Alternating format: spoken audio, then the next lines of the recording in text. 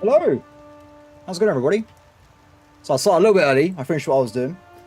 Let me just make sure the chat is okay. If anybody's there, let me know. Let me go from there. And let me just change this. Should be good. I gotta get better at this streaming gig, everybody. I need more monitors. I think that's the core issue at this point. Cheers. Okay, wait. The writer's diary. Can you hear me? Are we live at the moment? I need to know. It's important. I'll wait a little bit anyway until 12:30 and we'll start playing. What was I doing yesterday anyway? Yay! People can hear me. Excellent. Okay, so before we start off, I thought I'd do a little bit of a sneak preview. Of course, this particular game, so we're playing on Ironman mode. We're starting like 4 or 5 minutes because it's our stream run, right? I thought I'd quickly show off my Byzantium game quickly. So if I go to what I'm playing at the moment this morning, I started this probably 2 days ago. It's on Ironman mode as the Byzantiums, and I'm playing on just flat out very hard mode. It is very hard, by the way. You'll see at least a little few hundred years into the future. A little bit of a sneak preview. You can't hear me? No. Other people can, Alfred. Turn your audio on. Okay. Behold, everybody. This is my current single-player game as the Byzantium Empire. Or should I say, the Eastern Roman Empire. Because you can change the name in the settings. It's pretty cool. Now, this is 1471. So bear in mind, this is just over 20% of the way through a game of EU5. So this is a long game. But you can see here that I think I've survived the situation the Byzantians start off in. We have a very nice empire. Now, what is it? Writer's Diary, you asked me about difficulties. Now, how this game's been set up, as you play through the ages, you get more technology, which changes everything, right? So, for instance, I just had a war against Wallachia. They're dead, but there was 2 nations, very tiny, this one and this one over here. They happen to have researched in the tech tree over here, if we can go and find it for a second, they already had the age-free military units, so they were absolutely kicking my ass. Despite my size, they were hitting way above their weight because of technology. Now, what I'm trying to get through is that as the game goes through, you will unlock new and more advanced technology, so it allows you to do more things. At the start of the game in Sweden, we can't use the naval coastline because we don't have enough naval presence. In this game, for instance, though, I can propagate my trade and have really good control over the entire coastline of Greece if I just have a stupidly high amount of naval presence. But you can't do that at the start of the game until you unlock certain technologies. So when you're saying about is the game more difficult as time goes on or surprises, every time the age advances, the game will become more complex and different aspects come through. You take effect of different things. It's pretty cool. Anyway, let's jump back into my other game. Let's see.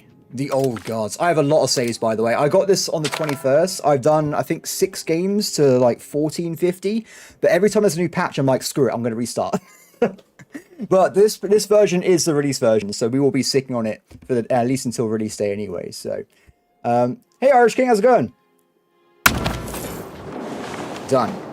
So you say about surprises, though, Writer Diary. I had a very hard time with this game yesterday. Because we have no Crown Land characters, it's really slowed down my Crown efficiency. And also, Sweden itself is being very empty. So it's very different playing it than you would be in Europe. Because I can't rely on mass trade income, I have to be very careful where I build things. It's a very different experience.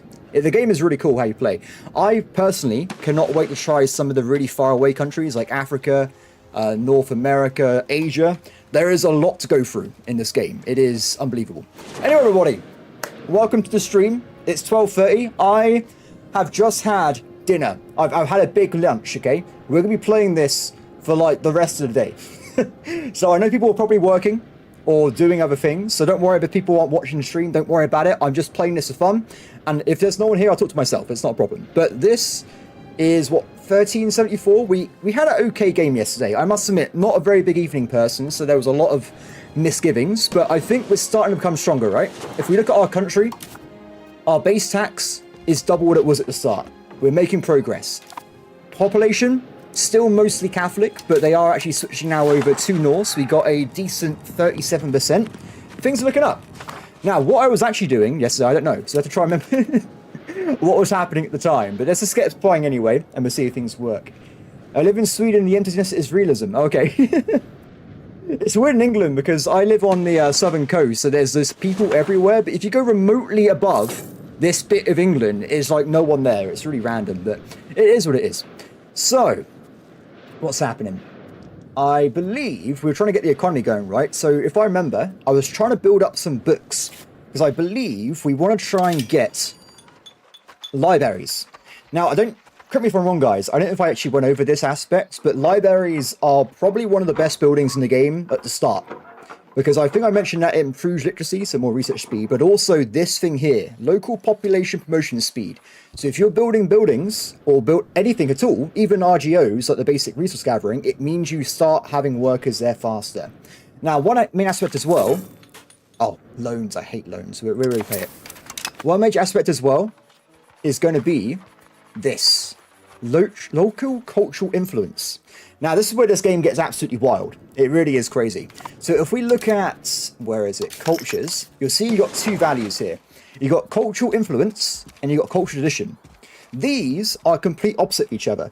So if I'm trying to convert, say, the Danish culture over, and they have higher tradition than I do, it becomes harder to convert them to my culture, and vice versa.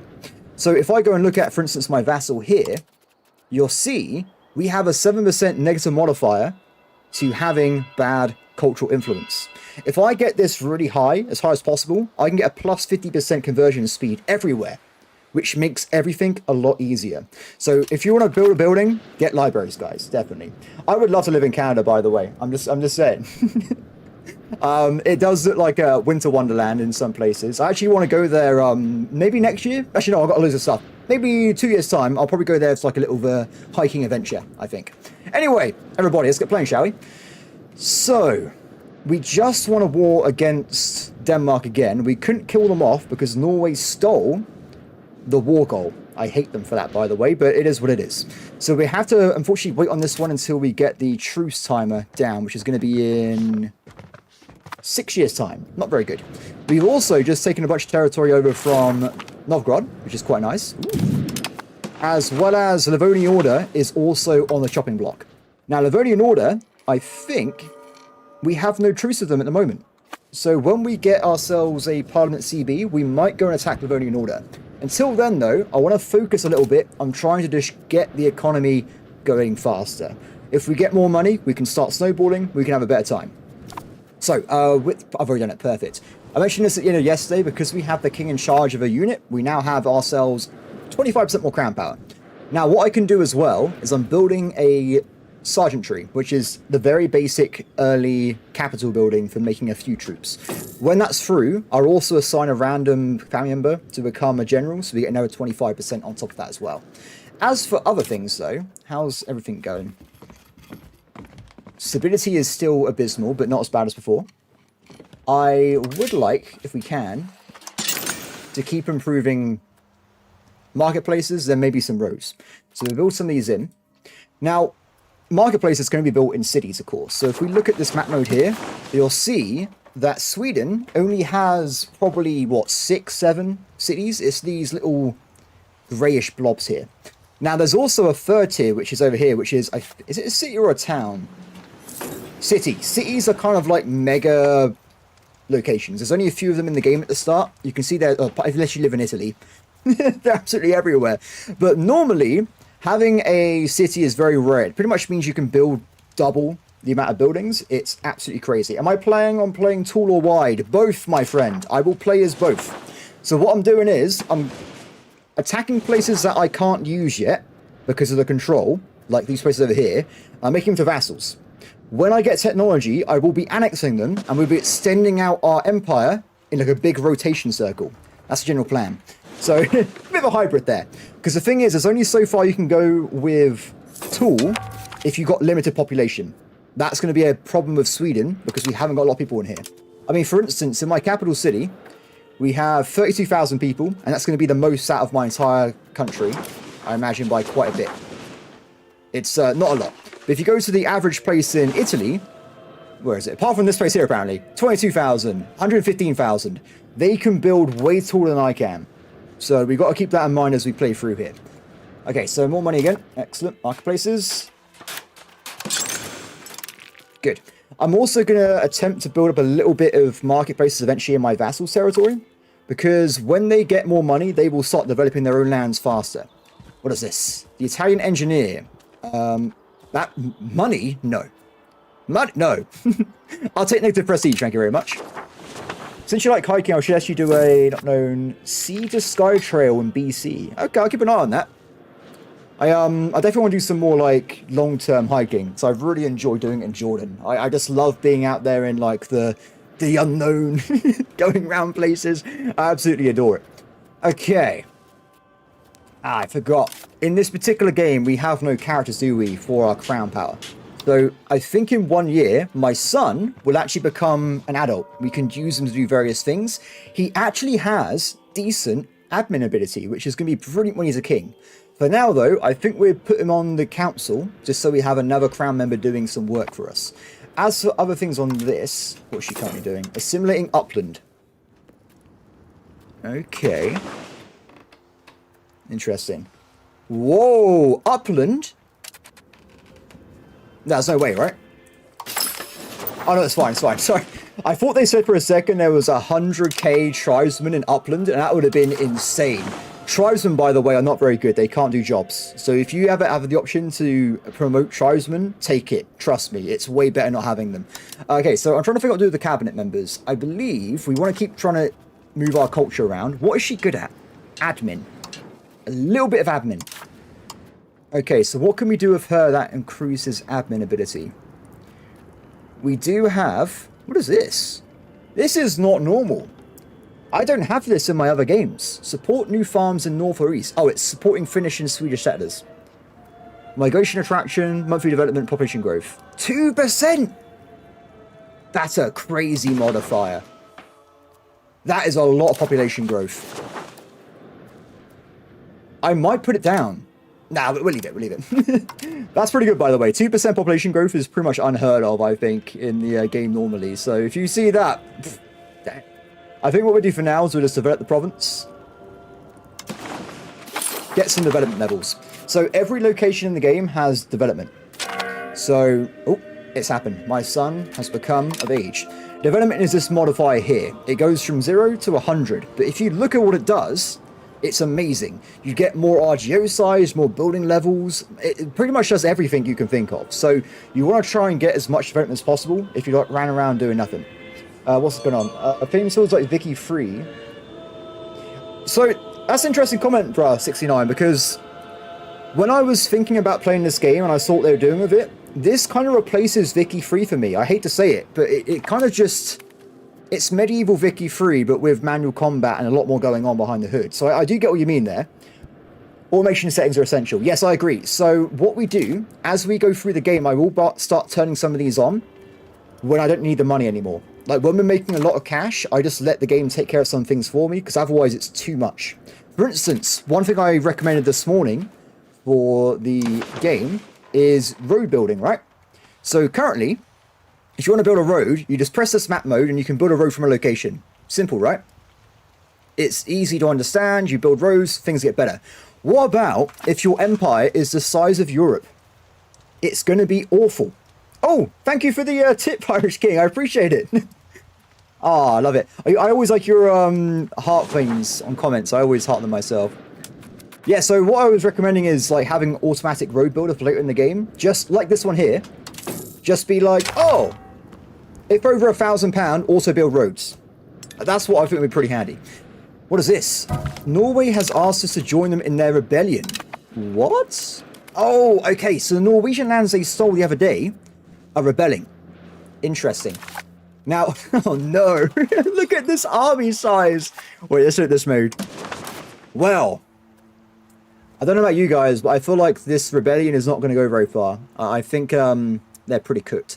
We're going to let Norway deal with that, and I'm going to be busy doing other things. Cool, so my son. Oh, yes, all the roads do lead to Rome. You are indeed correct there. Actually, they can't. Wait, can they? You can't. So in this game, you can't build bridges.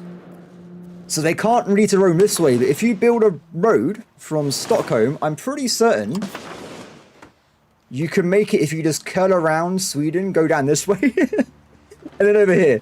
It would be a bit of money though, I gotta say, and probably won't do anything, but it's up to you, right?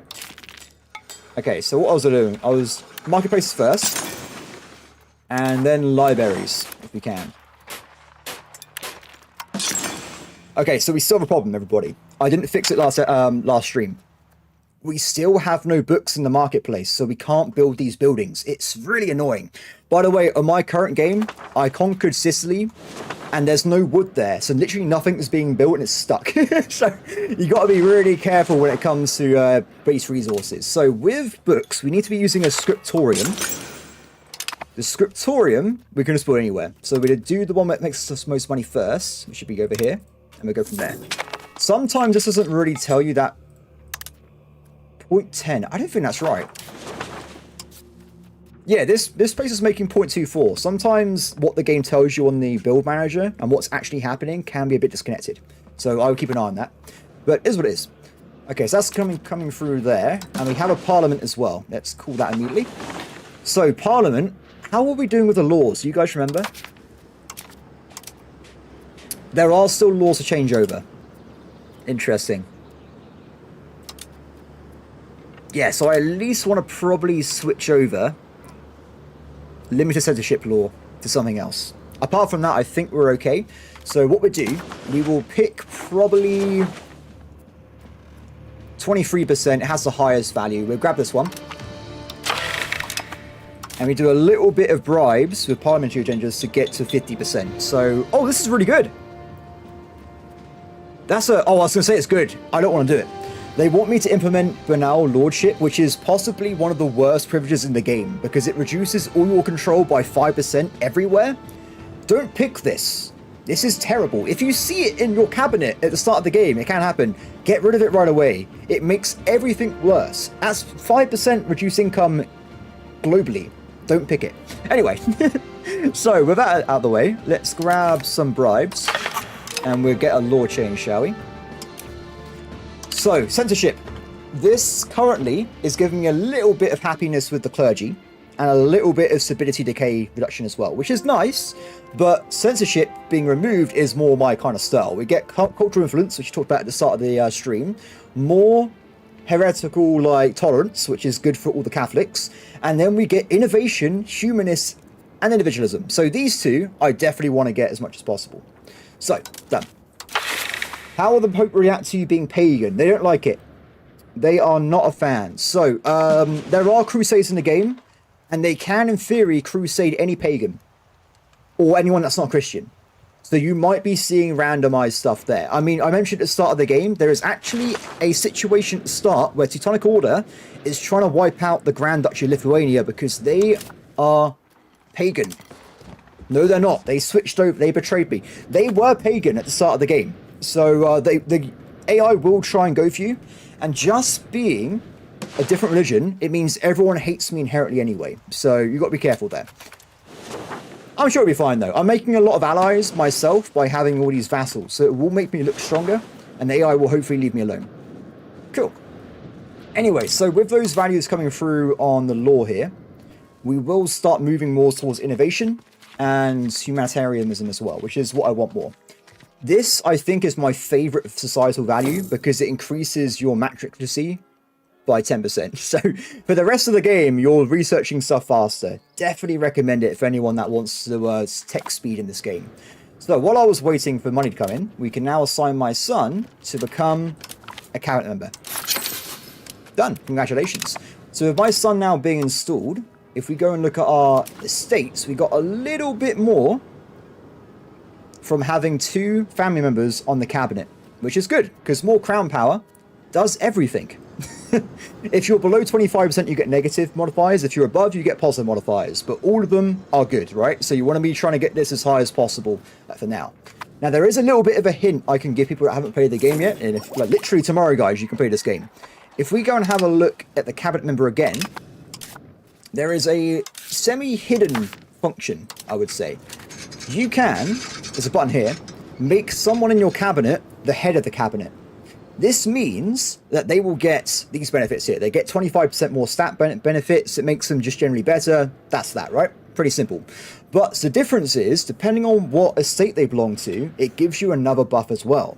So if I do this one here, I get an extra 25% crown power again, and it gives me a little bit of legitimacy every month, which makes my spending and the budget a bit better as well. So if you ever have someone that, don't do it to your son, we'll probably do it for this game because he's so young, but if it's someone like a random family member that's like 18, 20 or whatever, spend the £300 or whatever it's going to be scaled. Spend it because it makes you a lot more powerful. It's definitely worth doing. So we're actually going to save up for that now anyway and get that sorted out.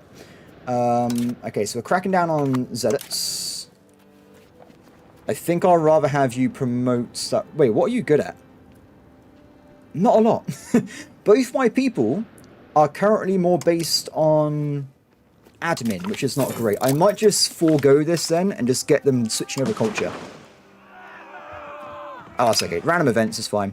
So if we look here, we can see on the color grading, we have a little bit of issues with culture in different places. If I scale by the population size, I'll put this person in my capital, and we'll send you, my friend, over to the nearby location as well. Probably the Gotland one.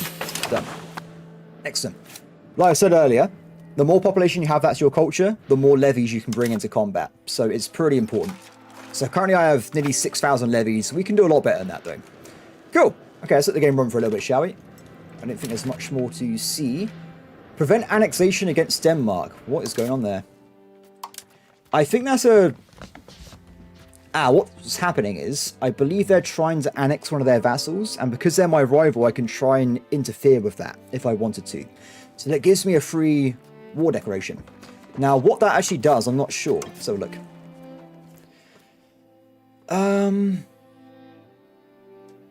It just says prevent... I can't see anything particularly here. It makes it more expensive for me to take territory by 100%. Not exactly the most compelling cause of bell there. I think we won't do that. We've got a truce with them anyway. Oh! Did they just annex Norway's territory? Wow. We lost the war somehow. Well, that's unfortunate, but good for me, because it means I can now conquer the territory for myself. So, sorry about that, Norway. Sucks to be you, I guess. My son is not married. Okay, so if we try and get myself some diplomatic spending, if we get a diplomat, we can send them off and try and get a royal marriage. Now, as we are, of course, playing as Norse, the chance of me getting a marriage is pretty much nil, but you never know. It might happen. We might figure it out. That's okay. Don't worry about it, game. I've also got my daughter as well, who can get married. So with her, I'm actually going to marry her off locally with a... Oh, they're not... That's not great. He's 31 years old. Let's hope they have children. I want as many people in my cabinet as possible, so more children the better. Okay, so we can now try and have a royal marriage. As you can see, there is no one in the entire world that wants to marry my poor son. Damn it! This poor guy. It's okay, so you can marry a lowborn if you've got no options, but you lose prestige and legitimacy, or you can marry a noble nearby, so we'll just do this person. Done. Excellent. Hello, Fallen, how's it going? Yeah, so a lot of the calls of bells at the start of the game are not great. I think that's on purpose, just so expansion is not too crazy at the start. The Parliament one is definitely the way to go. Now, later on, though, there is still stuff you get from EU4. So if I, for instance, let's say Denmark dies, and I lose this territory to, I don't know, Bohemia. If I create like a one province location as Denmark, they will start making claims on their less territory. Those CBs are really efficient. Like, they're really, really good at taking territories. So you can still vassal creep with setting someone up, using them to get claims, then annexing them. That is a strategy that still works here. Very on brand with Danes vs Swedes. It's fine. I think next war they'll be gone. We will destroy them. I'm just waiting for the... Wait, is that... This Bohemia? Wait. Why does Bohemia own part of Denmark? I don't know. That is very random. Fair enough. More happiness, I'll take it. What's this? So we can intervene with Scottish wars again, which we seem to happen all the time at the moment. What can we spend this on at the moment? I think, if we have a look, we still have a few vassals that aren't my culture. So I could potentially try and make them convert themselves over. That could work out. Though not all of them. So I think I don't know if I mentioned this yesterday. When you create a custom vassal from scratch, they have to actually annex their own territory. If you look at this menu here, they actually don't own anything. They have to call their own capital to even make it function. So for the very first few years of new vassals, they're going to be completely useless. Unless they're historical. If they're historical, they inherit their actual claims. So what I would say is, Piskov here, or however you say that name, is currently already integrated. So if we make them turn over into Swedish, they should start culturally switching over to Swedish as soon as possible. Hopefully. So we'll do that right now. Get that sorted out. Become one with the Swedish. Done. Excellent. What can you do with your character? I imagine it's not very detailed. You are correct, my friend. You are correct. So this is all the options you can do with characters. There's not a lot with them, and I personally love that because this is about running a country, not about running some dude down hunting. So it's a lot better that way, I think. You can mostly do stuff like marriages, pardons, general pointing. These bits here, you can just do anyway. As long as there's no specific thing, if you make them explore, it just means they have a job. You can do that anytime. So not a lot of character interaction there. Sweden and Denmark actually hold the world record for the most fought wars. Really? I had no idea. That's pretty awesome. I love that. Okay, we're very, very close, by the way, to getting promotion. And now a few ticks and we can get that locked in. And we can go from there. So apart from that, I think we're looking pretty good. We'll just give it a little bit more time. A bit higher speed. We have to wait a little bit as well on the next parliament. You can see when its cooldown is if you go into this menu here. So we have to wait for 50 months. It's a bit of time there, but if I remember, I had quite a lot of antagonism. So waiting a little bit is probably good anyway. People in blue have 0 antagonism. Any other color, it means they hate me a little bit. So yeah, a lot of potential issues here at the moment if they do decide to do something against me. Cool. There is actually a hunting event. I have lost an heir to a hunting event, but I've had it once in 216 hours, so it's not very common. Unlike CK3, which is every 10 seconds, I never get a heir grow up to be a actual adult a lot of the time. It's the money. It's scaling away from the cost. What the hell? I just want to promote my head of cabinet. Is that too much to ask? It better not keep moving away from me. 1 more month and we can do it. It's fine. Ooh. So what we've got to do as well is we'll probably make sure we got good relations with our vassals so they're more loyal. So as it stands, we're already doing relations with these two. Finland is already very happy as well. Estonia is happy. Poland. Let's get that sorted out, shall we? Done. Remember though, every time I do one of these things, I will be reducing my diplomatic income because of every ongoing relation improvement. So don't do too many at one time because you could soft lock yourself into having no diplomats, which is devastating. Don't do that. People did it a lot when they first got the game. It was a very common thing on the chat hours. Ooh, check this out, everybody. The burgers are building roads for me. They've fed up with my terrible management and they decided just to go in and develop the country themselves. So that is great news. And also, we finally can promote to cabinet. Congratulations, my friend. So this guy is going to be marginally better. And we will now have a little bit more estate power. I don't think it's updated yet. Let's give it a few days. 36%. A little bit more numbers, everybody. We want as many numbers as possible. I see your kingdom's almost recovered in population. Has it? It's getting there, isn't it? You can see with the population growth. That's what I was saying earlier. Like, it's an interesting mechanic starting off at this point in history because the player's going to start their game, right? They're going to be having a fun time. Then all of a sudden, half their population dies. I think it's really cool because it kind of teaches a player that bad things can happen and you can probably bounce back from them.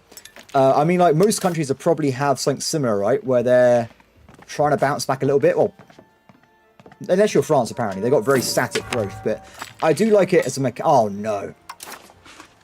We have an outbreak of measles somewhere. But where? I'm not even sure. I'm already in love with this game because Paradox ditched the mana. Oh, dude, I so much agree with you. The whole idea that some arbitrary numbers on this guy affects your entire playthrough drove me up the wall. This way is so much better. It's about how you manage your country and like how well you build it. That's the most important thing here. It's pretty awesome. Okay, so how are we doing otherwise? Advance is coming through. Oh yeah, we're trying to get increased war score by 5% to be more efficient later on. Let's have a look at the tech tree for a second, shall we? Let's see what we want to maybe grab. So, if I remember, we've pretty much finished off the basic tech tree. Nothing here is that important for me, so we're going to probably ignore that for now. If we go to Age of Renaissance, though, we only have the far right tree. Mediterranean galley. What we might do is not... this bit. Wait, is that Norway? Why is there so many rebellions in Norway? What? I'll pause for a second. These two here are pretty handy. So this means we recover morale faster, which can be the difference between life and death. If you're standing still, you immediately start repairing morale, even if the day tick hasn't, month tick hasn't gone by. So this could save you if you're being caught unaware. It has happened to me before. And initiative means that our units will go into the fight faster, so they start doing damage faster. So in terms of what we're going to pick, it's going to be these two. Now, in terms of actual technology overall, we still have not got any of the new... What are they called? I forgot what they're called now. Institutions. Thank you, game. It's there. This will unlock new tech trees for us. Until we get them, though, we're kind of a bit stuck. So, as you can see, professional armies is coming. Banking, it's on its way. Renaissance is really far away. What we can do, though... Oh, perfect. So, professional armies is in my Vassal's territory. I can do an action for them to spread it to me faster. So we can actually cheat and get professional armies a bit faster. Yes, Devon caused an outbreak of measles. Blame me. Damn it, man. We were having a good time, then all of a sudden measles everywhere. Okay. Money again, right? Can I yet build a library? We can do it, everybody! Libraries are in. Now, unfortunately, because I'm going to start building a library, we're going to run out of books very quickly again. So, I can't build all of them at the same time, but I do want to probably get them in every single location at the start here. So, with this war about my ally, did they need my help? They have 1,000 troops. My vassals will fight the war for me, probably. Don't worry about it. This game is amazing. I didn't realize I had streamer integration. That would be can you imagine? Pagan Library, Tome of Odin. That is literally probably one of the books in there. I imagine it's one of the main things. So what they kind of did, there are some buildings that aren't actually technically religion related. So like this building here is a temple. It improves your max control. Everyone has a temple in the game. But then if you're Catholic, you can build monasteries. But then also cathedrals are universal as well. But it's like there's a lot of like localization when it comes to some of these metrics here as well. Should I really help with this? No, my vassals are on their way. That's Estonia, by the way.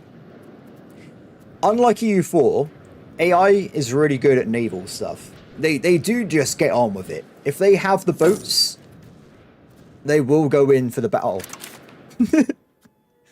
Transport. Are these just fishing boats? Fishing boats have no weapons, though. Wait. Guys, fishing boats haven't got any damage modifiers. They have no cannons. So how are they going to fight each other? Oh, with arrows. Wait. I think I saw some arrows.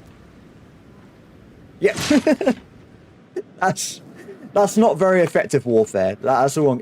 I'll tell you what, if I move my cog over there with the king inside, the cog is a professional military ship. So even though it's a transport, it actually has 3 cannons. We can win this battle for my ally here. Let's go and see if we can join it. Brother, I'm on my way. The AI, by the way, as well, I think it is a bit crazy sometimes when it does do transportation. It doesn't protect them. So you can have situations where you see like 40,000 Spanish troops in the ocean with no protection. It is a bit wild sometimes. We're in. Flank achieved. Damage being done. Look at this. Oh, it's perfect. What the pagan religion gives you as mechanics. Okay, so currently, I've only found a little bit of mechanics, so I've only switched over myself. But if we have a quick gander. Where is it? Religion. So the overall religion itself. How do it? Should be in here somewhere. Does this. It allows you to raid slaves and use them as a mechanic. Which is in itself pretty awesome if you want to do slave trading, right? The other thing, though, is in the actual religion tab, it has some different modifiers as well, if I can remember how to do it. So you have aspects. So currently, I can pick between... Oh, I can't get rid of it. Damn it. You have these options here. You can get a general country bonus. Now, unfortunately, the UI doesn't tell you exactly, but there's actually 2 modifiers per item. So Odin is 5 literacy and also 2.5% research speed. So that's the benefit so far. What is this? I refuse, sir. I refuse. You got cannons already in 1376. I don't have cannons. Where are the cannons? Oh, wait, on the boats. You are right. That's a good point. How do I have cannons on this ship? I never thought about that before. Why is there so many trade ships? What is going on? Oh, it's a colony ship. Swedish colony to... Oh, I see. That's the colonists going across the land and trade routes over to my colony. The game's got these little, like, trade guys. You can see what they're doing. I love it, by the way. It doesn't do anything in terms of gameplay value, but just seeing them in the game, I love it. I think it's really cool. So, speaking of cannons, by the way, as soon as we get professional armies... Oh, what's this? Warsaw costs. Excellent. We can go down this route here. If we go down this way, we can unlock gunsmiths to start making guns, cannon makers, and then you get this fella. Hoofness, or however you sell it, I don't know.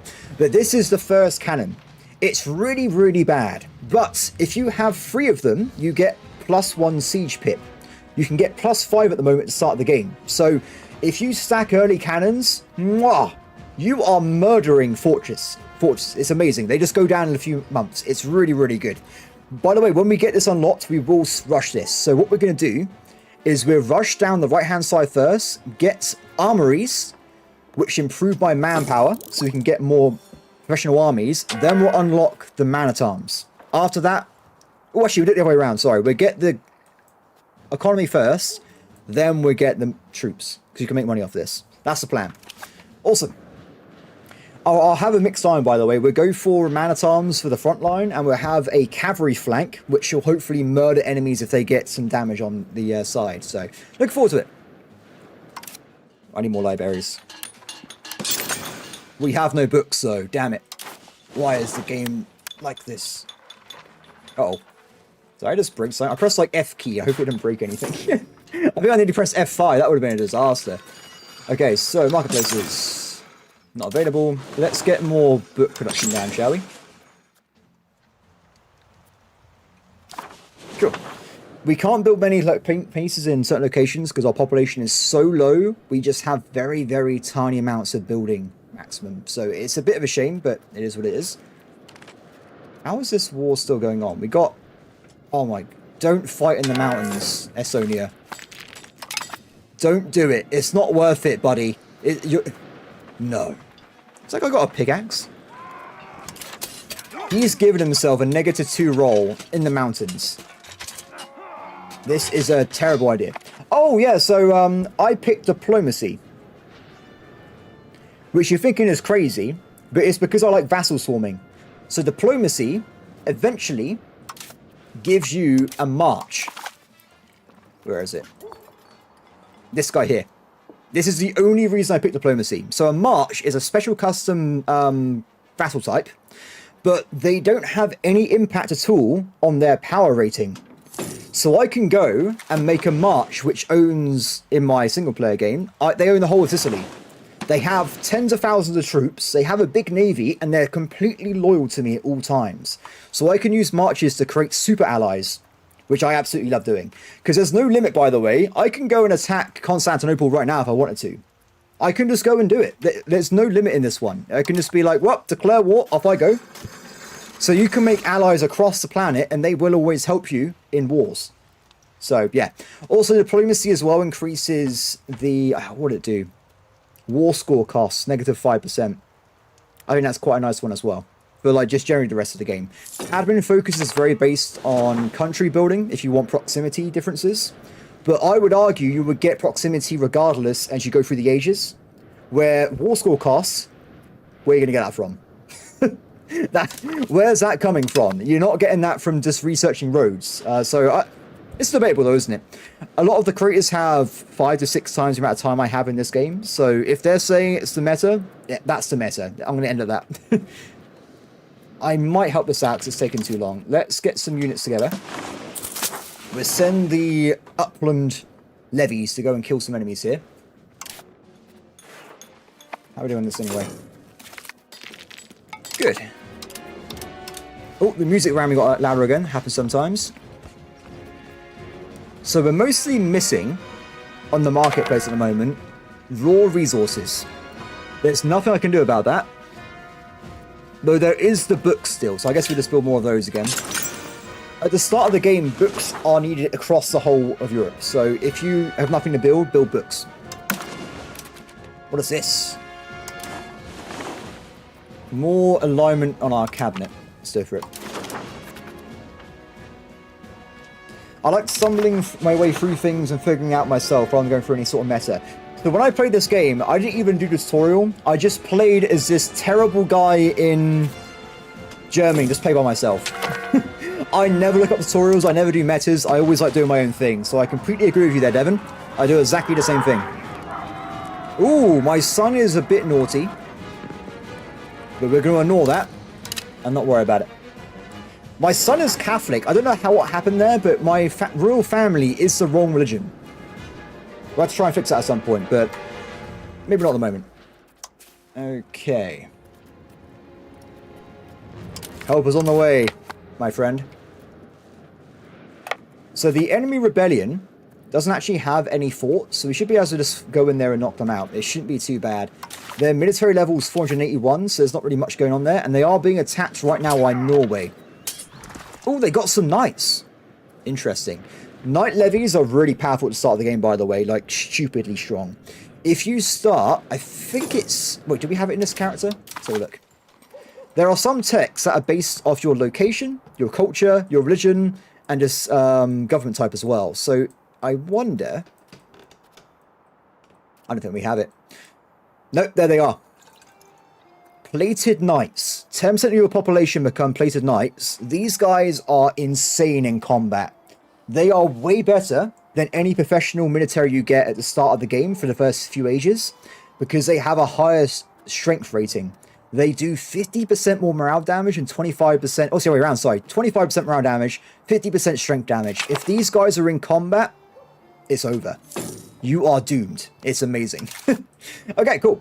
So we have another daughter. She's amazing. Oh, but look at these stats.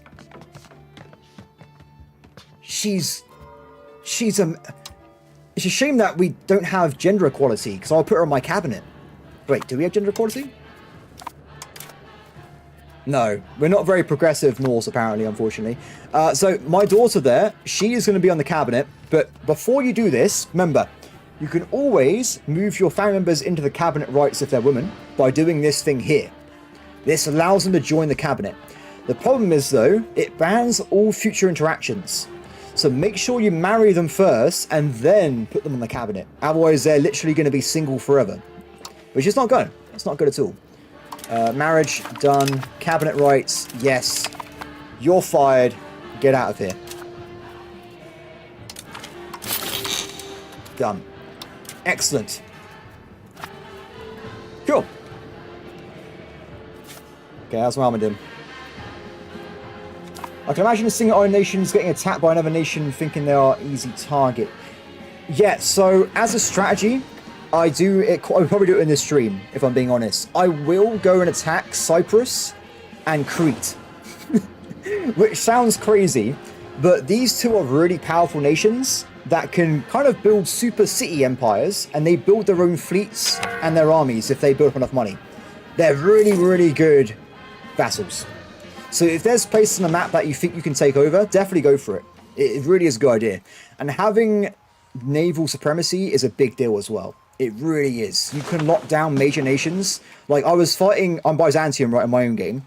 I have such a big navy, I locked down Aragon, Castile and France. They can't touch me.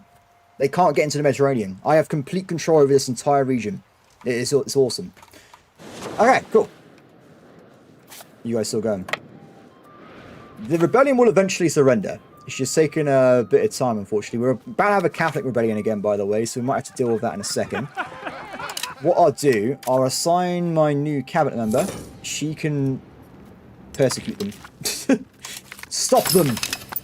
No, oh, that's a bug. That's not good. You don't want to see this in your game. He's still gonna fix it. Nope, it's in there. Whatever, it's fine. We'll ignore it. We might have to reload the save if it gets worse, but it is what it is. Did that not work? It should work. I'm just trying to see if she's actually reducing the power of the Catholic rebellion there, or we're gonna have some trouble. No, it's fine. Negative 2.7. Because we're a, Can you adjust levels of historical accuracy in the playthrough? Yes, you can. Yes, you can. If you go to game rule settings, there is actually historical AI mode, which you have to play on if you're on Ironman. But otherwise, there's two other options. You can do weighted, so it depends on the AI situation. So if, for instance, Denmark have an event saying, you're bankrupt, have a loan, but they have like 20,000 ducats, they'll just be like, no, we're good, mate, don't worry about it. Or none. It's totally random, is the other one as well. It does say, that's just for decisions, by the way. So for the most part, the game is pretty, like, random anyway. As soon as you press play, it's doing its own thing. It's, there's no historical accuracy after you have 1 month of EU5. It's already gone at that point. Kind of like every Paradox game. You can't, I don't think any Paradox game really has proper historical... I was gonna say maybe Hearts of Iron. You have a historical mode there, don't you? But I don't know, even then...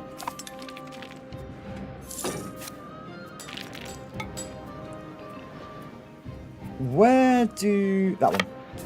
You have no idea how much I need to change and edit my response, because YouTube's deleting comments. Okay, so I don't know how to moderate people's comments, so it's definitely not me. Just so you know. I don't know why YouTube's doing that to you, I'm sorry. It's one of those things. Ah, that's not good. So I think there's a storm over here, because my navy's taking damage in port. So if we maybe move it somewhere else, we might be able to avoid getting damage. It's taken 22%. Ooh, be careful. Don't go in the ice. It's not good. He's still got problems. Snowstorm, severe winter. Ah, whatever. We'll just leave him in the port then. By the way, if you're wondering, if there's permafrost, you can walk over this with your troops. But if it melts, they die. So, if you want to do that, be careful. That's what I gotta say there, but you gotta be careful. How are we doing, game? Can I please build more libraries? Yes, we see the money. That's perfect. So money's a bit low at the moment because we have the we're lacking legitimacy. So when that does go up again, we should be fine. And I think for the first time in the entire history of this game, we've actually reached positive stability. So that is good news. From now on, we're going to start getting benefits from stability instead of demerits. So it will hopefully make us a lot stronger as time goes on anyway. How is this war still going on? We must be getting quite close, by the way, to the next parliament. Yeah, we have like a year and a half, and then we should be able to jump into another war. Well, a war that we actually want to be fighting, not this one over here. More libraries. I notice the AI is not using 100% of the trade capacity. More trading, my AI friends. What is this? We have colonized a brand new region, everybody. It's so beautiful. and it's all mine. If you're wondering, we make no money off it. I think eventually it will trend itself up to 50%, I believe. No, sorry, 20% will be the passive, when it becomes a core. So we're already as well colonizing this bit here. Let's get another colony on the run when we can. I don't feel like it's because I always let my forts know on how much... Oh, it's because, yeah, I don't know. I don't know if it has like a naughty list. Are you on YouTube's naughty list? I don't know. I hope it doesn't, though, so I'll probably be on it as well. Cool. We're about to get more recovery. How was... I forgot earlier because I got distracted. If we go to my vassal, we can request they share their knowledge with us. This is what I was talking about earlier. So if we do this, we will start generating the institutions that they already know about. So we'll grab this right away. And in Stockholm, we should now start seeing professional armies is spreading in our nation. That's going to be huge when we get that. Can't wait.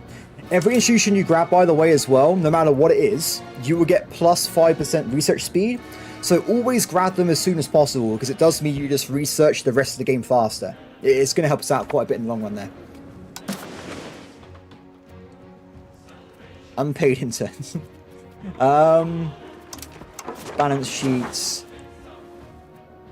I think we're doing okay with diplomacy. Let's actually cool that down a little bit. Actions. Okay, so we can enforce culture again, or not again, but in these locations.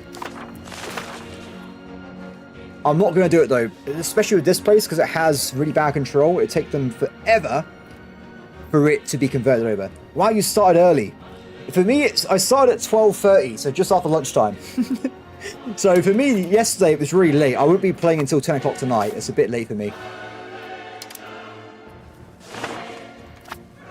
Okay, Lopsky, have you made this into a core yet? No. When this location becomes a core, we will then make them into Swedish vassalage. Is it that early? Oh, God, I'm sorry, everybody. I'm more of a morning person, so I was like, should I start streaming at like 6 in the morning? That would have been a long time ago for now, like 7-8 hours ago. Luckily I didn't. It probably would have been too far for most people. But we're playing this all day, so don't worry if you can't be for all of it. I'll be doing like a good 6-8 hours probably. It's all good. We'll just play U5. I mean, all I did all morning was play U5 as well, my single player game. So it's pretty much my life at the moment, everybody. It's brilliant. I love it. Okay, we're going to make the cog do some actions while he's here. So any trade ship can propagate maritime presence. There's pirates here. Pirates of Western Baltic Sea, 100% power. What? What? No. I didn't know that was happening. I had no idea. So this is tanking my maritime presence. So it's going to affect my trade, going to affect everything else. So we want to build a navy at some point to try and nip this in the bud. Because that's quite bad. What is this? Temporary insanity. That's what I have after getting EU5. Let's go for less diplomacy. Whatever. More EU5. Yes, it's going well. We are getting back to a good tomorrow. Probably another like 10 years. And we should be back in a good situation again. So both my colonies are now completed themselves. So we want to be getting more of those down. Where am I doing? Where am I going? These ones. I need 100 ducats now to actually get a colony size, so it's a bit more expensive, but we will get there. We must wait. So, back to what I was doing with my inventory management of vassals. Estonia is a good target. I think they are ready to become Swedish, everybody. What do you mean the Vikings never left? I am the Vikings. Why are there pirates in my seas? How's that even happened? Damn it. The worst thing is, because it's a cog, they're only reducing the pirate presence by 0.31%. So I'm not even doing any damage. The pirates are completely just wrecking me at the moment. By the way, I think it's my vassals being the pirates. I'm pretty certain it's the vassals. I'm just putting it out there. By the way, one thing about diplomacy as well, you can pick, it lets you spawn in pirateers in people's territories, so we could try that a bit later on. It might be fun. Okay, anyway, Estonia, you are now becoming Swedish. Congratulations. There you go. This does mean we're going to have a lot of unhappy vassals, but it would be okay. What you can do, by the way, if you're in war and you're like, oh no, I'm being attacked, I can go into diplomacy, maximize it, and you get plus 20, plus 30 loyalty of subjects. So all of a sudden, half my vassals that hated me will now become loyal and join me in my wars. So there's only these ones that aren't actually going to be loyal at the moment. So you can get the majority of the guys in the battle if you're in big trouble. But we'll be fine anyway. Done.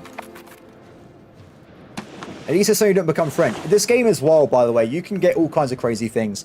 Like, I have Bohemian Italy at the moment.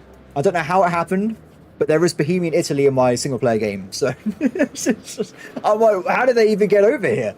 This doesn't make any sense. Okay, so I might quickly reload the save, guys, just so we can fix this. We can do it in the stream, though. It's not a big deal. Let's go back to the main menu. Have you guys seen the main menu, by the way? Just, it might be a new thing. Here you go. The main menu. Wow, it's amazing. Okay, back into the game.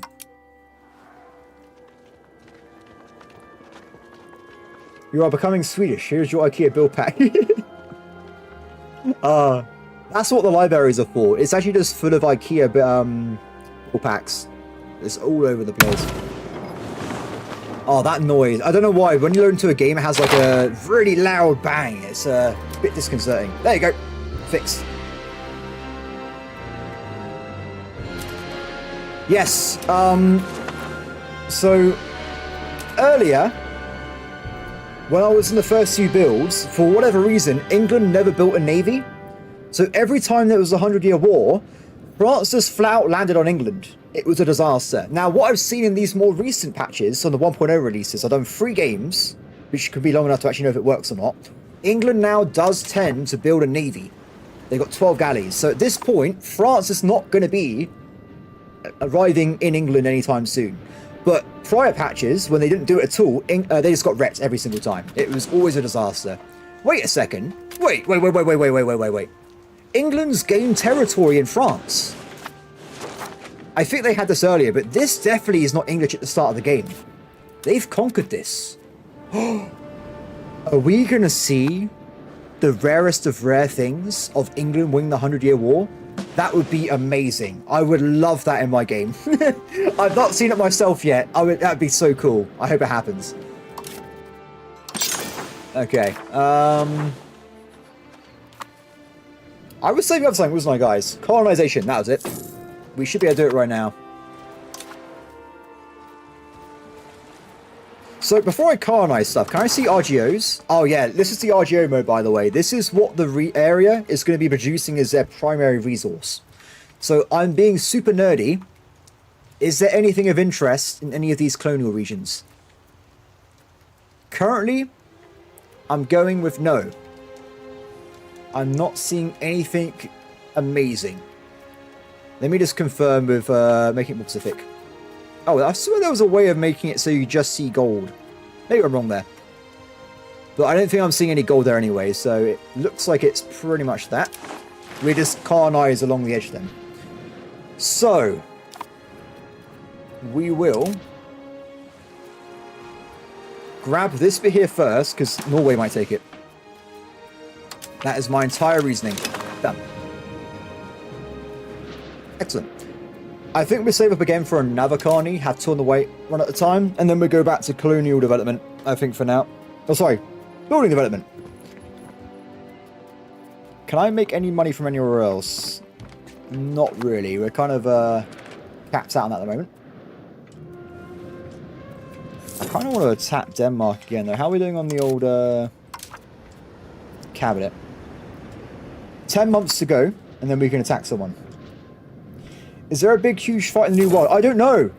I haven't got that far, because I kept restarting because of the new patches. The furthest I got in this game is 1489, and I've started colonizing the Canaries as Byzantium. That's as far as I've gotten. So beyond that, I don't know. I have no idea what happens in the New World. What I would say, though, is if you've seen any footage of this game, it's more than likely recorded on a patch before this one, and the AI works a lot differently than it used to before. Before it was very passive, now it's very aggressive. So it will be a different world if you've been like, oh, I've seen a time lapse and this is where, look, it might be different. Making some pretty decent cash at the moment, though. Ooh. She's pretty decent as well at military. This happens to me every time I play this game, by the way. Every time, the women are just amazing at everything.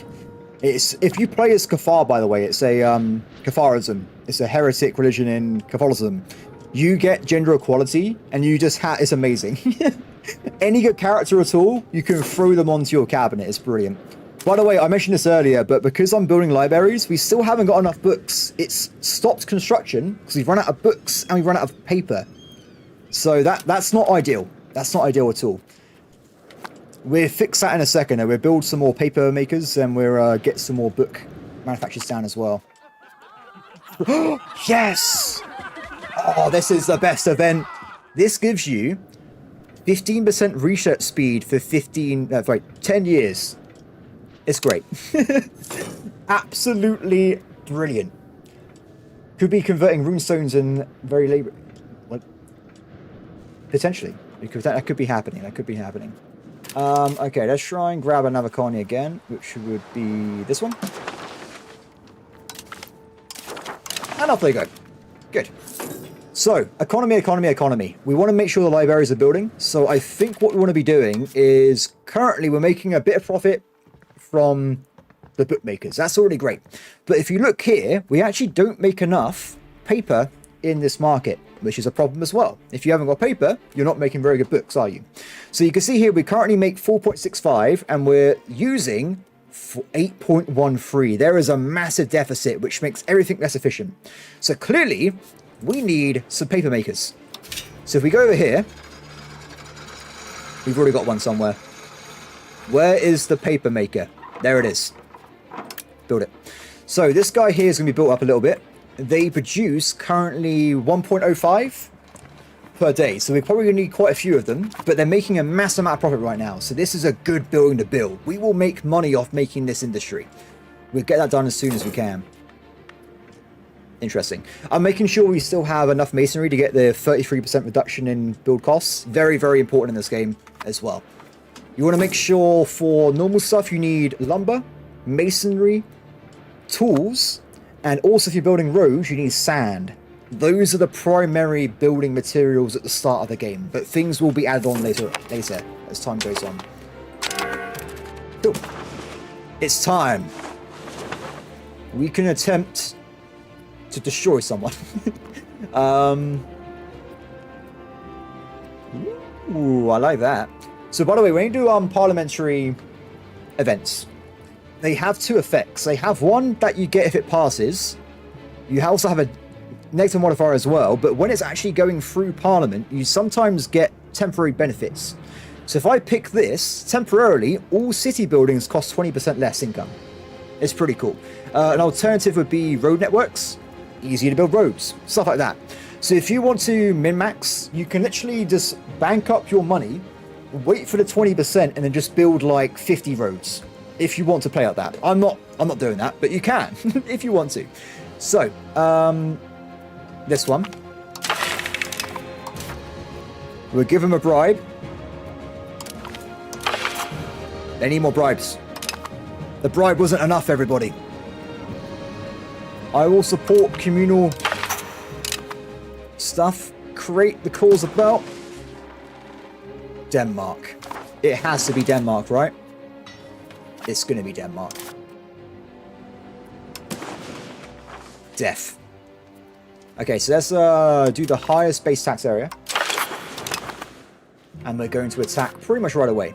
Also, it's been a little bit of time. We are still not developing professional armies. It looks like it's about to start spreading from my capital, but it's at 91.55%. So we're not quite there, but we're getting close. If that is the case, then I'm tempted to grab the Mediterranean galley, because as soon as we get better options, I'm not going to be doing these ships anyway, but we're in an inland sea currently, which means they have a benefit. I think they do anyway. Let me confirm that before I put that into... Yes. Galleys have a 25% increase in damage if they're in an inland sea. Whatever you do, don't put them in deep ocean, because they lose literally all of their damage. It's really bad. Don't do that. Okay, excellent. They'll also probably be better at fighting pirates than cogs, so it should work out in our favor there as well. Okay, Denmark, it is time to become part of the Swedish Empire. Congratulations, let's do it. Oh, wait. They got 2 allies. We'll separate piece them out and make some money. War has been declared. Unleash the levies. Okay, I want to be careful, because last time Norway screwed me over, right? We need to be efficient, powerful, and we need to get our stuff. That's the most important thing, right? So we need to get over towards this location as soon as possible. We'll start walking. We are closer to that area than Norway is, so just go to the capital. I don't care what else happens. Get the capital city. That is the most important part here, everybody. Go, go, go. So with leaders, I could in theory assign the king or my son. My son's, unfortunately, I made him the main cabinet member, so he won't be able to do anything else. What we might do is, it's temporary anyway, right? We'll give them a regular person. This guy here, Radoslav. Amazing abilities. He's effectively the god of war himself. He's nearly maxed out. So we're going to grab on this right away. Yes, we were ally sniped literally yesterday. It was horrible. So as it stands in the game, in EU4, I don't know if you guys remember this, you can go to Diplomacy tab and you can say, I want this territory. And if the AI takes it, it gives it to you. So it's a really nice feature. That doesn't exist in this game. So if Norway wants this land and they get there first, they have it. That's it. They won't give it to you. There's no way of taking it off them. They own that land. That's it. So you got to be really careful there. And the worst thing is, when I did it yesterday, they were attached to my army and they stole it while being attached to my main regiment. So be careful, Devon. Be careful. What's the best new feature? Honestly, I can't tell you. The entire game is built different in EU4. This is a global planet simulation. I can't even comprehend what everything's different. It's all better. Apart from what I just described with the... Uh-oh. Ooh. Okay, so on this battle already, my allies' flanks collapse, which means these units are attacking the middle flank. When I join in, we should hopefully jump up from the bottom and save the day. Come on, guys. Join the flanks. We're in. So now we've stabilized the front lines, and we're also going to be jumping in with the frontage to help out the existing battles as well. This game works with unit cards. So you can see here, you got all these little different pips. Each one of these guys is doing damage, and they're all attacking one unit at a time. What happened to Crown Adventure? Oh, wait, what? Oh, that sounds annoying. I never actually... They gave me a key, but I've been playing EU5, so I haven't had a chance to play it. Done. Okay. It's a shame, because I was looking forward to that, but I can't play anything else right now. I had to play EU5. It's happening for the rest of the year, probably. I'm sorry. It's... My interest in this game has not dived down at all, and I've played it for nearly 250 hours at this point, so... And I'm really looking forward to it, because I haven't got anywhere into these really big... I haven't got into, like, mid-game or anything. So there's so much to see, so much to do. I really can't wait. And the best thing about me streaming this is it means I won't restart. I'll have to keep playing, right? So we actually get to see those things. Fun fact, I'm like 15 minutes behind, but Sweden actually walked over... Oh, okay. Apparently I accidentally just something cool in the winter there. Oh, dude, I think I've been talking about EU4 and EU5 on my channel since I started it. This, to me, is the biggest release of my lifetime. Because when I got EU4, I didn't know what it was, so I didn't know how fun it was going to be. So now I know what EU5 is. I've been waiting for this for years. It's been a passion of mine. I can't believe it's actually here. Nice. I love the peasants, by the way. It's so awesome seeing these little guys. By the way, as we do it after this war, but we can create our very first proper military unit in a second, so we can get them into the game. Back over here, though, one way. I've got to try and dial down the passion at times, though, because I do like this a little bit too much, I would say. Yeah, so you won't be able to see it. If you go back to my original channel, my main one, when I first started doing YouTube, I did Bannerlord and EU4, but no one watched EU4 on my channel, like ever. So I used to do a bunch of Ironman runs, and it got like 6 views. So I was like, well, that's not working out. And then Bannerlord took off, so it became an RPG channel. I don't think I can play EU4 again, honestly. It's gone for me at this point. I don't think I can ever go back. It's ruined. I feel bad for those creators that got access to this game in May. I think it was May, because they couldn't play it for like 3 months, and they got to play it. They got to play U5. They had to go back to playing. They had to go back to this. If I can fight it, give me a second. Give me a second. They had to do this. Back to EU4. I still love that you can just go and play EU4 if you wanted to. Like, you know what? I don't want the graphics. I want to see the dock. I want to see the entrance. It's pretty awesome. Okay, back to what I was doing. Oh, to be fair, Marty, I don't blame you if you don't know what's happening. I think this game would be very hard to do videos on unless you do like an ultra edited version of it, because there's so much going on at the same time. It's overwhelming to even play it, let alone actually watch it. I can't imagine what it's like. It's probably not very good, but I'm enjoying it anyway. So I'm having a great time. That's all I can say. This is the wrong location, isn't it? I should be over here. Oh, damn it. It's okay. We capture more slaves for the glory of the Empire, so it's not a big deal. Ah, damn it. I want to marry off my daughter, but there's no young nobles. So I want to be careful there with the kids. So you say 50 hours, Devin, but honestly, I did pretty well on my first real game. I did it for like a day and a half. I became the Emperor of the HRE. I wasn't very strong. I think I went from a 1-province minor, and I was around this big. So it is possible. You can do quite well even from the first game. Once you kind of like understand the core concepts of the game, it does click very well. It's all very logical. It's not like EU4 where there's a bunch of like mana systems or gaming mechanics. I haven't got 10,000 hours. I got over 5,000 though. So yeah. I quite a few hours. I just saw a notification at the top. Oh yeah, so this is really annoying. A lot of these notifications, they will pop back up if you reload the save, so I just learned to ignore them. Some of them you can't do anything about. Like, oh, these are okay. Pirate warning is pretty handy. I could have done with that earlier. But there's one that says you have an incompetent king. What do I do about that? There's literally nothing I can do. It's just, that's what it is. Okay, we're in. Oh, guys, we're going to get a cavalry flank in a second. The amount of damage is going to be insane. Although I say that, the flank's crumbling anyway. Flank warfare is very important in this game. Sometimes AI stacks flanks like I do, and it can win a battle if you've got a good flank stack.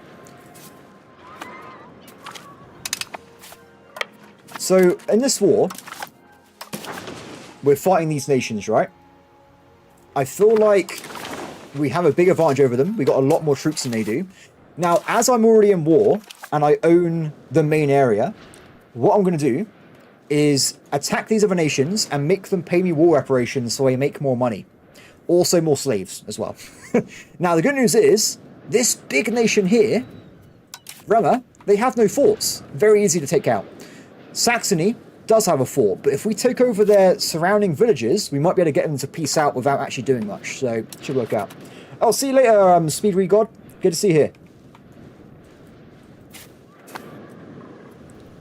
Been doing some Master of Command. Yeah, I really enjoyed Master of Command. I did feel bad though because I recorded that entire game in like 2.5 days, and I realized like everyone's saying it was. I should have played on the higher difficulty, but I got it so quickly. I rushed through it because I think a day later I got EU5, so I knew that was happening. So I was just like, rush, get through the game. My king's died. The king is dead. Long live the king. Well, there you go. Now, because we actually have intermittent court, it's one of my laws, we can actually move our capital if you want to. I'm not going to do that. I'm going to say no and reduce my legitimacy. But if you wanted to, you can just be like, screw it. I'm going to go over here or go over this way. It's pretty cool. So my new king's a lot better. We now need a new cabinet member, though. But we have her. Wasn't there a better option? I think there is. I think there's a better option here.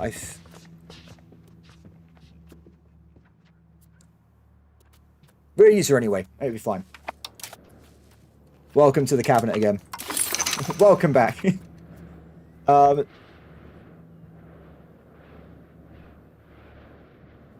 Oh, yeah. So, Devin, I noticed that when I do YouTube, if I do any kind of minor cheese or accidental tactics, people, like, hate me. I don't know why. But then, as you say, there's so many channels that do it on purpose, and they get, like, millions of views. I'm like, oh, I'm sorry. Just like, fair enough. I even held back as well. I stopped doing it to make it more even, and I still got stuff for it. I was like, oh, do you know, whatever. It's just it's how life is sometimes, Devin. It's just how it is.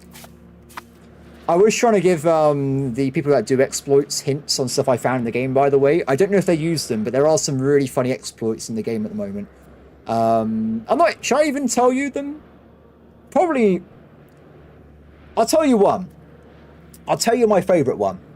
If you play as a Teutonic Order, there is a mechanic where you can do sponsorships. So a country gives you a bit of their monthly income, and they sponsor you to just fight wars against heretics. There's also another action you can take called Request Money.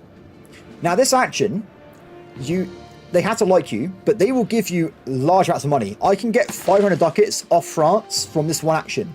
The only thing it needs is one diplomat. That's it. But there's no cooldown. So I was at a point where I could get thousands of ducats a month from just having diplomats. I don't know if it's been fixed in the release version, but that was busted. Like, there was no challenge at all playing Teutonic Order at all. It was absolutely crazy. But yeah, if you do play them on the start and you see that bug, I wouldn't recommend doing it because it will make the rest of the game too easy. So, just saying. No worries, Right Diary. I just want to play this game. That's all I want to do. I can't believe we're actually allowed to play it without embargo now, so I'm really happy to be here. So, war goals. We've kind of broke ground. So, I'm going to be doing this, grabbing some more reparations, and taking a bunch of money. Ooh, they won't abandon their ally until April next month. Okay, that's fine. We'll give it a little bit of time. Ooh. I can give £107 and get 10 research points, without a doubt. I'll go into debt for that.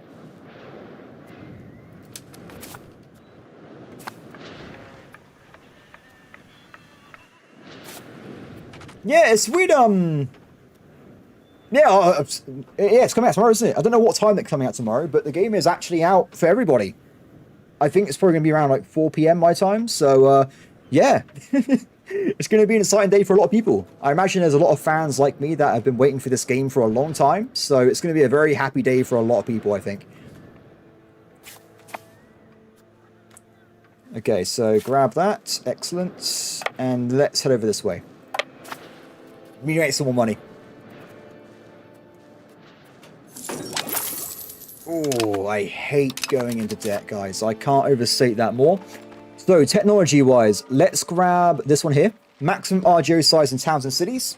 If we got a good resource there, I want to exploit it. Sometimes you build towns on locations that shouldn't really have a town on them if they've got a really good resource. So, having a bit more in there would be a good idea. Come on, game. Let me get this money. One day. Done. Okay, cool. So we can now make peace with vassals or allies in this war. I'm going to take Humiliate. This will give me 5 prestige. Prestige, there's a few modifiers. We can't see any of them really, but one of the things it does is reduce antagonism. So if you can ever get prestige, just go for it. It makes sense. In theory, I could make them a vassal, which is quite funny. That would cause a lot of anger though. General anger across the whole of Europe. That is not a good idea, but it is a possibility. So definitely war operations and the like. What I might do as well, it doesn't cost me anything. I'm going to just make them split their country up. Just to be an arse. That's all I'm going to do. We'll make them a smaller country, make them worse off. Oh, we get less money that way though. Let's, they can keep that bit. There you go. Oh, beautiful. Absolutely beautiful. So with that money, we will in a second be paying off one of our debts. You never play Victoria free because of economy. So economy in this game is extremely important. But, my friend, you can just automate it. It's simple. I, for instance, haven't got the mental capacity to keep up with trading. There are hundreds of trade routes every 5 seconds. It's ridiculously complicated. Look at all these lines. What they mean, I don't know. But you can just automate it like I have, and it's gone. You don't need to worry about it. The AI makes trade routes for me. I'm currently making, if I look at my economy, 11 ducats from trade. It's fine. You just automate stuff you don't want to do. If you're curious, by the way, this is the automation settings. I won't go through them quickly, just feel free to have a quick look. Oh, don't do that. Some of them are a bit more advanced than others, where you can do like actual limits and stuff, which is quite cool. But yeah, any part of the game you find too complicated, or you don't really have an interest in, just press automation, it takes care of it for you. It really is cool. You can't automate the whole game, because you can't technically automate armies completely. So, for instance, if I want to automate this army here, I have all these options, but there's no generic option. I have to tell them to carpet siege an area or perform logistics in an area. I can't just say, go. So there is you have to play a little bit, I'm sorry. It's a weird thing to say doing a video game, but you do have to play it a little bit at least. Okay, let's grab that. Excellent. Yeah, the quality of life in this game is really good. I think there are some things that could be improved later on in the game, but I know they are working on stuff as well. A lot of the things I've fed back to, they have been received, so maybe they get in the game at some point. So, for instance, I was talking earlier about adding an automated setting for roads. So like the building one, we just say auto road building. If I got over like £2,000, it auto builds roads. Because when you have hundreds of territories, you can't do it yourself anymore. It's too much. So there is some stuff that can be improved, but for a release, this game's amazing. Absolutely amazing. But I'm talking about that.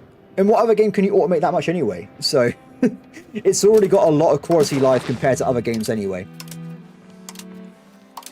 Okay, we're going to do this here on, what's this place? Saxe-Wittenberg. So I think we need a little bit more war score and we can get some extra cash off them. So if I just kill this army off, and then we go and grab this territory over here, I think we can get a lot of cash off them as we go through. Oh, there's a lot of enemies around here. The fog of war is really fun, by the way, because if you go into a forest, you can't see inside it. So there might just be enemies in there, you just have no idea.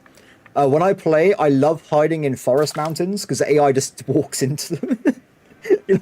Like, the best place in the game, in my Byzantium area, is I built a fort in Kars. It's a mountain fortress. Where is it? Oh, it's hill, sorry. Hill, forest, -4 modifier on combat. Just sit on this. They walk into you, you do crazy amounts of damage. Can you make your own religion? No, you cannot. You cannot do that. You can make your own culture, though, if you become an empire. So that is a thing. Though I haven't done it myself, so if you ask me how it works, I don't know. I just know it's a feature. Anyway, yeah, so I wish I knew more about the late game. So, like I said, my experience with this game is up to 1500, and then I don't know. So that's only 25% of the game I've had access to. Well, I've gotten to at the moment. They should have given me access in August, everybody. I would have had 1,000 hours by now.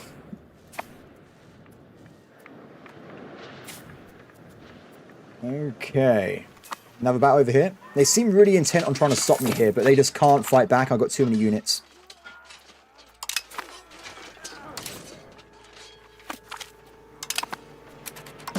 Still no peace. We need to get back on. If we try and siege their capital, they should panic and let me end the war. Yes. Okay, perfect. So same as last time, I'm taking off these guys a bit of money, war reparations, and humiliate once more. Done. So in terms of the war, though, it's now just Denmark. And what I'm going to be doing... No! It happened again! No!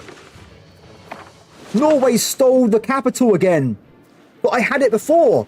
They must have come... I hate this. This sucks. I'm going to get rid of this union. How do I break it? Norway keeps screwing me over and over again.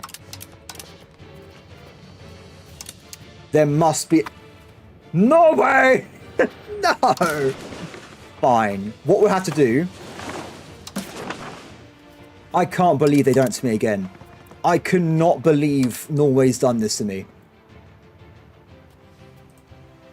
So if I do this, do they get it? Oh, they get all that land. Oh! I can't get over how much I hate Norway right now.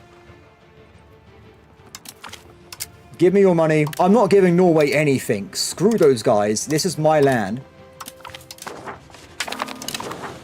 There you go. We got more land again. Norway screwed me over. I can't. I just can't. I can't, guys. No. So we'll make some more vassals again, I guess. Tragic day, everybody. Absolutely tragic day. Some because I captured it right away, didn't I? I went into that war goal. I went and got it right away. They must have recaptured it. And then it just is gone. I can't... Wait, is this historically accurate Scandinavian rivalry? Oh no, I can't believe it. Okay, so with these ones though, I think we'll give one bit of territory away to this vassal. Oh, it's this one area. We give it to this one.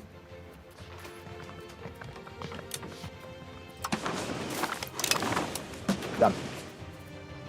Okay, so the war went well apart from that. We got some more reparations, so now we're actually making an extra nearly 2 ducats a month from just war reps, so we get that for 10 years, which is quite nice. And of course, we've captured more territory again, so we are making progress towards being the big cheese. Whoa, Finland! Do you need help, buddy? We can help them. I can actually join their wars. Not yet, though. So what happens is, with civil wars with vassals, in case you're wondering, they have a 1-year period where there's no assistance at all. They're just in their own civil war. After that, I think they can call you in if they want to themselves. You can just get called and help them. Or you can join the war yourself through a diplomatic action. So we'll do that next year. We'll go and help them out because if my vassals are like that, they're not getting any progress done, are they? So, not good. By the way, if you're wondering, we now have 51 base tax. This is my economic graph. I know it's nerdy, but the line is going up, everybody. That's what we need to know. Progress is being... Yeah, absolutely. Meanwhile, in Finland, destruction. Just absolute death and destruction. By the way, Finland's weak because they haven't got... What is this? It's a custom event for the Swedes. The Baltic has been home to piracy since time immemorial. You tell me that, buddy. I have 100% piracy. Wait, what the hell is this? This must be the event they're talking about. Among the sailors and fishermen of Visby, there are many who attempt to follow a life of piracy and crime. Amongst them, Consul Class Storbecker. Sure, that's not how you say that. And his band of so-called light dealers now fly the black flag across our seas. They stole my country. This is unacceptable. Intending to make themselves rich by robbing all unfortunate enough to encounter them. Some of these scoundrels, the so-called Vittenlandblunder, I don't know how to see these words, I'm so sorry, have now seized the island of Gotland. Oh, no way! Their action has led to a downturn in trade in the area, and their continuous piracy will eventually lead to a complete demise of our trade. We will need to deal with them. I completely agree. So we can ask Teutons for help. Why would I do that? I can just kill them myself. That is... No. No, no, no. We can do it ourselves. So we gain Annex Corzabel, and we attack them right away. Screw these guys. Or we can say we pursue our luck in the open seas. What's the difference between these ones? Oh, this is so cool. Oh, so it gives you an event. You can become the pirates. I love it. I absolutely love it. So this nation must be a pirate nation? No, they're not. There is actually pirate nations in the game. They have certain modifiers. This one doesn't seem to have the pirate modifier. But yeah, we're going to kill them. Right now. There is no way... Damn it. Wait, what if Norway steals Scotland from me? If that happens, I'm quitting the game. That can't happen. Ooh. Wait a minute. Wow. They have 15 galleys. That's insane amounts of galleys. I can't deal with that right now. They actually have got... That's theirs. That's really bad. So we've lost that territory. Now, what I'm going to hope is... the AI might go bankrupt, right? Maybe? If they do, they might delete their ships and then we attack them. But that is... devastating. I would need to match their navy at least to even give that a shot. Can I see what their navy is? So a galley can be a galley... So that's a stupid thing to say. A galley can be different ages as well. So you start off with... Oh, I can't even see it. Traditional galleys. I can build Mediterranean galleys. So maybe they got the weaker version.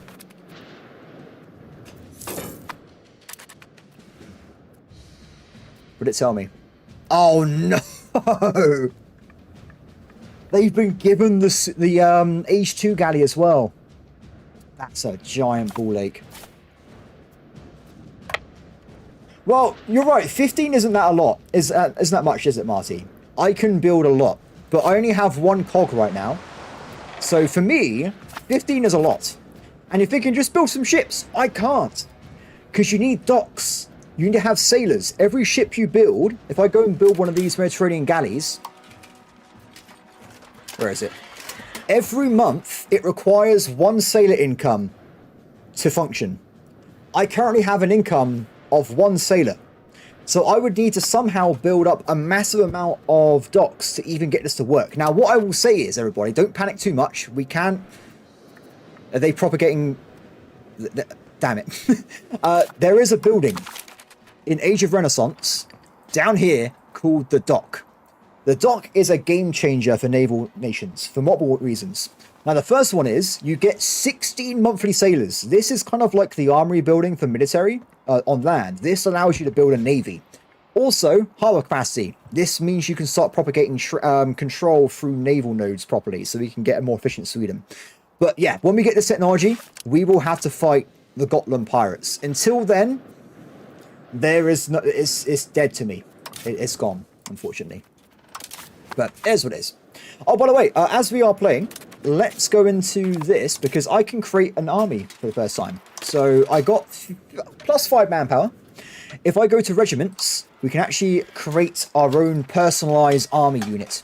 So currently there's 5 options. So we have footmen, archers, horsemen, and armored horsemen. The stat differences are quite important here. So the footmen take less damage in combat, but afterwards just do 1 damage. So they're not very good at killing people, but they're very tanky. Archers have the same stats as the infantry, but they take more damage. The counter is, though, they have initiative that's really high, which means they can get into combat a lot faster. So the idea is that you have all your units shooting like one guy and they trickle into the combat. So like, if you want to do like, I guess like the Spartan kind of situation where you're holding a small gate with a bunch of really quick units, that kind of thing. Armored horsemen, oh, sorry, horsemen have the same thing. They also have damage increase and stuff, but they are terrible with morale damage and strength damage. Armored horsemen just have insane amounts of combat power.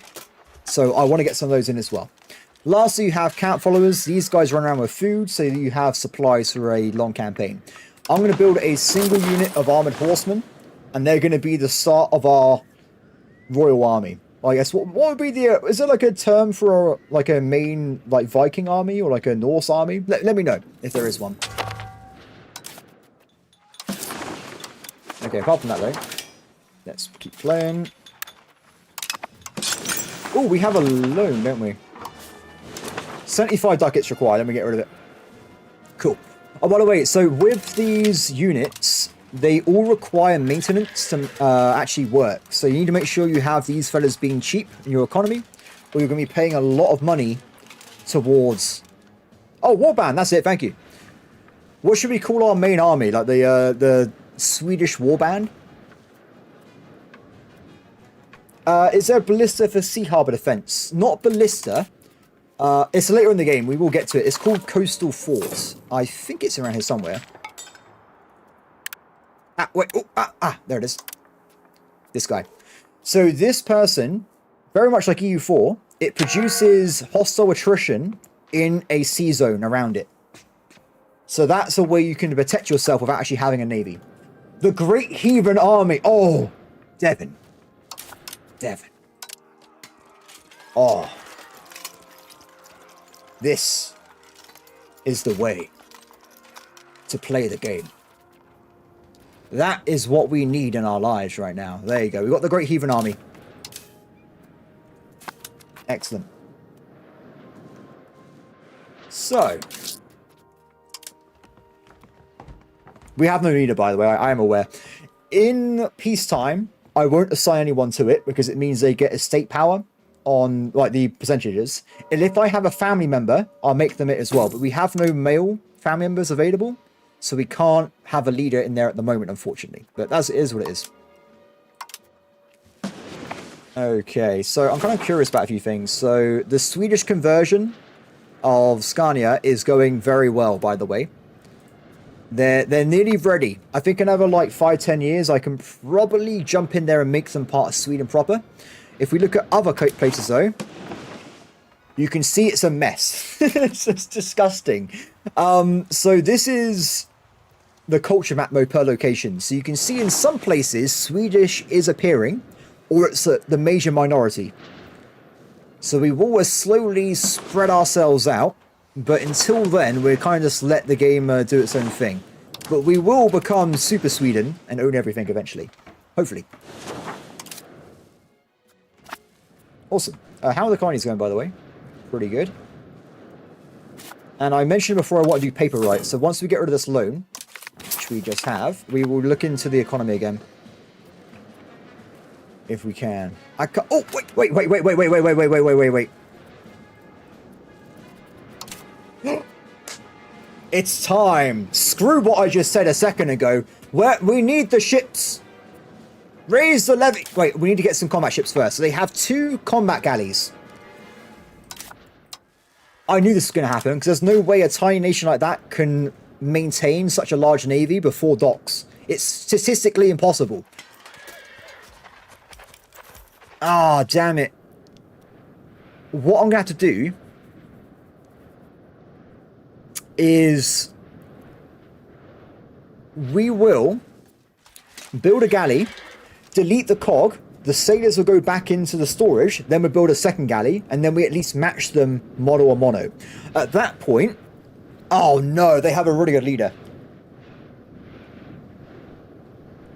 We can wear them down. We haven't got to win the naval war.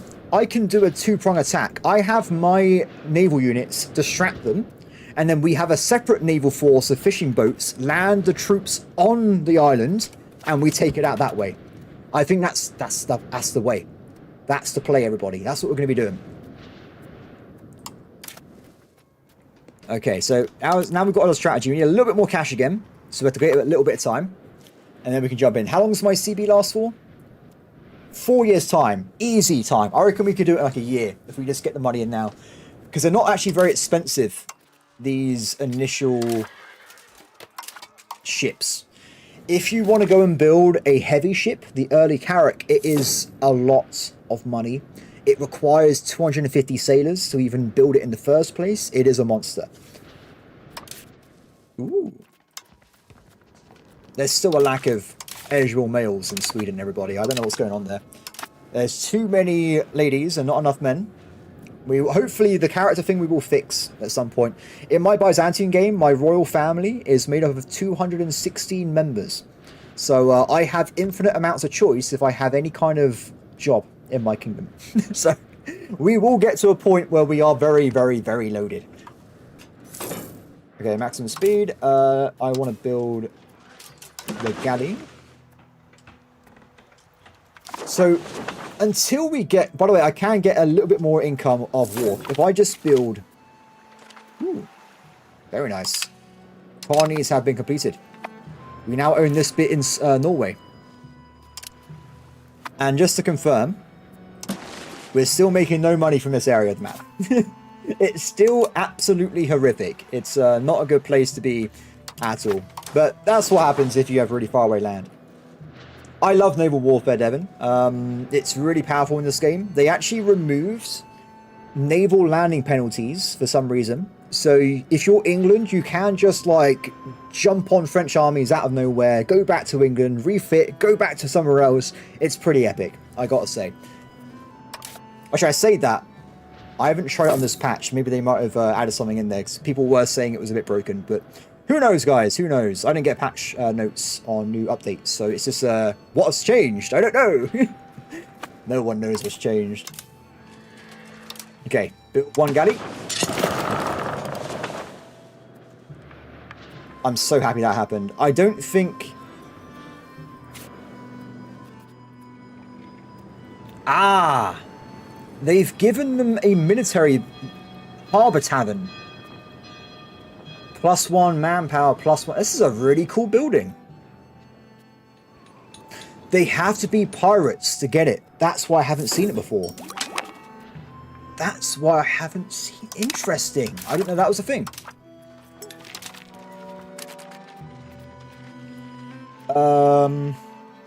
This one. City founding rights. Eventually, I will be building cities across the entire border of this nation. Not right now. I can't afford it. But one day, we will be doing that. And it's going to be a good day. Actually, I'm building this. Let's focus on the wharf. Because the wharf is a very, very early building. And you get +1 monthly manpower. So we have to build these anyway. Wharf. We've already maxed them out. We have wharfs everywhere. If you've got spare cash, by the way, I always recommend in your allies' territory, you build them marketplaces, you build them wharfs, and you build them docks. Because that means they will be able to produce a navy. Because a lot of the time, they haven't got any ships to get to your battles. So if they have ships always, they always can help you out. There is another way we can get fishermen, actually. You can go to a rural location, and you can build a fishing village.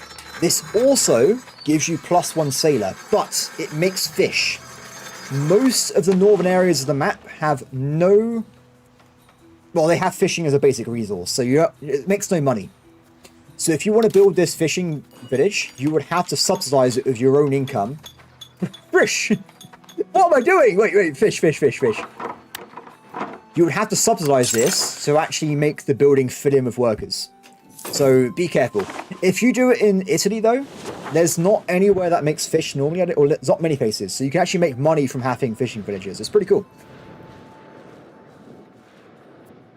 Okay, are we ready for the next one? I'm going to delete this ship, which might sound weird, but we should get the sailors back into the manpower pool. And then we can start producing the second galley. Done.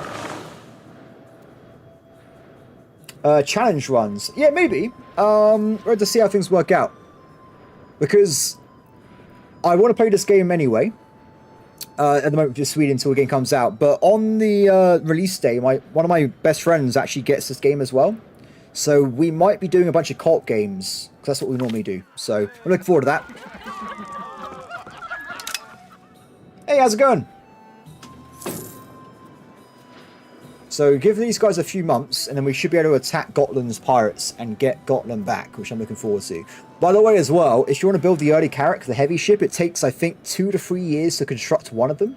So it's not a very quick thing to put down, let's put it that way. It's a very, very large and expensive process. More libraries. Excellent. How are we doing with the cultural conversion, by the way, with the modifier? Okay, so... Oh, that's the wrong one. This one?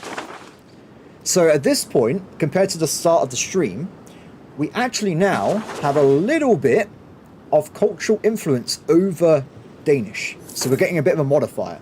Am I going to be playing Bandle's new DLC? If it comes out in the next 4 or 5 months, no. Because I'm playing this. So. I was going to say, yeah, Devon knows what's up. I think like Q4, no, like Q3 2026. I might play Bandlord again if that's when DLC comes out. Otherwise, I'll be busy elsewhere, so. I should build a city. I do agree with you. Though, wait, what was that? You should build a city on your west coast to profit off Lubeck trade directly. That's not really how this works.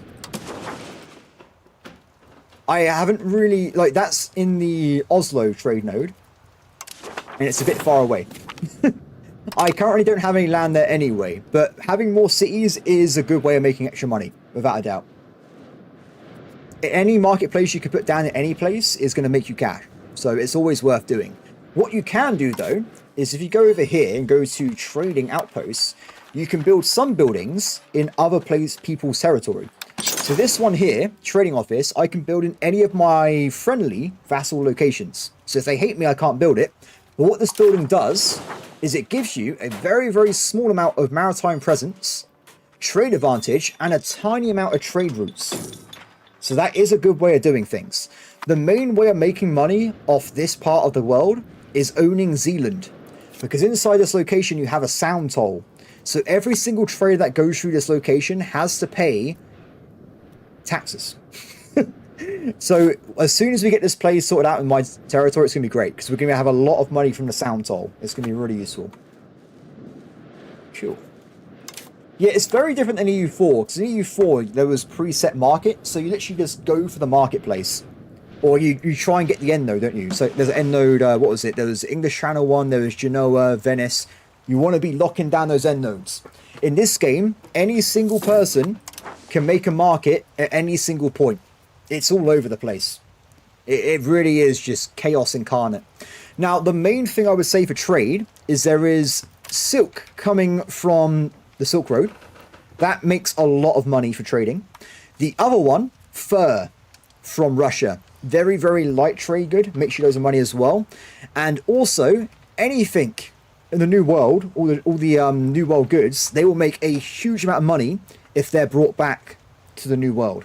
The problem is, though, as it stands, if I want to import from the New World, it would have to go through London, Spain, or Paris. So they would make more money than I would. So ideally, I want to actually own one of these locations so I can have a direct link to the New World by the time we get there. Generally. That's the plan anyway. That's what I want to try and move towards. Speaking of trade, let's get some more down. Good. So, by the way, if you're wondering why I can now build... Spice trade. Yeah, sorry, that's what I... Was that what I was talking about? I was talking about silk trade. Sorry, yeah. Spice doesn't have a good one as well. So, if you're wondering how it actually makes you money, by the way... Let's see if we can find it in here somewhere. Maybe we look at Paris's trade node. So, there are certain goods that have very low amounts of items. So, the price can vary at the start of the first stage from 10% of its value to 300% of the value. So if you, for instance, have access to ivory, or elephants, not ivory, sorry, you would be making a lot of money. Now, the problem is, in this game currently, different trade goods have different weights. So it's hard to move them around. So if you look at the elephants, believe it or not, they're heavy. It costs you 5 trade capacity to move a single elephant. Now, if you look at something else, say pepper, it only takes you 0.5. So those really powerful trade goods you get from like the Asian spears or the New World, or even like fur and stuff as well is a bit cheaper. They don't take very much to move around, so you can make a lot more profit for the same trade route. It's really cool how it works, and I absolutely love it. So it's a cool system. That's all I'm going to say, guys. It's a cool system there. Awesome. Yeah, anyway, so what I was saying before about the trade offices, it also means that then I can start setting up trades in other marketplaces, and I can start moving stuff to my main node. Yeah. So, as you say, from there, it's awkward because if you, for instance, lack a trade good, like a basic good like lumber or iron, it's very hard to move around, and stone. So you can't just always rely on trade. It will cause you problems if it's a really heavy trade good. It can really mess you up there. How are we doing this anyway, guys? So we got another 130 days until we have the galleys built up, and then we declare war. While we're waiting, though, we are making progress with libraries. We can build one more library in my territory, and then we'll move on to another aspect. But as I said earlier, though, because of our cultural actions, we're now getting some pretty good cultural influence. It's going up. Our culture is becoming more powerful, which makes everything easier around the sphere of the game. Okay, so also, let's switch people's culture to Swedish. And these guys have now made a core in their main territory. I could, in theory, leave them a little bit longer, so they can integrate their We'll leave them longer. I want to make sure they have full cores before I make them switch to Swedish, because the AI only has 2 cabinet members, including myself, so they can't core while changing to Swedish. That requires the same person doing different actions, right? So we will wait on that one a little bit.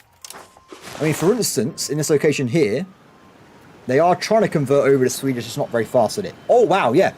This place, the Novgorod culture is vastly more powerful than mine, so they got a negative 50% modifier. So that's when you get more libraries, because that is really bad. Okay,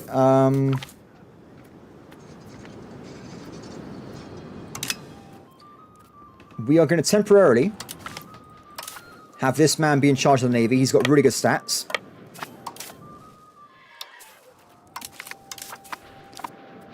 This is going to be awkward. So we're going to go into a battle. And like I said before, we're going to distract the guy with my navy. And then we're going to sneak around him and knock out his actual army. I think in terms of military, he can only bring up 579 troops. So just the troops from my own land should be enough to win the war. We should be able to overpower him that way. Okay, how are we doing? No books in Stockholm again. Damn it. This keeps happening to me. Wallpaper them. Cool. Apart from that, we're looking pretty good. With stability getting higher, by the way, I might consider getting rid of bad locations or privileges. So if I remember, when we started playing yesterday, I think we pretty much got rid of privileges already. Yeah, this is totally fine. Nothing wrong with the peasants at all. I think it's exactly the same for the burghers. They got some really good modifiers here. There's nothing I want to get rid of. Excellent. I think the issue was the nobles. And this as well. That's not brilliant. Yeah, it's just one. We've got to get rid of one for the clergy. And we want to be getting rid of this guy. And that's it. It's just this guy we want to probably getting rid of. We want to be moving to plutocracy as fast as possible. Because if you have high amounts of aristocracy, you get more discipline, which is great if you're fighting. But it does mean the nobles are more powerful, and you had to spend more on court maintenance. The opposite means you get more burghers, more trade efficiency, so you make more money from trading, and you get less cost on having cost of court. So this is where I want to be. But currently, we need to get rid of that really nasty modifier. So because the nobles are quite powerful, it's going to cost me 72 stability to get rid of this. So we might have to do it a bit later. It's a bit too powerful right now. That is scaled, by the way, off how powerful the estate is. So it's a bit random there. I'm playing on normal. I don't actually think very hard mode's balanced. I'm playing it on my Byzantium game. It's a bit crazy, if I'm being honest. It's a bit wild. I actually am first in my very hard mode, by the way. I am leading the world in terms of ranking. It's just that AI doesn't really... everything's too powerful. So, like, everyone's really, really stable. There's not as many wars because no one's falling apart with civil wars. So there's no attacks opportunity. What's this? So we can go for quality, quantity, offense, or defense. We'll go for defense. Done. Okay. It is time, everybody. It is time. Are we ready for this? Declare war.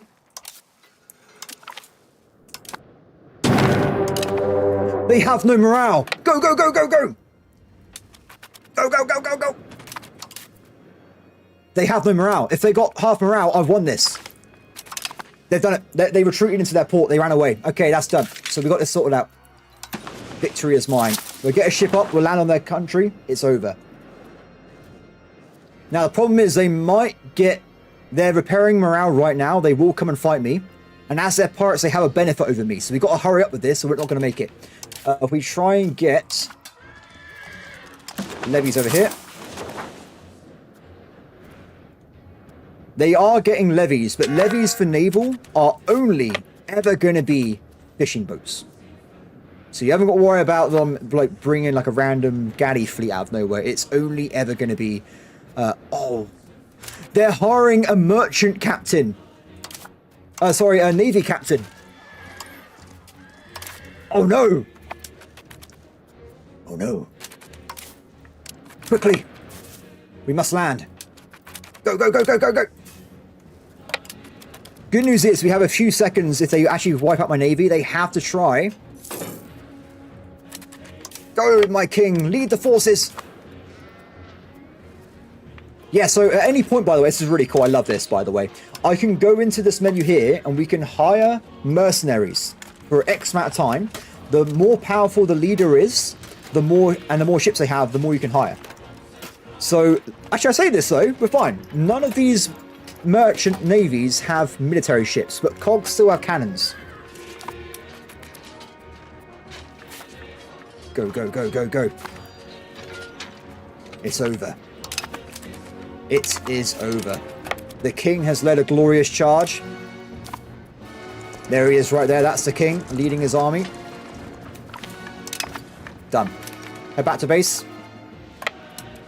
I'm not going to waste my troops taking damage. Every bit of damage you take will have to require a sailor to fix it. So I've already won. Cool. I'm pretty well. Awesome. I'm kind of sad they just took my island without me actually being able to stop them in the first place. Excellent. Yeah, it's just cogs. It's just cogs. What's this? They've just hired an extra 9 transport ships. So that means they actually would be able to destroy my navy right now, because they would have 9 times 3 cannons, and then you have the, I think, 10 cannons on these? 9. So I would be very, very outnumbered if they actually came to that. Luckily, though, it's not a problem. I need more books. Let's max out paper first in the capital, which we are already doing. Oh, and also we've got another technology come through as well. Good. Done. Victory, everybody. Safety has been achieved. We are back to where we were before. We have regained the same territory. Excellent. Ooh. Awkward. I may have accidentally left behind the army troops without a way of getting back home. I think the transports can kind of move a little bit of troops, so we're bringing back the Stockholm there. Available population. So, as it stands, I currently need another 756 burghers in my capital city. Now, we only have 4,000 people left that are peasants. So this is where slaves are actually pretty handy, because it means we can use the slaves in like the basic manufacturing. But most of the time, if you're building in a location you've run out of peasants, you won't be able to build any more buildings.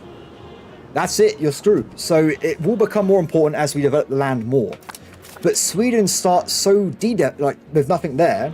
We have a little bit of time with that one. Piracy strength at sea. Let's have a look, shall we? So we still got +5. I think, so the thing is with piracy, some nations do it as a state piracy. I reckon some of my vassals, or maybe the Grand Duchy of Lithuania, someone in this region is a pirate lord, and they're hiding it from me. And I can't figure out who it is. I hate them for it, but someone's being a pirate in this area, and we don't know who it is. Now, because we've got merchant galleys now, we can try and stop piracy a little bit. Now you're thinking, oh, it's just not enough. How do I stop piracy? Well, later in the game, when you get to Age of Renaissance, and you get docks, of course, you unlock 2 new ship types. You get the heavy carrack ships. These are the ones I mentioned before. They are devastating. 40 cannons, 200 sailors required. They're insane. But the other one is the Barque. Now, this is a trade light ship. They are designed to kill pirates. That's all they do. They're really good at making the area safer with maritime presence, and they also have a +1 damage for pirates. So this is what you need if you want to destroy pirates in a region, which we haven't got, but we'll get it one day. So we're still developing professional armies, but it is now spreading from my capital. You can see it's going out there a little bit. So we have additional technology again. We get the war score one. But now, you are fired, my friend, because I need to get less. Who are you? I don't know who this guy is. Oh, he's a burger. Okay, that's fair enough. There is a way I can remove him from office. There you go. Done. I saved myself some crown power. Excellent. Okay, so in terms of money making,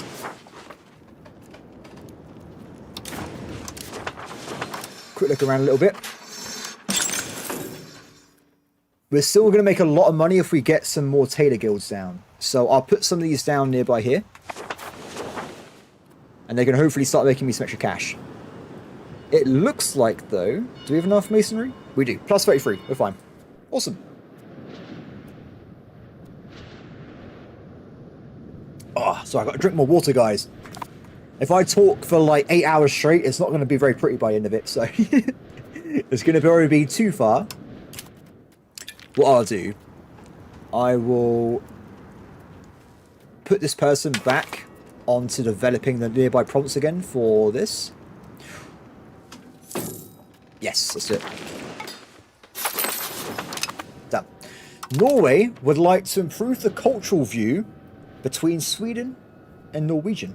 Okay, so how this works is, in the game, you also have cultural relations. So your people, if you're, for instance, the Greeks, they're not going to be a big fan of the Turkish because of the war they're currently in. And it's exactly the same right now.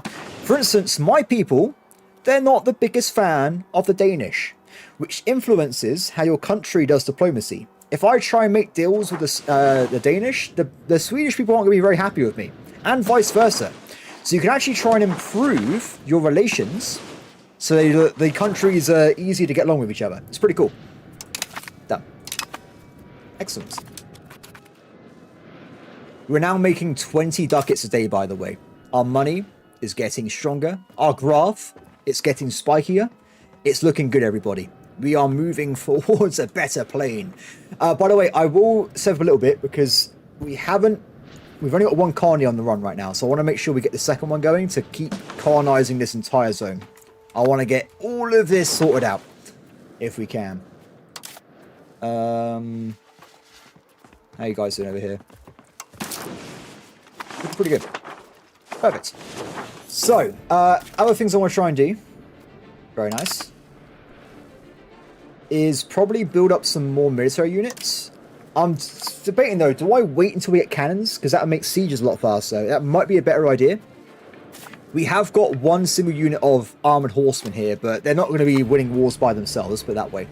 We could just keep developing the industries nearby, though, just to get more and more cash. That could also be a good idea as well. But there's not...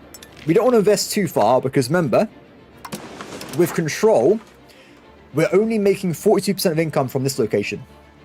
So there is limitations on how well we can do with this trade. Now, something we could do, which is normally the best way of doing things, is if you have harbor capacity, you can get proximity through the oceans. So I think we can see... It's working right here. Yeah, there you go. So you can see here that we're actually moving the proximity through the sea instead of through the roads. If I increase this to 100%, that means we can start getting high control everywhere. Now, unfortunately, it might be too hard to do with all these pirates. Can I even attempt it with all the pirates? Let's get these guys on there. No, it's too much. I don't think we can do it, guys. The pirates have crippled us. Give it 1 day to tick over. Yeah, I'm going to need to get an extra, like, 10 to 12 galleys to even be able to stop the pirates. I wish in the UI there was a way of seeing who's being the pirate, but I know it's also part of the fun of EU4 where no one knows where the pirate's coming from, right? Someone's being an arsehole. That's all we know. We don't know who it is. Someone must die. Yeah, it just says from pirates. But who? Who is the pirate? I have no idea. Eventually we might find them. If we just keep killing people and making this area only Swedish, we would eventually have no pirates. That's the plan. Okay, marketplace. We're currently lacking fruit, fur, rice, and books. Still books.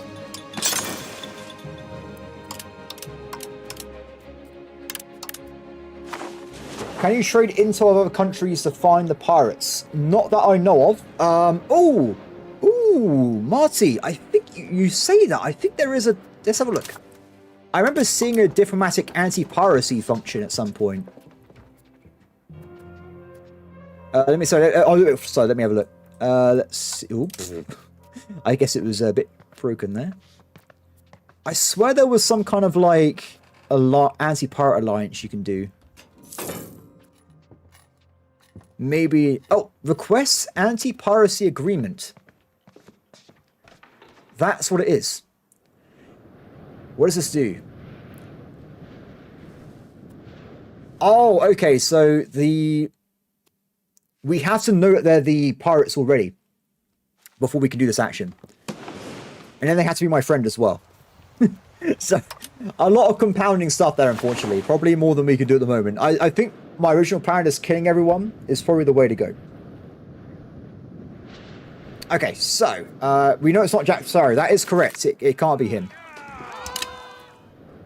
How are we doing on the next market, by the way? Or the next parliament, should I say? It's 3 months. We can attack someone. Who do you want to go for? Denmark, I think we still have a truce with them. So they're going to be out the question. We could annex the rest of Lithuania. And we can also try and eat into Novgorod a little bit more. I think probably Livonian Order would be a good one to go. Wait a second. Oh, the allies for the Brandenburg, guys. I was going to say as well, Teutonic Order is not actually in the HRE, so they're not protected by the Emperor. Could also be a good idea. If we get doxed, by the way, I'm going to go and invade Scotland, just so people know. That will happen very... As soon as we get the professional navy with the new dock building, I'm going over there. It's happening. Okay. Berry. Keep going. Still need more books. We've nearly got maximum amount of libraries. So, because I've been converting my vassals over to being my own culture as well, the cultural influence is your entire culture across the entire planet. So if you also build libraries in allied nations that are Swedish, you help increase the power of Swedish on the planet. That's the way forward. If you look at the ledger, this is the entire planet, by the way, that you can see, there is actually a tab for who has the most powerful culture. Which currently... Why is that reversed? This used to be the other way around. That's really confusing. It's currently the Japanese. They have the most powerful culture on the entire planet. We're Swedish. We have 24. The highest guy is 350. So, little bit of a difference there. Where's Novgorod? Because they had a powerful culture compared to us. 22. So we're nearly actually overtaking them. We will probably do it when we get more people in the libraries. Speaking of, let's make sure they keep getting built. Cinema books. Done. I need to get more cities, by the way. We have to try and figure things out there. What we do, when we get some more cash, we might build some more cities around this area. So cities allow you to build the city buildings, right? So we can get all these manufactories, all the burger buildings, more wharfs. So what I'll probably do is spread out cities from my core land and just curl them along the entire coastlines for later on in the game. It's going to be brilliant. Because all these wharfs provide a little bit of passive market presence from the harbour capacity. So you can see here, for instance, we are getting a little bit from Stockholm. Just by itself. So we'll work on that as the time goes through here. Anyway, so I said about this before. We want to kill Livonian Order. They're allied to the Teutons, which is fine. I don't mind fighting them. Novgorod, they have more allies. We'll go for them later, I think. We'll go for this guy. So, let's just go for something that gives me a big buff. Switch over a bribe. And then we'll go for it. Hey, buddy. War.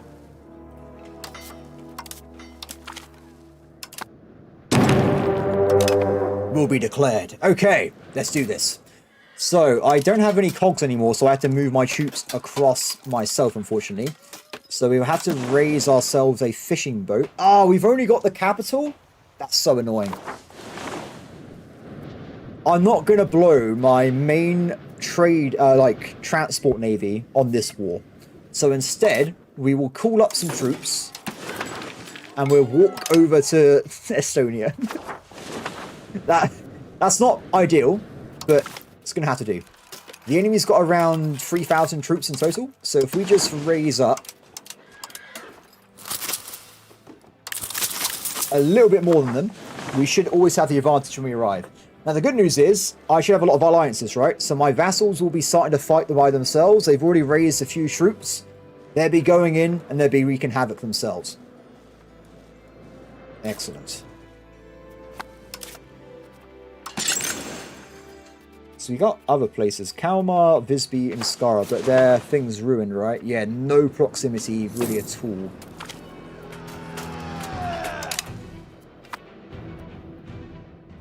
What? It's a shame that it's not colder, right? Because we could just walk across the ocean.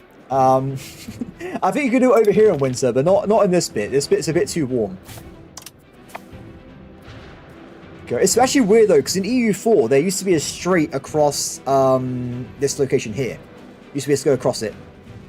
Not anymore, though, guys. We have to walk these days. It's pretty tragic.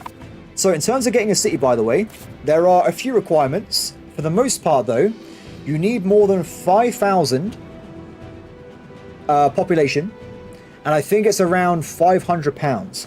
Now, the good news is, everybody, because we have a bunch of resources in storage, it's reduced by nearly 33%, which is pretty cool. What I'll do, though, we need more masonry. So before we start building cities, we need to make a little bit of masonry, just to make sure it stays at like 0%. So we'll just build a few of them nearby. These guys will produce a tiny amount, and it should be enough to get us back to negative 33% cost. Where's the rest of our dudes? That's it, right? Off we go. Oh! Game set. Oh no, there's a... Wait! Go, my navy! Kill the Teutons! They have transports in the middle of the ocean. Terrible idea. Get back to your home, sir. That's it. You get out of here.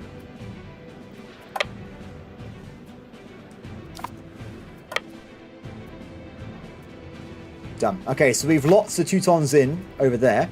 They may not be able to get access, by the way, through the Lithuanian lands. So they might be stuck inside their own territory there. Just so I'm stuck inside mine. Do you know what I'm going to do? If we get 1 cog or 2 cogs, we can do transportation as much as we like without having to worry about levies. I might spend the money on making fishing villages. Do we already have any? No.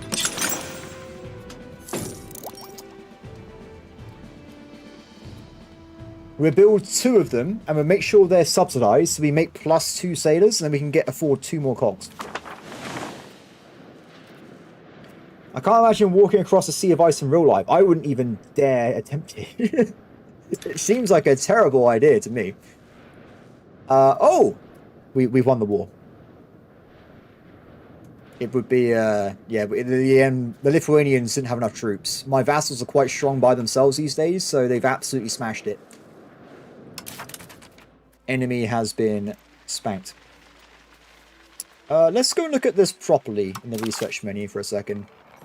Or, if I'm not sure what to research, if we go back to the prior age, we have 3 more techs.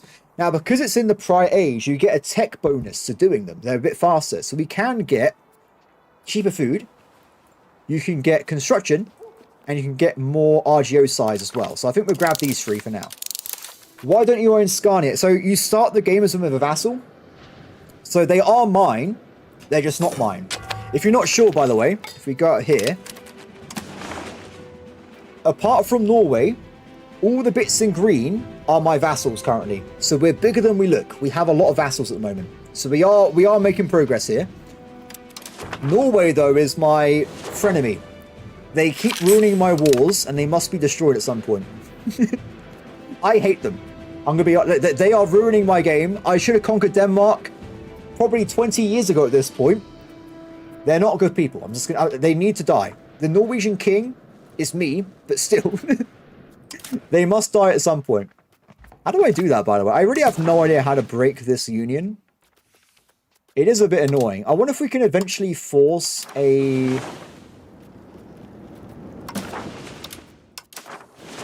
Oh, guys. Guys. Because I am now quite a bit stronger than Norway. Like, we've actually taken off from them, and they're now definitely the weaker partner. We can go back into this personal union, and we can turn it into a thing where it just helps me. And eventually, we will get to a point down here where I can just annex them like a vassal. So that is perfect. So what I'm going to do, I'm going to start doing it right away. We're going to start changing laws over. And they can't stop me because they haven't got enough power to stop me in a vote. I'm going to turn them into a vassal. Excellent. Problem solved, everybody. Problem solved. It's perfect. But by the way, while I'm waiting to actually annex Scania, they are actually converting the region over to Swedish for me. So when they get a bit closer to actually being finished off with that, I will annex them. I think we're probably going to annex this vassal first because they've already made really good progress. Most of these locations are nearly Swedish already. And if that is the case, we just jump on them right away and we just annex them. Simple as that. Cool. Are you sure you can't walk over there? Oh, I see the problem. What's this? We can't cross this bit. That's why we can't get over there. I think the fishing village idea is the good one. I think we'll get that sorted out. So we'll build 2 fishing villages here. We'll subsidize them, so they're always open. And that will give me +2 sailors to get 2 more cogs. Done. Did they attack me? They're attacking me again. Are they crazy? Why are they just... What is happening? They're winning!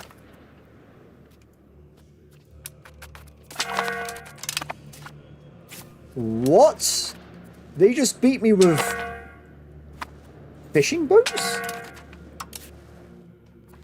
Ah! They have 2 combat vessels. I didn't know they had those. Luckily for us, we didn't lose anyone. But also, not having an admiral didn't really help that much. So we're putting admiral in. And when they repair, we'll go back and try and recapture the seas. but they have now been released. The Teutons, why are they so small? That's not right. I feel like there's some weird scale differences here. Are they going to turn into huge people in a second? Yes. I don't know. I assume we will win this battle if they do fight each other. We'll have to see what happens there. So I guess we'll just keep waiting for now, though. Sure. Alright, see, why not? And how are we doing with other actions as well? I can annex Finland. I can annex Courland. I might actually annex Finland now because they're a bit of a mess, to be honest. I kind of gave them too much territory. They have got a little bit of Swedish, but it's also mostly not Swedish. In fact, if I look... Oh no, we leave that alone.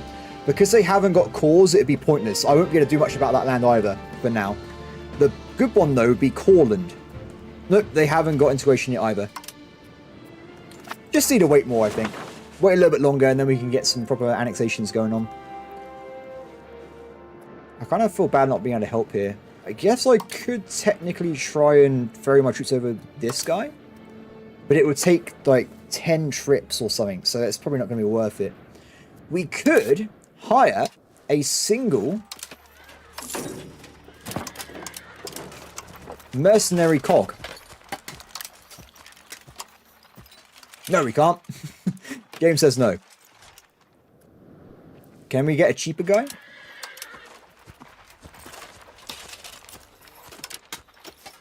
One cog, £65. Okay, we get a little more cash. We can hire one transport ship. And then we can get over to help out in the war.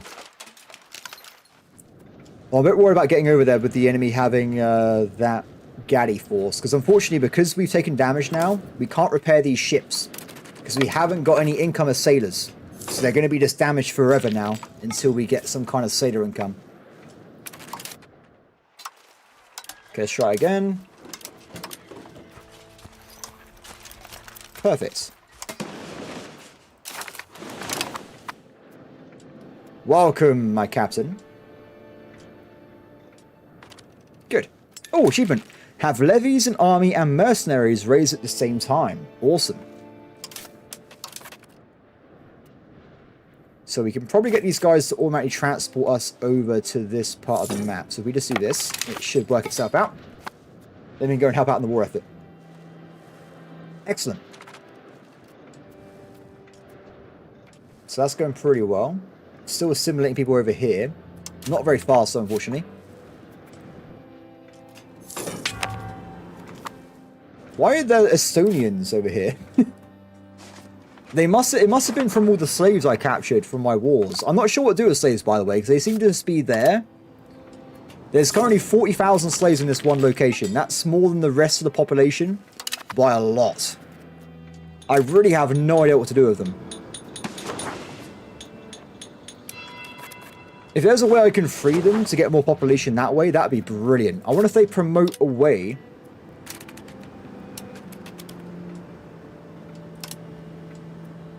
Yeah, I'm really not sure, everybody.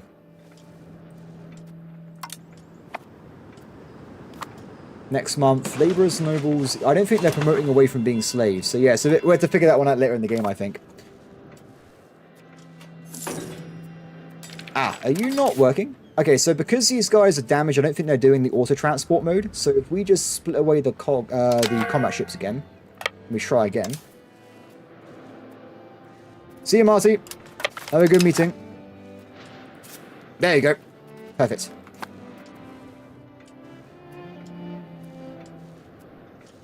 Not very fast, but it is working. We have a rebellion against Estonia. Fair enough. And let's also make sure we're building more libraries again. Good.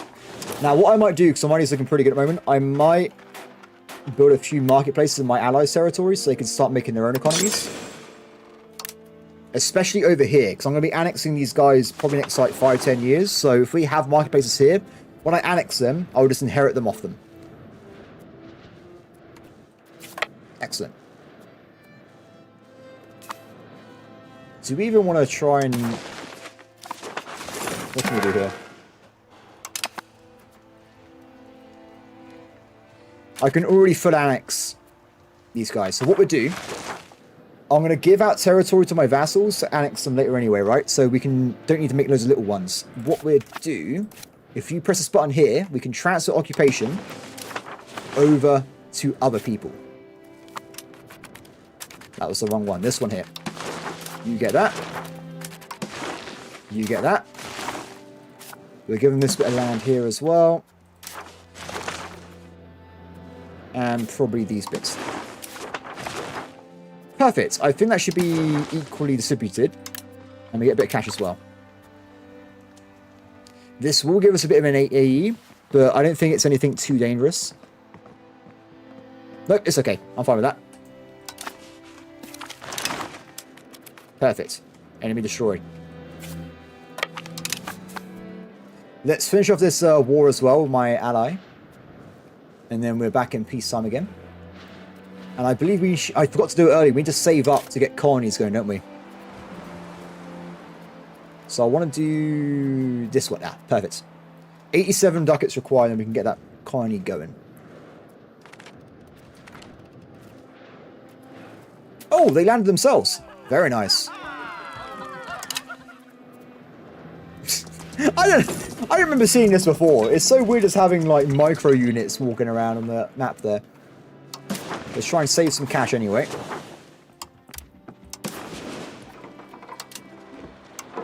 The AI should be using all the trade capacity, but I think it's hard for them to find profits. What we can do is just do some suggested imports from the AI list, just to get some more cash.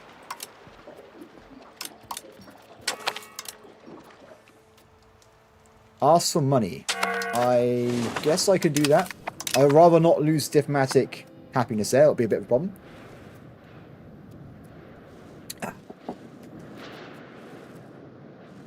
It looks like we got this under control. I'll probably disband these units so we can get the productivity bonus back into my homeland.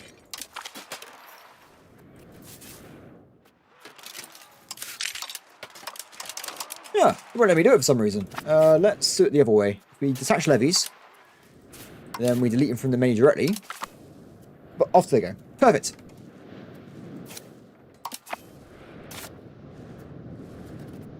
Ah, I think I may have accidentally raised more levies by mistake, which is the opposite of what I want to do. Done.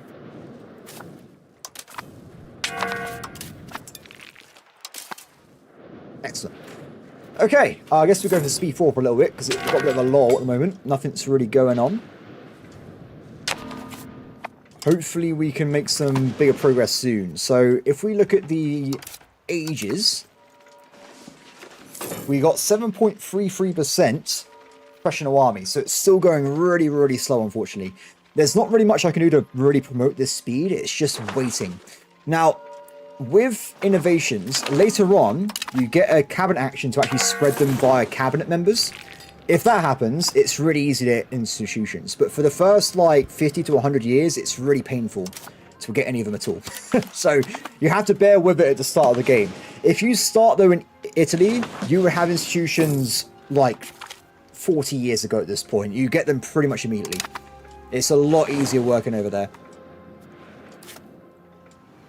Okay, so back to my original plan earlier. I wanted to save up £301, and then we can start making new cities. For now, I'm going to make these new cities in places with high control. So it'll probably just be these adjacent territories here. And probably this guy here as well, because he's already got 71. After that, we'll go back to building regular economy buildings, but we should have a lot more marketplaces at that point. Every city could have marketplaces, new collection labs, everything. It should make us a lot stronger in the long run. Okay, also enforced culture is still available. I might now be able to switch these guys to Swedish as well. Not quite. They're still integrating. Same for these guys now. Finland! Oh, damn it, man. Why is there so many civil wars with Finland? I don't know why they're so, like... I don't know why it's so bad for them.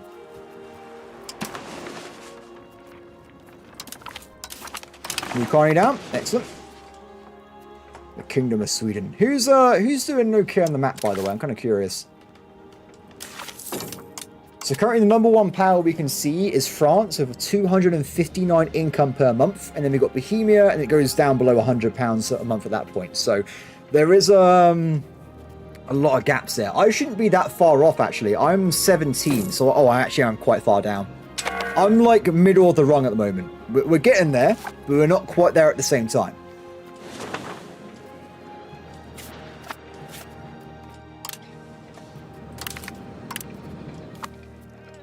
I keep getting this defense event over and over again. I have no idea why. It just keeps popping up. They're obsessed with it. So we've got my son coming up soon. Have we got any more adults in our family we can use for jobs and stuff?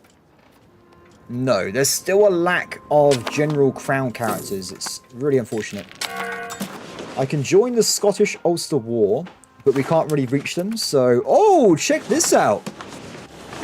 We have two contenders for becoming Ireland. We got Ulster and Connacht, and England is taking a little bit over, but I don't think they've really gained more than that what they started with. In terms of the 100-Year War, though, it is still ongoing, and they are fighting the fourth phase of the 100-Year War at the moment. So it's 81,000 versus 46,000. So England still is on the losing front, but it's not as bad as I've seen. They've done a pretty okay job here. Okay, let's try and improve relations, shall we?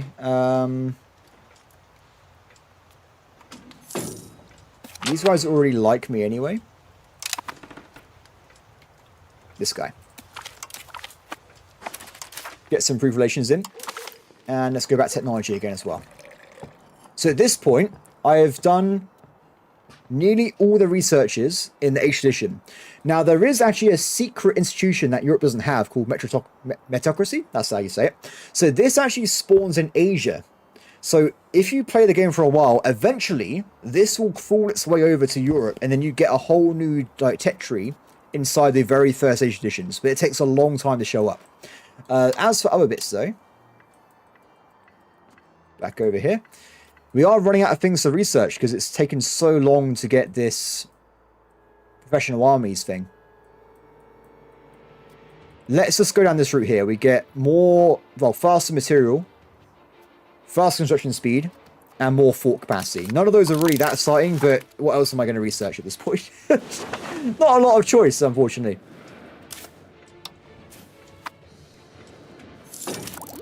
Okay, cool. So we don't want to build a city first. Probably just here would be fine, to be fair. We need £301. We'll just save it for a little bit. Ugh. Speed 4 will be fine for a bit as the game goes on. See what the other people are doing. Ooh, Scotland landed. It looks like they're about to do like an entire annexation of Scotland, Ireland there. If they can remain to be seen. Oh, I think we might do one city, then go back to making more money, because it's going to be, if I want to build a city, I have to wait for, what is that? Like 30 odd months? Put your ships to protect control. So my ships are broken. They're absolutely broken. So because they took damage in that war, they're both nearly destroyed. They got 5% strength, and they won't leave port if you put them on automation mode. So the only way to fix them is by having sailor income. We have got +3, so very, very, very slowly they will be repairing. But for now, these guys are just broken, unfortunately. It's just how it is. Like I said, once we get the better stuff later on, it should be a lot easier. In fact, once we get the main city, we'll probably build a few more wharfs to get more sailor income at that point. Shoot that down a little bit. Yeah, so when they took damage from that war with the Teutons, they nearly died. So it's pretty bad. Like, as you say, though, I can do it right now. I can do this. It's just I don't think the AI will go for the chance. Ooh. I will take plus ability. Plus 50%. I think it's time, guys. Do we want to... I want to get rid of this. I think we can do it. Yeah, we're going to do it. Because we have loads of stability, I'm going to get rid of the bad trait the nobility has. If we get rid of this, we do lose tax efficiency a little bit, but we move more towards plutocracy, and then I can add in new privileges I want to have. So if we get rid of this, it's going to be painful. Oh, that's like all of my stability gone. But now, if I go back inside, I'm going to give them better privileges. So I want them, for instance, to have this one. Progress towards naval, galley cost reduction down, saves us some cash. Grab that. And one of my favorite ones, this one. Primacy of nobility. So it makes them a little bit happier. And you get plus 5% discipline, which means all my units in combat will be 5% better. I don't know if it's the same as EU4 where it's damage and defense, but this is a very good thing to have. And it also trends me towards having a quality army instead. Done. And with all these things we're adding in, the plus 5 means we can get more passive happiness, so we can increase the taxation of the nobility as well. It all adds up to getting more money, which is brilliant. So, in the long run anyway. So I think there was a few more I want to try and grab here. Also, feudal contracts. Makes me a bit happier.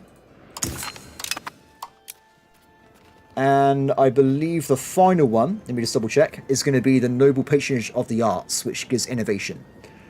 The other ones, unfortunately, reduce something I don't want to be reduced. So I want to be careful of that. I could do manorial counts. It makes the efficiency a little bit worse. But it could be worth it in the long run, especially for the more taxation. Let's have a look. Let's grab this guy.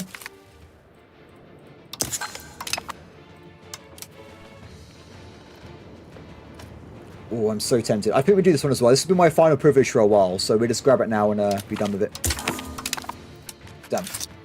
So because of that, my estates are very angry with me, because I just did loads of stuff at the same time. Oh, I don't want generals or admirals. If you assign an admiral that has a bad estate, you give them more power in your government. I'm not at war right now, so I'm just making the enemy stronger for no reason at all. If you assign your own family members instead, if we go and look over here, currently I have my king leading my army. If we look inside the estate tabs, let's get rid of this for a second. Oh, where is it? I currently get plus 25% crown power for my king being in charge of the army. Later on, if I have a male, I will have someone in charge of the navy as well. We get plus 50% from just that alone. It's a way better idea. If I'm at war, though, I do assign generals then. Yeah, I know. Okay. I mean, it's a stream delay. The delay of the stream is terrifying. Cool. Okay, maximum speed again. We are kind of waiting a little bit until Parliament comes through, unfortunately. We look at antagonism, though.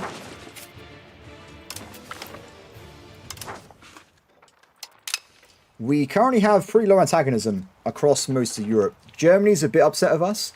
I think if we can, we want to go back into Novgorod and get more territory of these guys, just to get more vassals on the go for later on in the game. Especially in this area down here towards Muscovy. Because... oh, actually, Muscovy's terrible. What? So I think historically, hasn't the Golden Horde normally dead by now? They seem to be more powerful than the start of the game. Yeah, that's interesting. So Muscovy has failed to launch everybody, which means there's not going to be a strong Russia. Which means I can become Russia. we keep moving into it. We grab more and more lands as we go through there. Done. Yeah, there's a lot of modifier stacking in this game for Axis. There really is. I would say this game's got even more modifiers than EU5. There's so much that's intertwined, it is ridiculous. Like, for instance, I was saying earlier in the stream about the cabinet position with promote head of cabinet. Most people probably can't even know that exists. So it's really handy to try and get as many modifiers as possible. Unfortunately, though, playing as Sweden, we have, like, no male family members at all. It's just, there's no one here. So until we get lucky with having loads of sons, we're kind of stuck with how much crown power we can stack, unfortunately, which is a bit annoying, but hopefully it will become better over time. So I can get plus 5 happiness if I give them 100% power for 20 years. I don't see a problem with that myself, so why not? Give them a little bit of happiness there.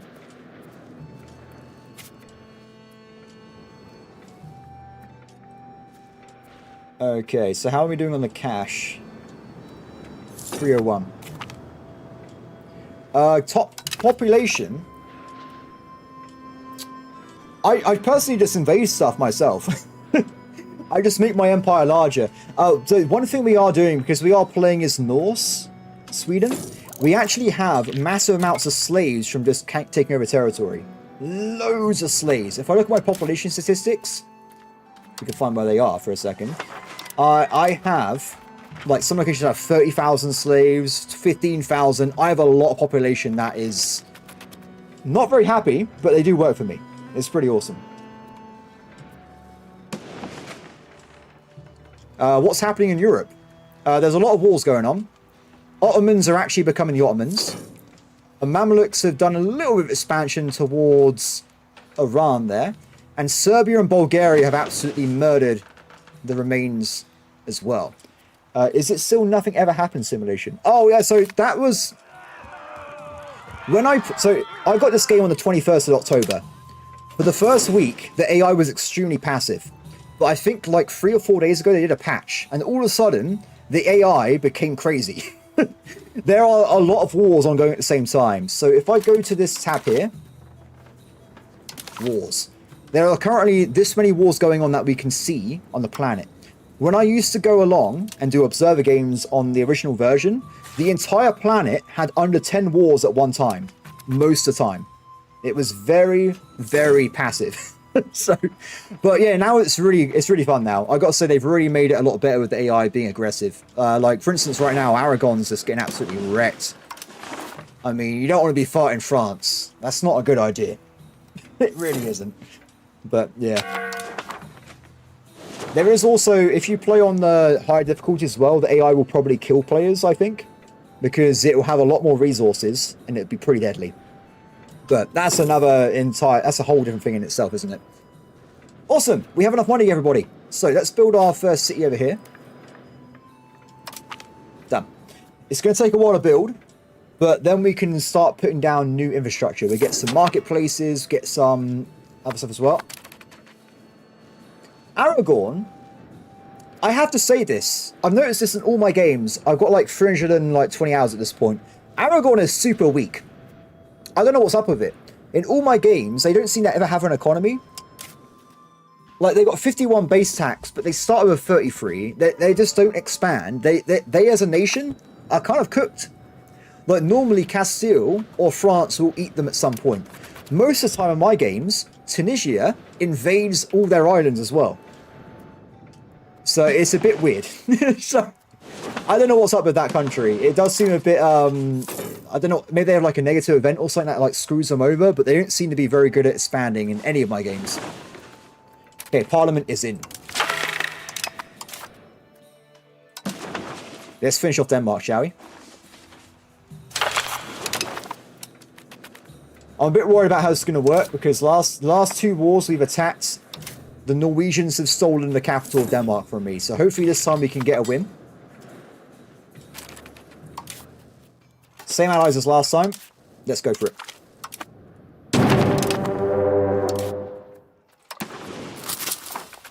Probably need to get 2 groups of units this time, just because they've got those allies. We don't want to get overburdened by the amount of levies they have.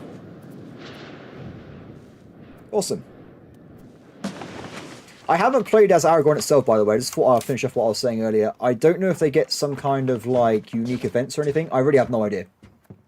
But they are always a fun nation to play in EU4, so imagine they got a little bit of stuff going on. The Gamma AI. I don't know. I think the thing is, though, with France being so strong, if you start near France, it's always terrifying. My first game, I had to fight them constantly, and they are unbelievably powerful. They really are. Like, in the English war right now, they're winning, of course. They got, what, 3 or 4 times more troops than England does? They're insane. Their vassal swarm is massive. They are terrifying. In the very early builds I played, France, by the, like, midway through the game, like 100 years in, they would own up to Scotland. They would own up to Hamburg. They would be down by Granada. They used to be just the death location. They're a lot chiller now, I think, but they are still very, very aggressive. I do miss Super France, though. Always a fun time. The other ones are going to be Bohemia. They're very aggressive. And also the Mamluks are very terrifying as well. Yeah, it's pretty cool. Oh no, Norway is already near the capital of Denmark. They better not steal it from me again. Not again. Who's in charge of this? My king's in charge. I'm going to have no morale, but I'm going to take the risk just to try and lock in the Viborg capture, because we need to take over Denmark at this point. It's getting ridiculous. It's been too long. This should have happened 20 years ago. They're there. Oh no, they're going to steal it, aren't they? Ooh. Excellent, making more progress up there. My very morale... We're going to have to get some morale back before I actually go into this area, because that's where their armory is. Zero morale army, not a good idea in combat, I've got to say. Oh wait, they're distracted. Go for it, go for it. I will recharge morale even at enemy locations, so... I got it. Perfect. Good. So with that, everybody, we've locked in being able to actually annex Denmark, finally. So as long as we kill off their armies and make sure Denmark doesn't come and steal it back, we should be able to get a complete victory here this time. Oh, they're sacking from this way. So last time we did this war, the enemy didn't have any forts, so we should be able to get some very quick money off them again, get some more reparations, get some more cash that way. Should be easy.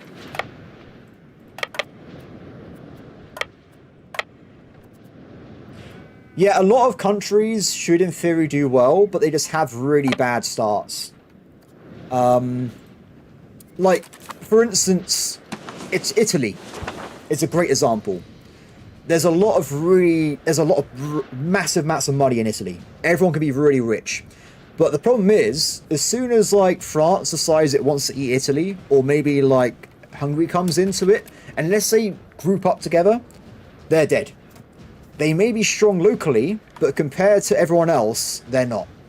Basically, don't start near France. If you want to have a fun game, by the way, play as a one-province location in Germany around here and try and fight France. It is probably the most fun I've had in this video game up to this point, trying to hold back the French army as a tiny German count. It was amazing.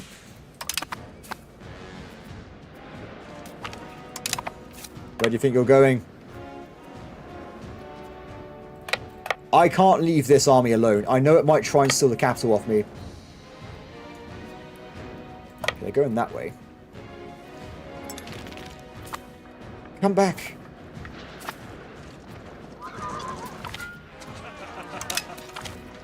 Damn it. So this is one of the things, the AI is really reactive in this game. So if they know they're going to lose a battle and they can retreat, they just leave right away. They're not going to let themselves die. They're going to just flat out peace out. So it does mean at times, sometimes it's really hard to kill armies because they just keep running away all the time. You can stop that if you get those of cavalry, because it means you can kind of like wear them down quickly as they run away. But right now, I only have 50 cavalry. Oh no, 140 cavalry. 150, sorry. So they're very, very hard to chase down. Oh, I got an idea. Navy. We can lock them in the strait.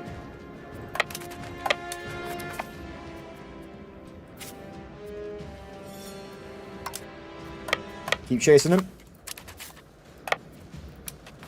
This one, these two should be the straight connectors, I think. Quickly, quickly, quickly, quickly. They're gone. I locked them in. Someone locked them in somehow. They're dead. Perfect. The Denmark army is gone. Danish, sorry. Denmark army. What am I talking about? Cool. So this is like my allies are putting back because the enemy army is a bit too powerful. We haven't really got enough troops to take care of this ourselves. I might just end it here. Wait, are they under attack by someone else? Ah, they're in a massive war. What is this? What is going on?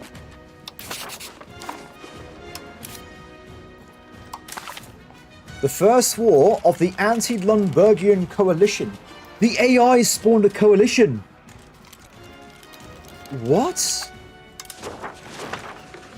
Oh, they're huge. Whoa, oh my god. That is a big Lundberg. They killed themselves though. There's no way they're surviving a war like that, right? That is a deaths. They've killed themselves. I don't know what they were thinking, but it's not going to end in their victory there. What was the numbers again? It's not that bad in terms of numbers, right? It's 8,000 against 2,000. It's not that bad. Are you North Sweden? Yes, we are. We are playing as North Sweden. In my capital, I currently have 45,000 slaves. It's a bit crazy. If you click on the enemy army and then click yours, no, that doesn't work if they're retreating. It doesn't function that way. It works in like this. I could do it right now if I want to, but if they're retreating, they won't lock on. That's a bad battle. That's a bad battle. Pull back. Let's get some more levies over here, shall we?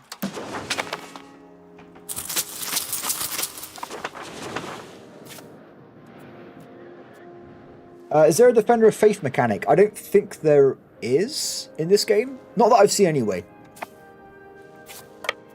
Which is good, because it means I wouldn't be able to do any wars against anybody if I wasn't Catholic.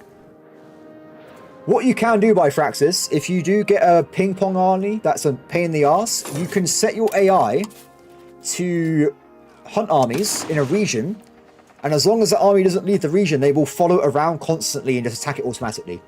So there is a little bit of quality of life you can do there, but for the most part, just get cavalry. That's one way forward there. Yeah, that's why I'm saving up money to get more marketplaces over there. Oh, we have a combined army though. We might be able to knock this guy out that way, or we just go for the city capture and make the guy surrender anyway. We'll do this first anyway. Sure.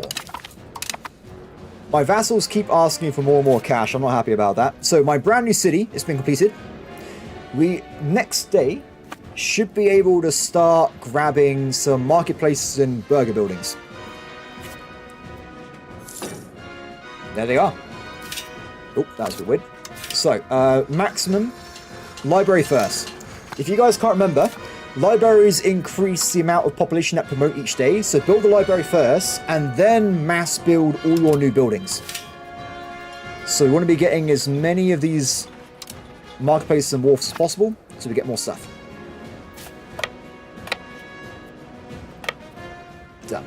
Okay, we're going to go for a battle here. So they're outside the forest, so if we attack them now, it would be a regular battle with my army. It looks like we've lost my friends following me for some reason, but I'll go in ourselves. Formations. Okay, so if we have a quick look here, this is a terrible AI formation. Or if you've got like really close battles, it's worth checking this formation tab. So right now, we have 10 infantry guarding one flank. That is a terrible idea. So what I'll do, I will move over another infantry squad to balance out a little bit, and we're going to stack all the cavalry on one flank. When the battle starts, they have cannons, by the way. Oh, that's a shame. So, if we break this flank, we start doing more damage to the cavalry, but unfortunately they had quite a strong army. The enemy covered that flank with their own army, so wasn't great. In fact, this battle is not going good at all. We might have to pull back. Let's get out of there. Let's not waste troops if we don't have to. I'll be back. Mark my words. You haven't seen the last of me. Especially when I get reinforcements.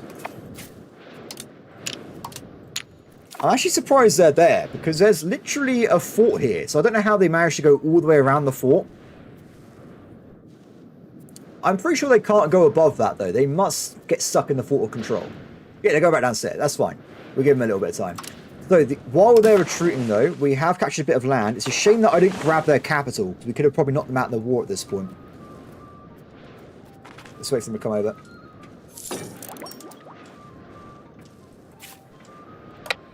Go over there. Now they're going for my ally at the moment. They're killing my ally as well. This guy's a badass. Oh. My vassal hasn't got a leader. Not the best idea. They got 4.1 morale. I'm at 2.8. 3.8 on my main army. And they got some pretty decent discipline as well. So they are, they've got a pretty good army there. But it is being worn down. Once my levies show up from the mainland and we combine together, we will be able to defeat these guys. I don't know why the AI hasn't got a leader though. That is a bit strange. We will get vengeance on those enemies. Okay, back over here though. Let's queue up some more stuff. We want to start building marketplaces as well. If you're wondering, by the way, you can get massive build queues. Later on in the game, you can unlock infrastructure buildings that give you +1 construction queue in a location.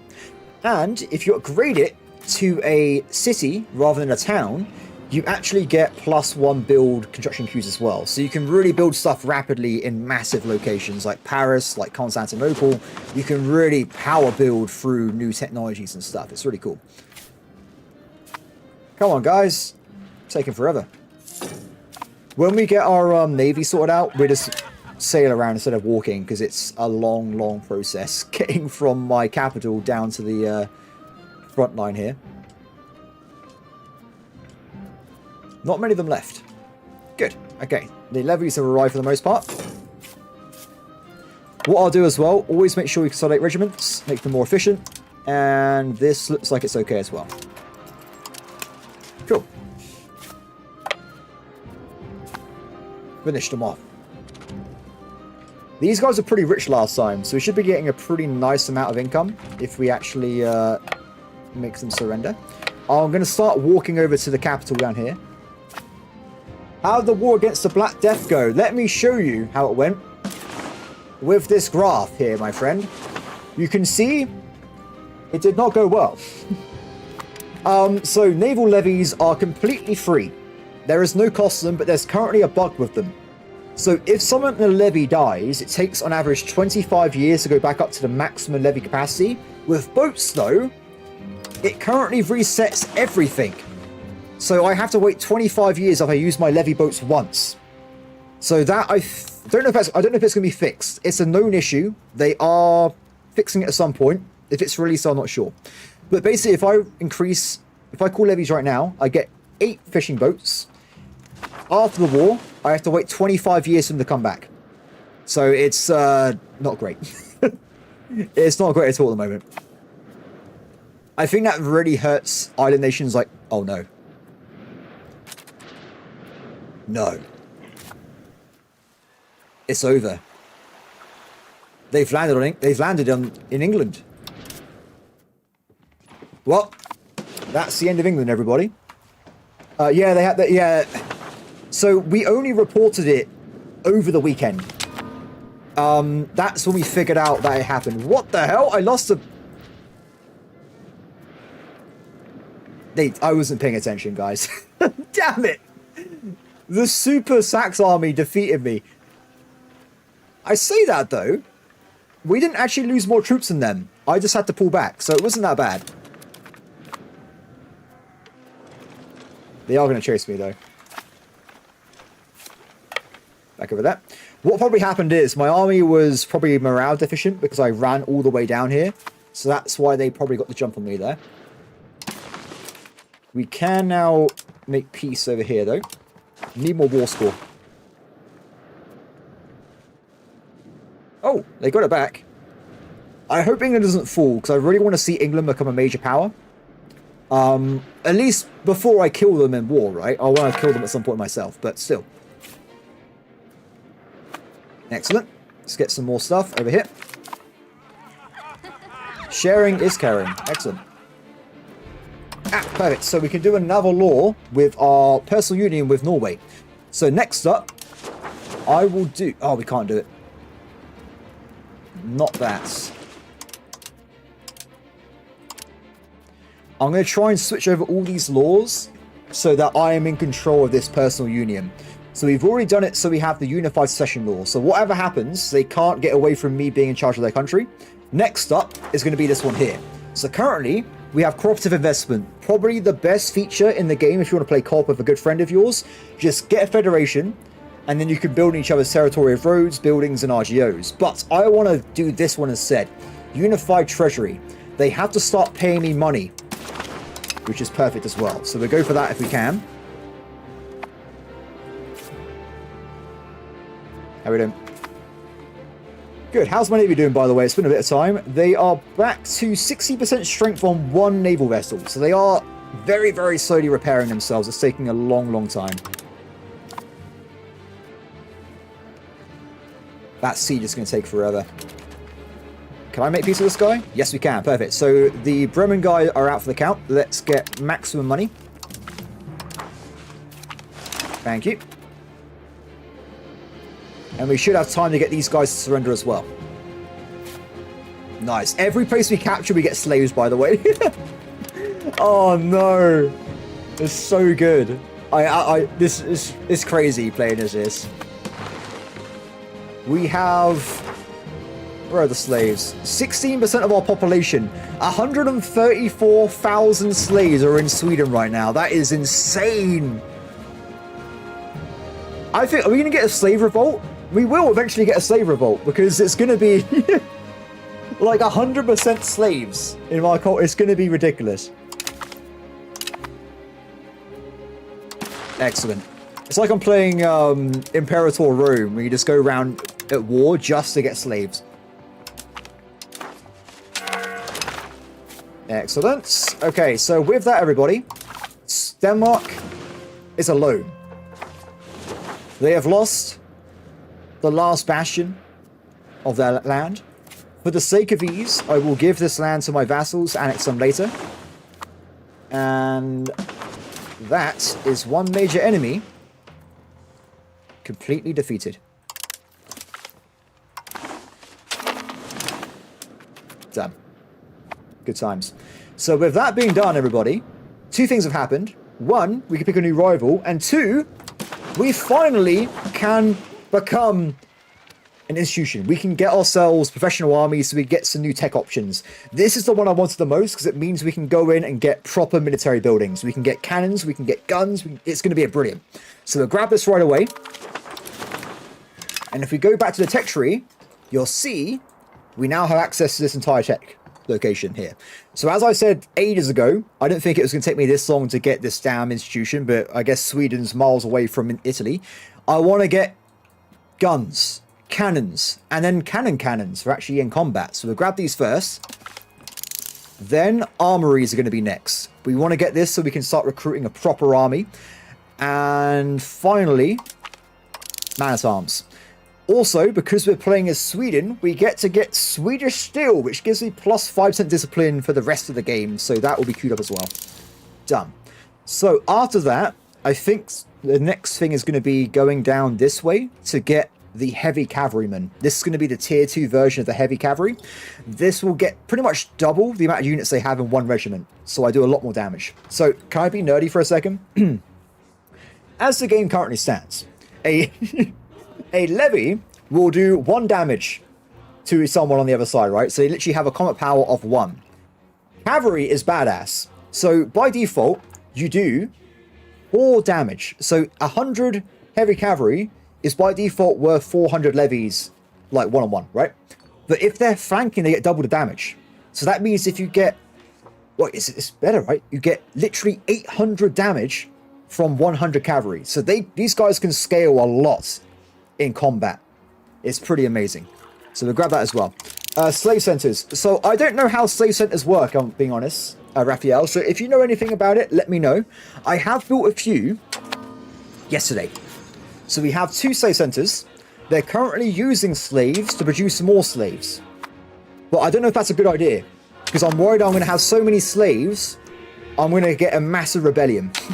So if anyone has information on this, please let me know in the chat, because I've not played as a slave nation in my time in the game yet. So I don't know how it works properly. I'm going to be honest there. So, cool. Let's close these guys off. Back to base. Excellent.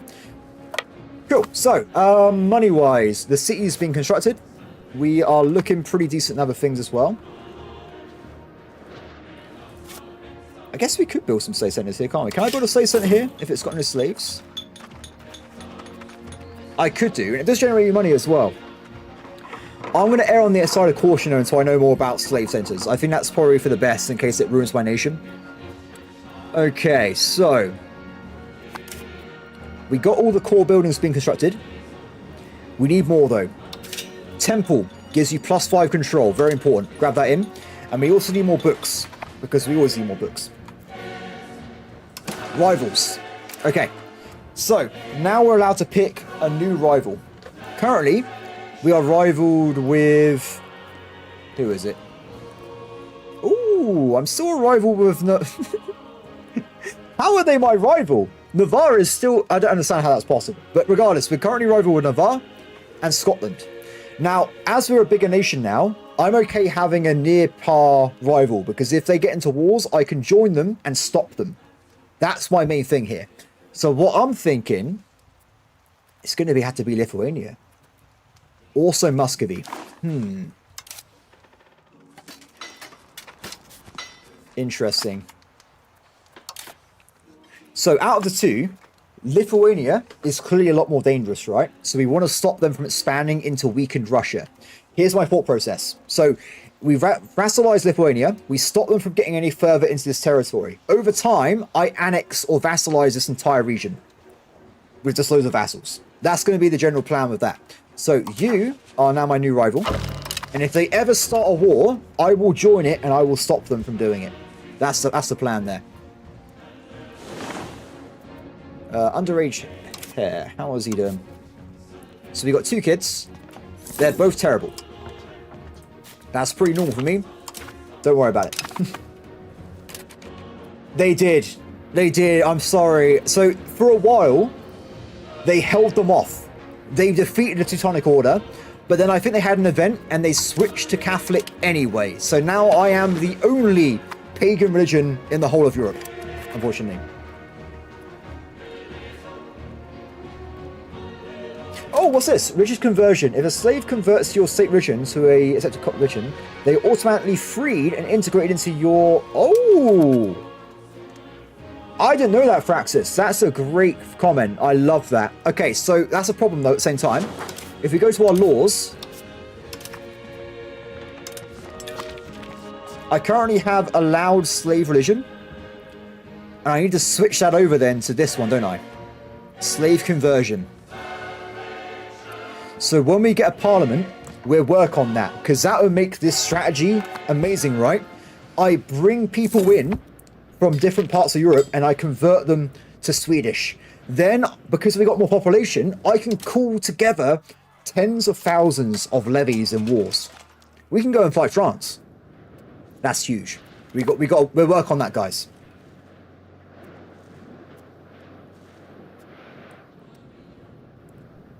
I don't know about the... I've actually tried the free slave one, because if you're playing as Byzantium, there's a lot of slave freeing against the Ottomans. You can do it all the time. By the way, I gotta say, this is the most impressive AI of Ottomans I've seen in the game so far. They're not historical. I don't know, are they? Historical Ottomans had, I think, all of this, weren't they? At the start of EU4? If I remember, Byzantium used to be Constantinople. And I think you have some territory over here. But it's getting pretty close, though. This is a pretty powerful Ottomans. Or it's getting there anyway.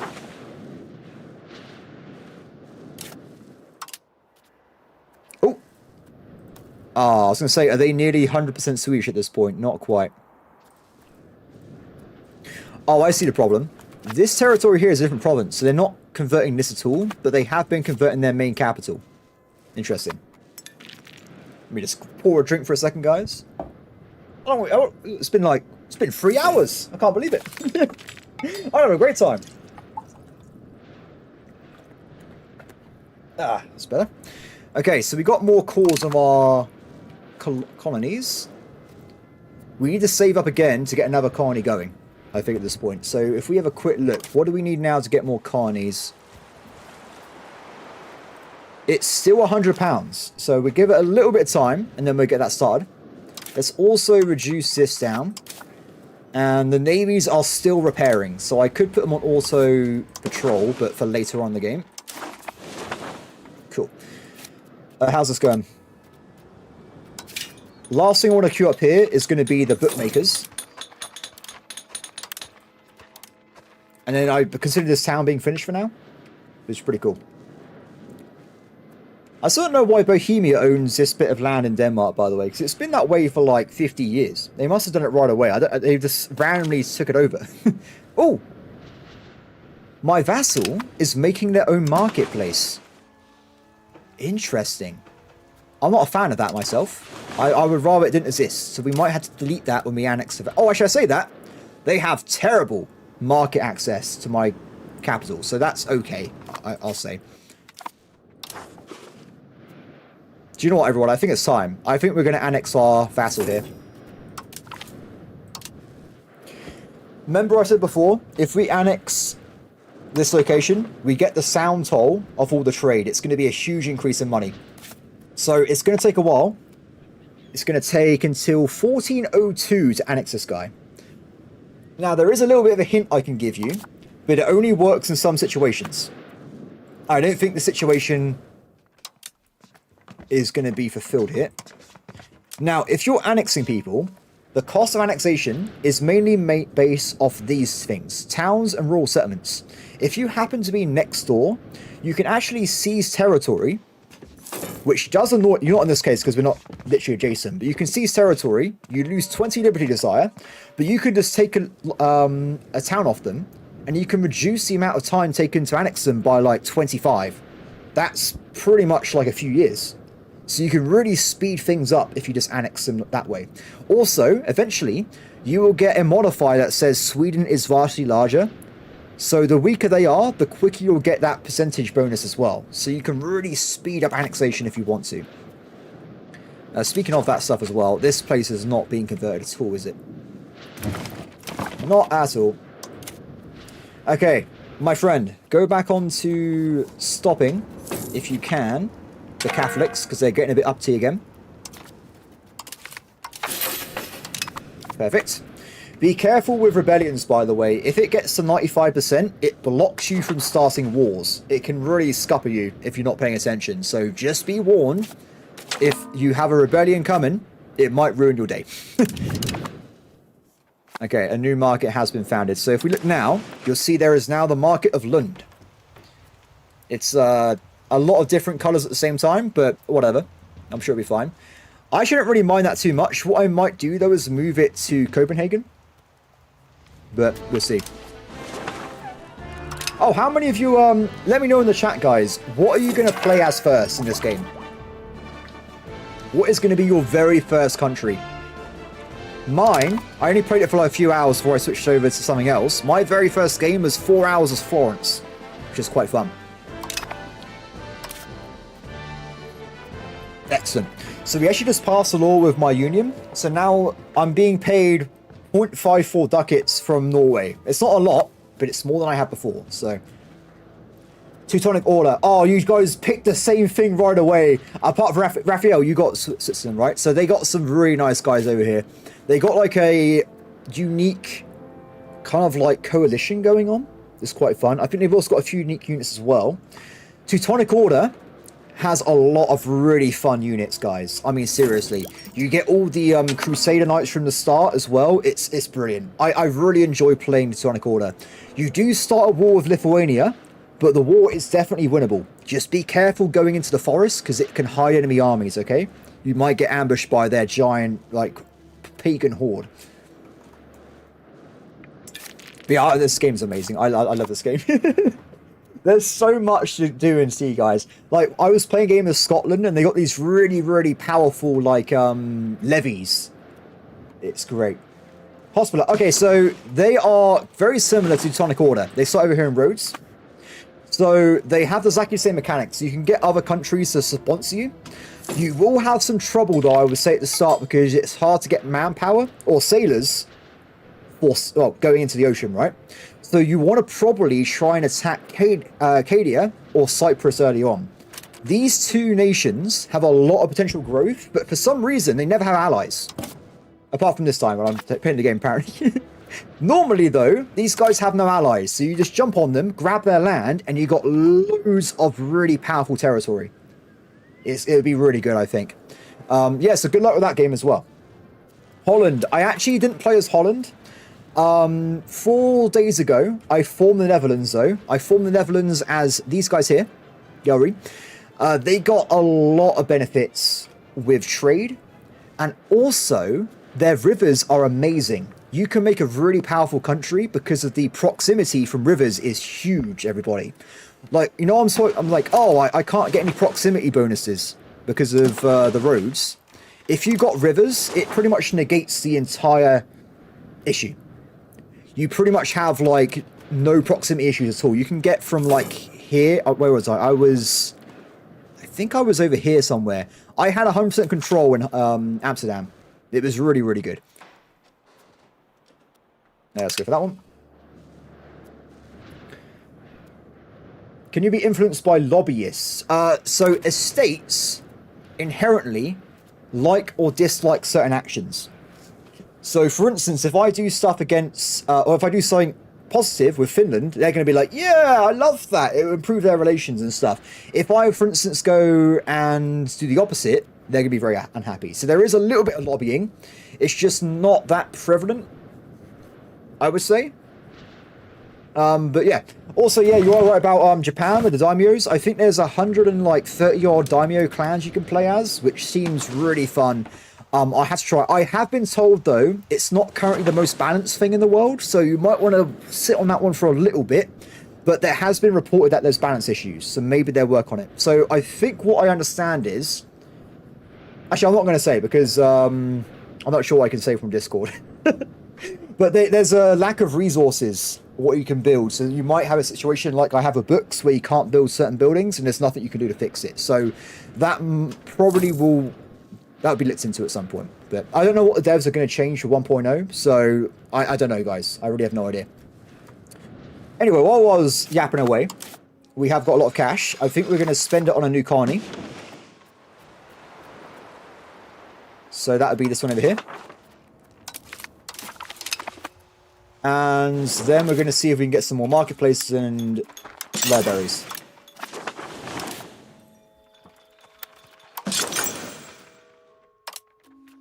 Awesome. Okay, so we've pretty much got most of that maxed out at the moment, so that's looking pretty good. In terms of conversions,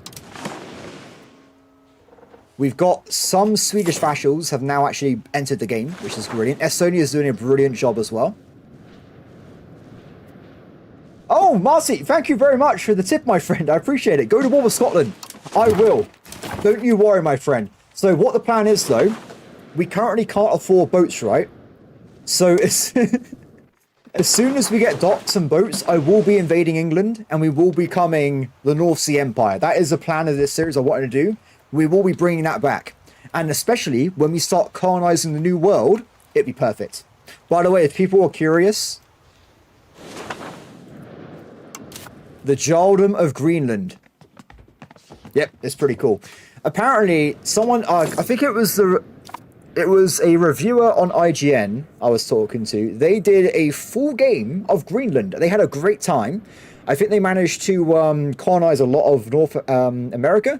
It's a very slow start because you can't really do much, but you can make this into like a glorious, glorious thing if you want to. But the problem is, in Northern Territories, you get really severe winters, so you can't even build buildings in winter. It's so bad. You get absolutely destroyed. So you got to be careful there. Let's have a look around a little bit. Money's still looking good. So I said it earlier. I'm going to say it again. I want to get cultural influence rights to get the conversion bonuses. So I'm actually going to start building libraries in my vassal's territory as well. Everyone's going to get a library just so that we can try and get more and more cultural tradition. That's the plan there. As for the next steps, how are we doing with the Parliament? We got around 2 years left for that one. So we'll go to speed 4 for a little bit. We'll let the game blast through. Hansa, let's get some of this out of the way, shall we? I think it actually is Norse, isn't it? No, it's not, sorry. For some reason I thought it was Norse. So, when we actually annex Norway, we would actually inherit Greenland as a vassal, and I'll make them into Norse. So, by the way, speaking of Norse, how are we doing with that? How are we doing with our religion? So, we are currently at 40% Norse. So we're getting to a point where we're doing a good job, guys. We're nearly at a majority of my population being, well, the right religion. It's going to be brilliant. What is that? When I was editing the video, like, there's just elephant noises for some reason when I go into the religion tab. I don't know why. It's really random. Okay, back to the Union. So we want to start integrating them at some point, right? What am I looking for? So we want this. Unification of crowns. Annexation of members enabled. There are other ones. What we do is we just keep removing benefits to move towards being able to annex them at some point, right? So if I go over here and switch this over, we get towards it. What are Norse holy sites? Do they have holy sites? Let's have a look. That's a very good question. There are 0 Norse holy sites. That is, that's a bit of a shame, honestly. That's a bit sad. There are holy sites in the game, of course. They do give you a bit of benefits. So you can see here, you got some in the map. Very hard to see, but they do exist. So we got one here, for instance. If you own it, you get a bit of religious influence, and you get possible clerics, prosperity, and maximum control. It's pretty cool. What are you talking about? Population assimilation. Yes, we know that already. Yeah, so we are doing that. We have been doing it. Because we have really bad control, though, the rate of conversion is extremely slow, unfortunately. I do have 250 hours in this game, by the way, just so people out there. Wait, we're 3 hours in, right? Let me just show people, wait. We're not going to stop playing this, don't worry. I'm just going to show people very quickly. Because I do like showing off, I think it's really fun. This is my single-player Ironman game. And I'm playing on very hard mode. I'm not even that far in. It's 1478. You'll see it in a second. It is glorious. So it takes forever to load, isn't it? Yeah, so the problem is, by the way, they've actually recently changed it. So churches and cathedrals now give you percentage increase in conversion instead of flat conversion. So it's a lot harder for small nations. But this, everybody, is my Roman Empire game. It is glorious. I am currently the world's most powerful nation by, I think, quite a bit. I have 1,732 income at the moment, and I own a lot of the world. It's pretty awesome. I am slowly expanding. We've just started colonizing over here towards the Canary Islands, and hopefully when I'm playing this in the morning tomorrow, we should be able to start invading more of Italy. But it's pretty cool. But anyway, back to my other game. The music is very powerful. It's the Roman as you conquer more territory, it goes up in decibel levels. It just becomes more and more powerful. It's absolutely crazy. But yeah, we'll get that far in our game. Don't worry. Very hard mode, by the way, is challenging. The AI is probably at least double as efficient as they were on normal mode, but they get plus 20% discipline. So any battle, if they have the same amount of troops or like same army units, they will destroy you. You've got to be very, very careful. I had to build forts everywhere and try and take like -4 modifiers just to win a normal battle. It's very challenging. Cool.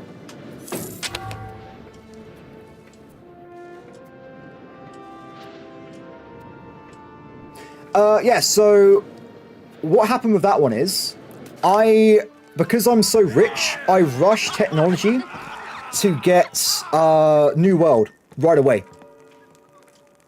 I really just flew over there and try and get as fast as possible. The thing is, in the game, there are so many technologies. So Age of Renaissance has 104 technologies. We've been researching the entire time, you've got 24. Someone else could be all the way down here by now. They could have already unlocked universities or something. So depending on what the player does or the AI, it really can fly over and give you a big advantage. For instance, in my game, I got loads of technology advantage in being able to go to New World, but my enemies, they've researched level 3 infantry. They've got halberdiers. So they're destroying me, and it's not good.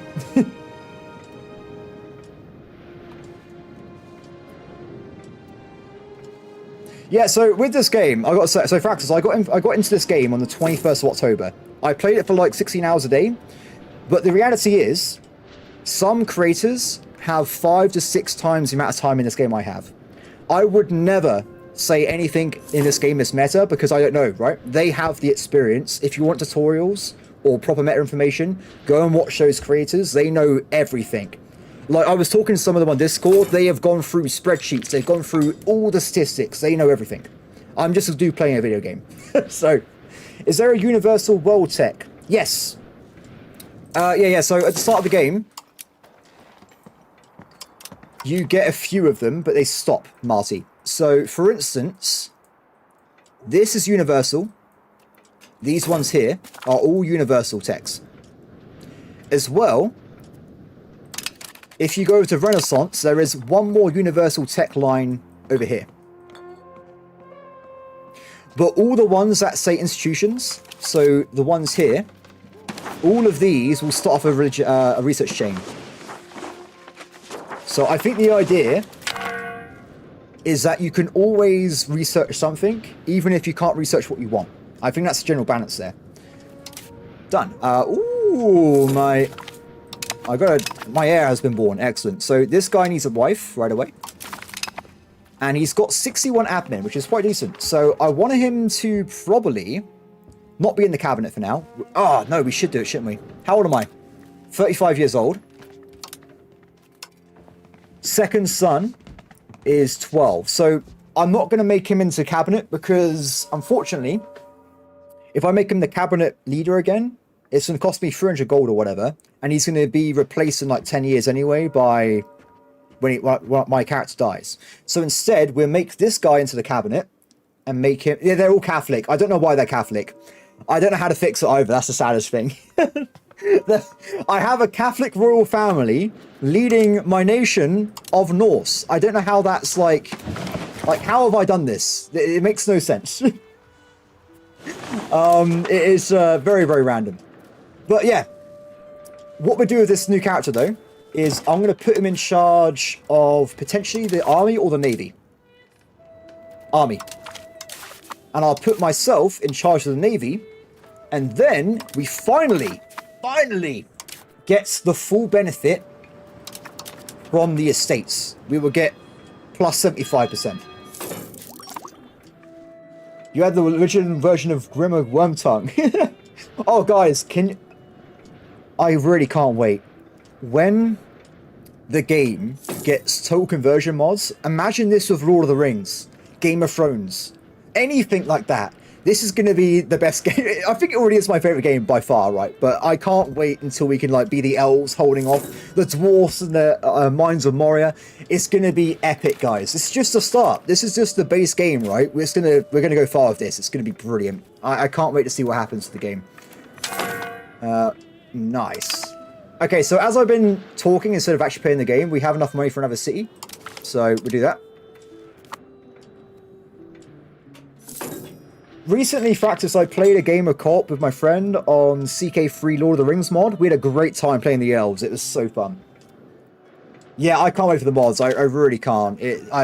I'm so excited.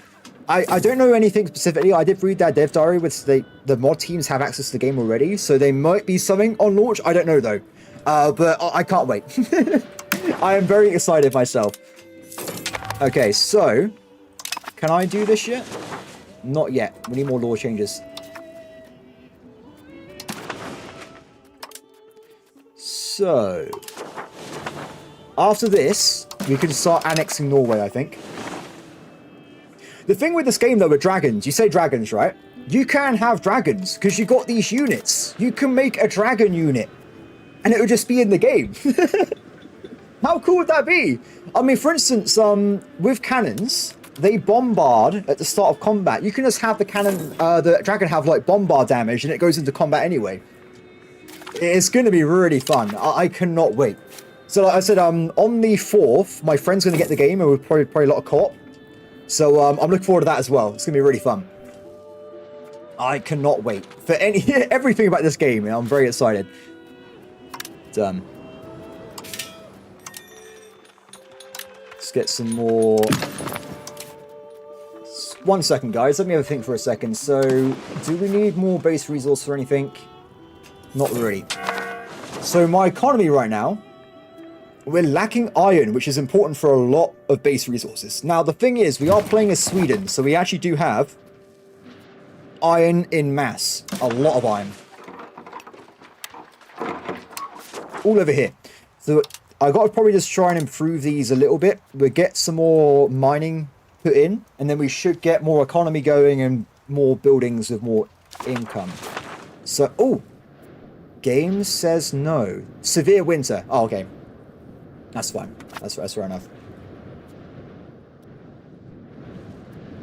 Yeah, I'm just having fun. Yeah, so I am a hobbyist YouTuber these days, Fractors. So I literally am just playing this game because I want to share it with people. That's the entire sense of it. I think this game is brilliant, so I just wanted to play it on stream. If I wasn't streaming this, I'll be playing it by myself anyway, so why not stream it, right?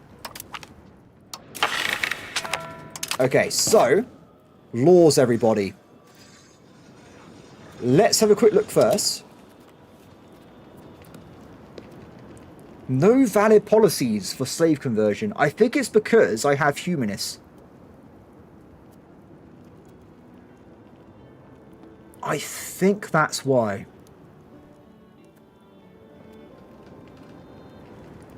So if I switch out... Where is it? I've lost, guys. I've lost myself in the UI. I need assistance. I'm looking for the one about the air.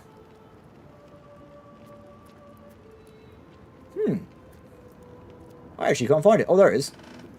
Oh! It's blocked off.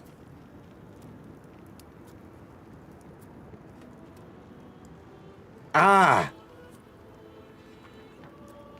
Oh no, everybody. Oh no. I can't switch over because I can't switch over air religion because I'm Norse. So we might be stuck with just having slaves with their own religion, unfortunately. So that is a bit of a bad time. Damn it. Well, that's unfortunate, isn't it? That is not good. Well, it is what it is, right? I mean, we just have to deal with it, unfortunately. I mean, I don't think it's caused a problem currently in the game, but it will probably cause a problem at some point later on, right? So we have to keep that in mind there. But whatever, it's fine. Let's see. Yeah, I think with modding, there's going to be a lot of stuff in this game, because there's already a lot you can do anyway, but this game is very moddable. I've actually done some mods myself. So if you want to dive into that part of the game, it's wide open, guys. You can do a lot of stuff here. Now, wars, everybody. Wars, wars, wars. I'm going to go now for Novgorod. They are very weak. No problem. No problem at all. Death.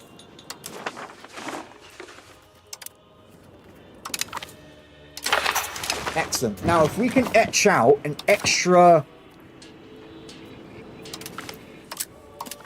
cabinet action, I will take it. 30% required. It's not enough. We'll give it a little time. Might get a free event that increases parliament support, and then we can etch in another cause of bell as well. So, everybody, I want to attack. I think we're going to start it right now. I don't think any reason to delay.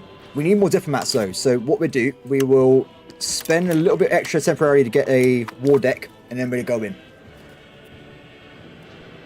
Because we're annexing someone, we're using a lot more diplomatic income than we used to, because it costs a lot of cash. Ooh. 35%. It's so close. It's so close. Oh! Wait. Change your plans. Oh, it's too late. Lithuania is currently annexing someone, but they've already done it. They've already got the location. But in this game, I love this, by the way. If there's a fast enemy at war, a rival, you can just flat out join their wars and fight them. I think it's really fun. But this one's too late. They have got that, unfortunately. Okay, declare war. Go.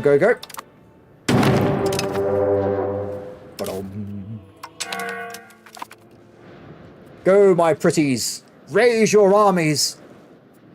Are they not going to... Oh. We'll give them a little bit of time. I'm sure they'll raise their armies eventually. So let's keep going for this one waiting. The reason I'm spreading out the iron, by the way, is because it takes a while to get the 1,000 peasants into laborers. So if I spread it out, it's fine.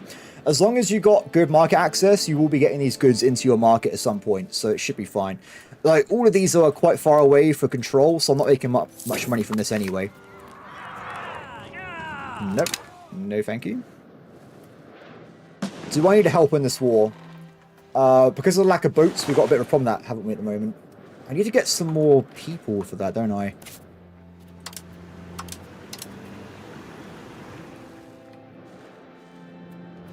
It's a shame. If I build more cities, we get more wharfs, which means we get more income for sailors. So eventually we will be able to get just flat out more people.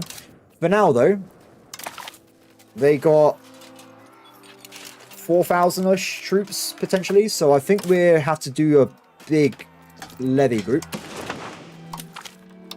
And we'll try and move them over one at a time. If I can get myself any fishing boats, it would be even one would be fine. Loads of them. Because we're building more cities now, we get more chance to hire in fishermen anyway. So, Parliament, it's at 40%. I reckon we can do it if we want to. Done. Okay, so, I think I've already got all the laws I wanted. We could technically become multiple spouses. But I don't think we'll do that. That seems crazy to me. Oh, no, but it is...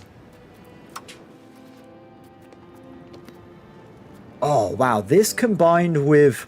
One big hint, by the way, if you're playing as a monarchy, this is probably one of the biggest hints I can give anyone. I didn't even realize this until I was like 100 hours in.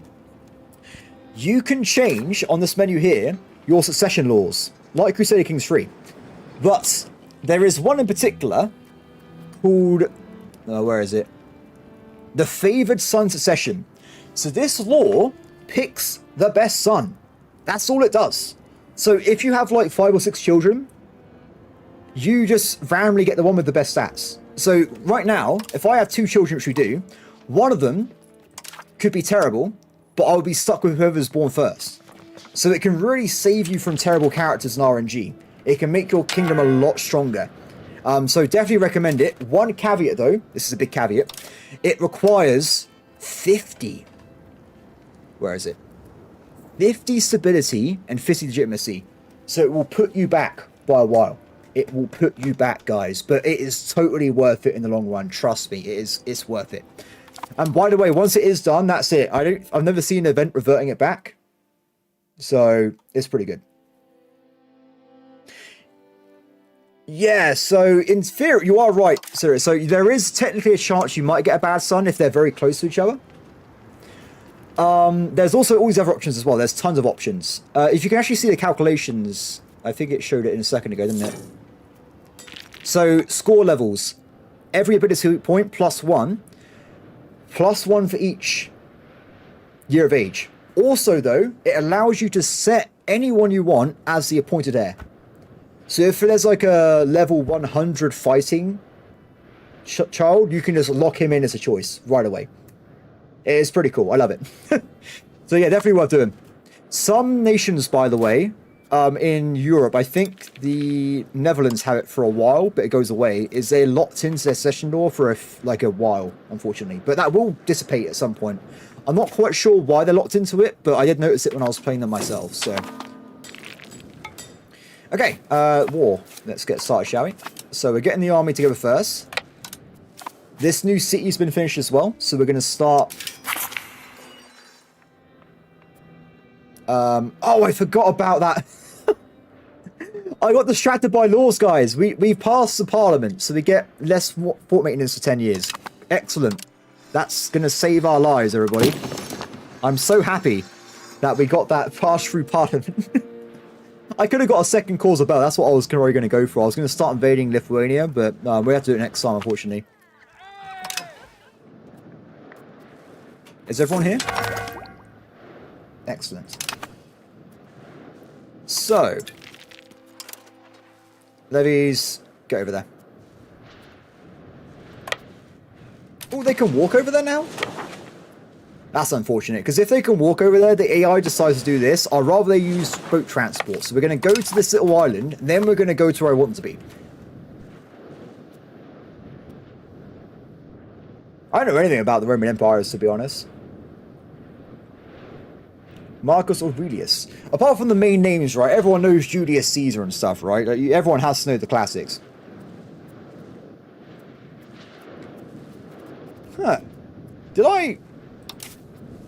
I swear I called up a levy. They're gone. What happened there? I have no idea. We'll have to walk to the war.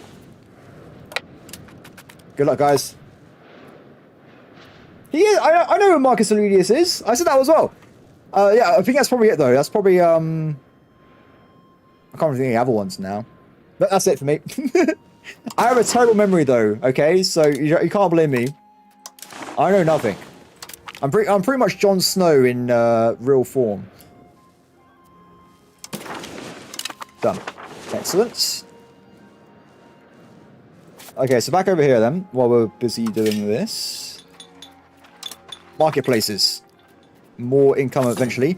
The original village I built earlier. Oh, that's the... What? No! Oh, this sucks. Just stole my money. Well, we've got some debt to take care of now, so we have to do that.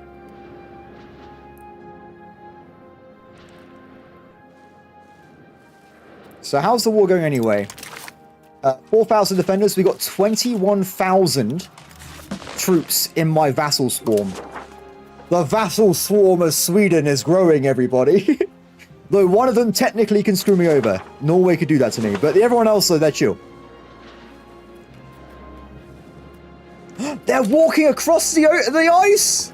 They're crazy! What are they thinking? Oh my god, it's melting. Buddy, you shouldn't be there, man. He's okay. He's okay. Oh, is that why I can walk across the ocean? Oh yeah! I'm not going to do it now, that's crazy. I'm walking around. I'm not going to go over that. That would have been so funny if I wasn't paying attention and my entire army was on that ice. They would have all died. That would have been it. 7,000 Swedes dead due to this walking on ice. It would have been a complete disaster. But luckily we got away with it. It's fine.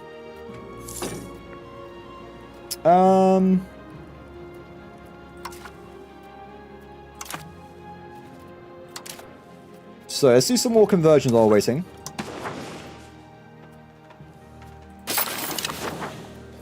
I need as many people as possible. That one's already done, actually. That area is empty. Done. Cool. Grab that.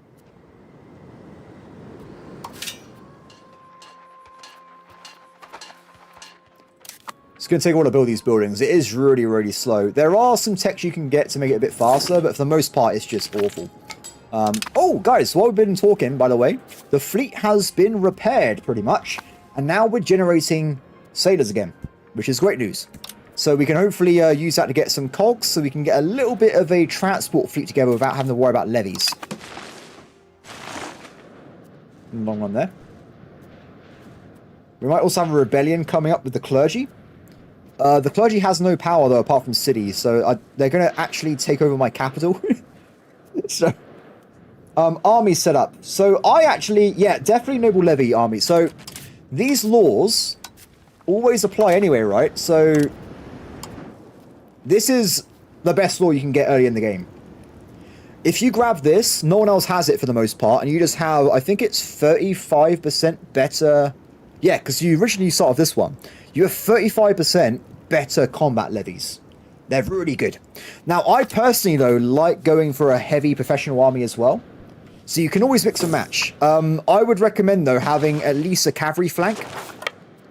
Because, as I said before, with the tier 2 cavalry, 100 units, if they're flanking damage, count... Well, 100 cavalry can be as powerful as 800 levies. So you can get a lot of power there. Does Sweden have... unique units. Yes, they do. Later in the game, but they do have them. There is a way you can see it, but I don't think it's in the game yet.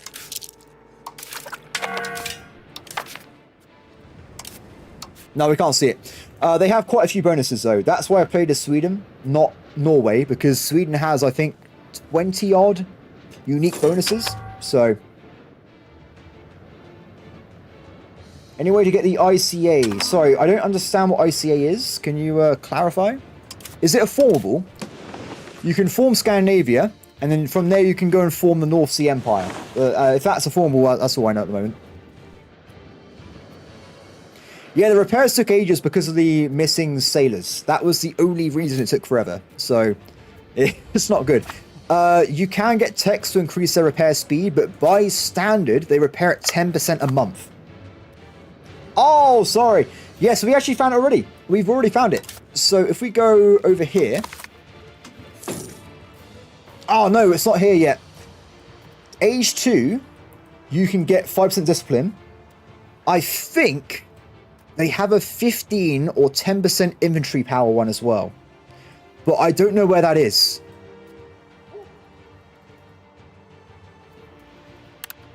Infantry? No. What if we can try and find it through... It might be later in the game.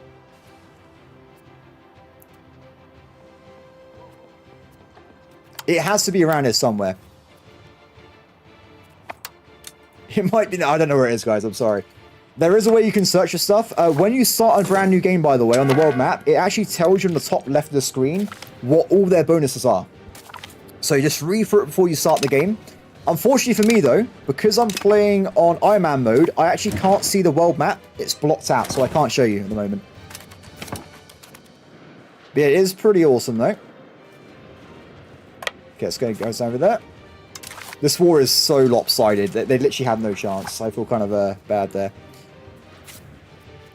One secret nation I would recommend if people want to have a fun time is Scotland. Scotland, everybody. So, at the moment in the game, you have these levies, right? They are your basic troops.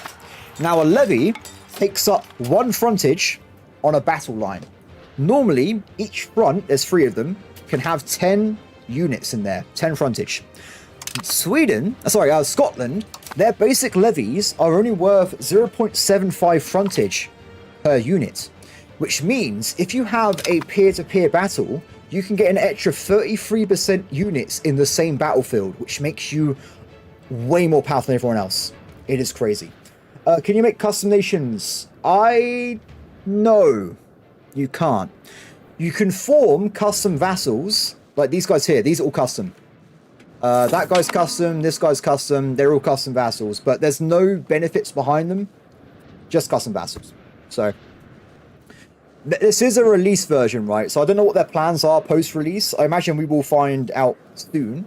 So stay tuned, right? I've not been told anything. If I was told anything, I wouldn't be able to tell you anyway. So, I am actually surprised they even talked to me, to be honest. I'm a very small YouTuber, so I was like, oh my god, I'm in the Discord. I've got the game. I was literally jumping around the house. I was having a great time. Anyway, so back over here, shall we? Let's grab that. Cool. This is going to take a long time, by the way, because we haven't got cannons yet. It's going to be a slug. But, everybody, don't worry, because we are currently researching guns. Then it's going to be cannon smiths, and then we get our own cannons. And at that point, we can get the +5 pips from building a lot of cannon units. It's going to be glorious. Let's get another drink. So, back over here quickly. Let's build a temple. We want to get the temple to get the proximity bonus, of course, and more scriptoriums, because it always seems to be massive demand. And I think I'm okay with building. We might save up again for another bout of towns, or we can get more iron again. We are making more than before, but we're still mostly selling it for money. Yes, I do take slaves every time I take a province. It's getting a bit scary, to be honest. Because currently, 17% of my population are slaves. It's terrifying. And also, even better, Petrov, if you take like a capital with an area, it auto captures the rest of the region. They get slaved as well. So you are taking a lot of slaves. It is ridiculous. I don't know what to do with them. I have no idea. My capital is majority slaves by like a factor of 1 to 10. I don't know what to do, my friend. If anyone... I am making money off the slaves, but I don't know how long it's going to last, because there's actually a slave rebellion brewing in my country. So, I don't know. It's going to be crazy. What's the biggest difference between EU4 and EU5? EU4 is more of a board game. It's got a lot of really fun mechanics. It's definitely a great map painter. This game is a simulator. There's no mana, there's no like magic points or anything with your rulers. This game is more based in realism. There's a lot of simulations going on. If I want to build a ship, I need to go and have sailors working in my nations. If I need to go and get all the raw resources to build the ship as well. This game is a lot more in depth than EU4 ever was. It's a completely different beast, I would say. I mean, for instance, this is a great example. I found this out like 200 hours in. I didn't realize at the time. If I have... You guys probably already know. Levies die in combat. They die in the population they came from. They're dead. You've lost population, right? Soldiers, when you actually build a recruitment center, so we have over here, sergeantry. It has 500 employment. The manpower in my society is actually the troops that live in this location. So if they die in combat, these guys die off. They have to get re-promoted again. It's really cool. Like, everything is connected to something else. It is such a cool system. I absolutely adore it. And also I'm a giant nerd. So, I think I was watching Johan's stream, was it 2-3 days ago? And he was like, oh, what kind of, what do you recommend about getting into this game? He was like, you have to be a certain type of person to like EU5. And I'm definitely that kind of person. That's what I'm going to say. Ooh. That's not very good. I don't know if I want to... We're staying the siege because we're at 28%. We've already got a lot of progress here. And then we're back out. Done. Excellent. Okay, move up. So let's try and knock out some of these smaller units here. My Vassal hasn't got any forts, I guess because they're quite impoverished, which is a bit of a shame. But is what it is. Let's try and hit these guys out, shall we? What do we want from this, by the way? My intention is going to be getting to here. If we can get these territories, we can mostly stop Lithuania from getting closer into Russia. I have not attacked Scotland, my friend, because we still haven't got the docking tech. It's too far away. It's going to take a bit longer. We are conquering Novgorod, though, so we are going into Russia there. Can you guys stop following my army, please? That would be great. Do your own thing. How do we stop this war earlier? Definitely go for the capital. That'll probably do a lot of damage to them. How are we doing with this as well? Colony's looking pretty good. I need to improve relations with certain powers in Europe because I think we're going to have some coalition issues in a second. Let's increase this up a little bit. Oh, there is also a... I don't know if it's going to be in the release version. There's currently a bug with fort maintenance. It doesn't auto-raise itself up at war. So make sure if you're in a big war, you do it yourself. Otherwise you have a bad time. There is actually a slave. You can make money off slaves. We're already doing it, my friend. Don't worry. We're making some cash off slaves there. The problem is with the slave building, Petrov, though, is the building requires slaves, but then it produces more slaves, making my slave rebellion worse. So I don't know if I want to do more of that, to be honest. Wouldn't it make more sense to go to war with someone that has docks? I don't think anyone has docks currently. No docks there. Who has docks? Aha! I have found a dock, everybody. We would have to go and invade Castile to get ourselves some docks. It's a bit far away.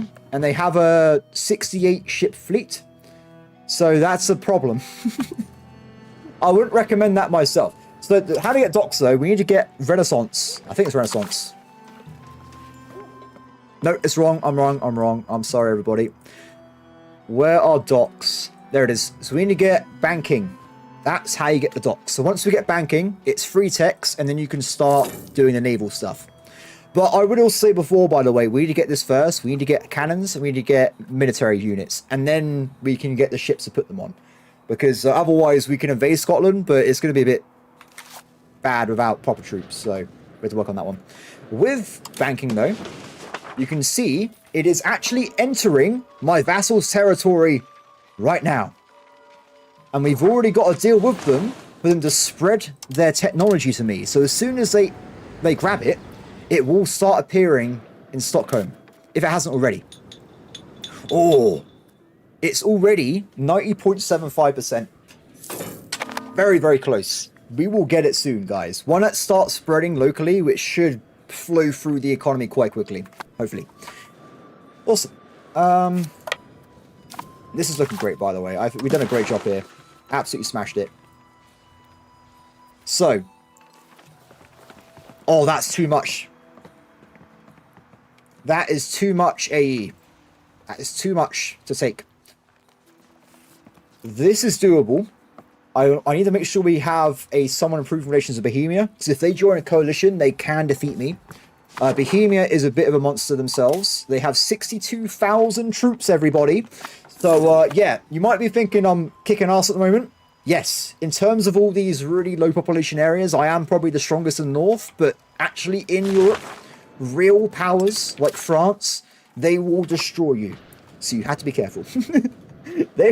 You have to be very, very careful. Oh, I've got a new son.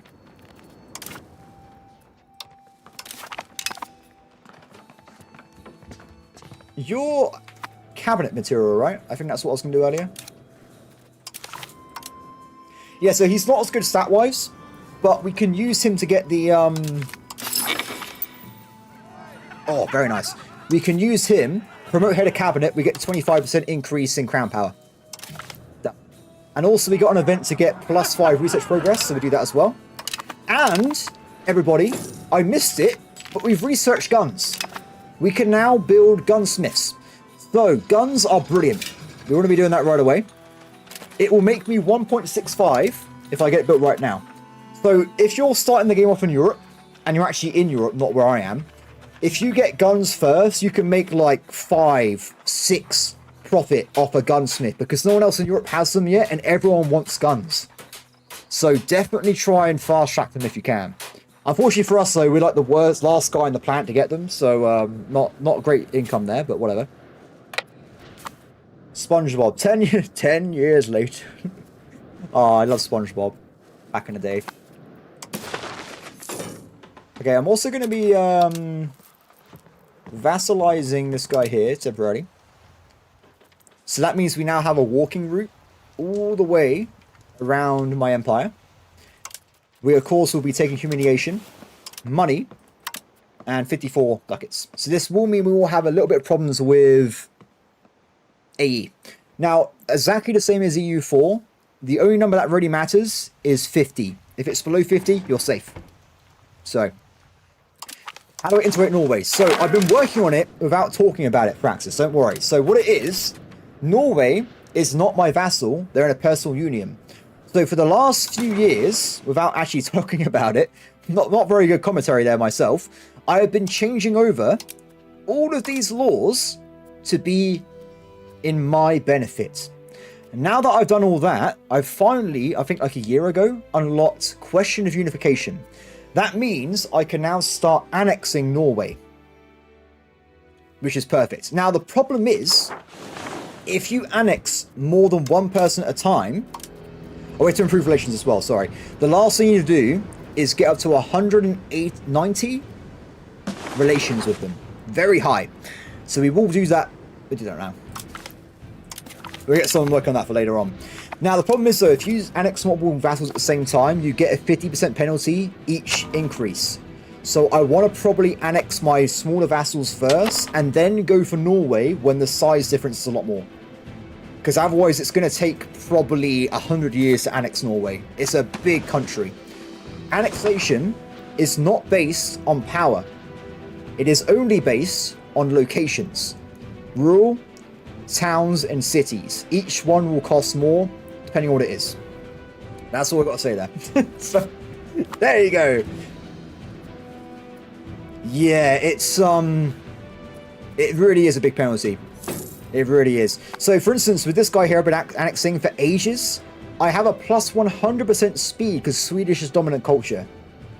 So, without that, it would have taken even longer. But, as I was saying before, you will start getting a benefit by being a large nation. Once we start annexing vassals, other vassals become easy to annex and we can snowball. Okay, let's get rid of these. Walk back home, my friend. Okay, new vassal. This guy here. And also, by the way, if you're wondering, that's why I have small vassals, because it's easy to annex them. I should have said that ages ago, sorry. At the start of the game, each person only has 2 cabinet members. So I don't normally give them more than 2 bits of land, because it means they can be improving culture in both the lands at the same time. If you've got 4 bits of provinces, they're not going to do half the country. So it doesn't matter there. Is there a sort of war awareness thing? Yes, there is, Steven. Yes, there is. It's right here. Now, to get war exhaustion, I think it's mostly based off casualties and occupation. So at this point, we've been taking very low losses, and we haven't been occupied at all. Later on in the game, when you're doing these big wars with loads of professional army troops, you will get a lot of negative modifiers from losing army soldiers. It will add up. So there is a mechanic for you having to stop at some point. So Byzantium does not get an extra count to stop, they get 2. They get, I think it is 2. They get 1 from being an empire, and they get 1 from their unique privileges. So they start the game with a lot of cabinet members. And there's nothing stopping them from grabbing more cabinet members from technology. So they can get up with a lot more than everyone else. It's pretty cool. So with that, by the way, if you get Renaissance, if you're Italian, one of the very first techs you unlock next to it is possible government reforms, and then cabinet seats. Very, very useful. Sorry, drink. Getting a bit of water, everybody. Cool.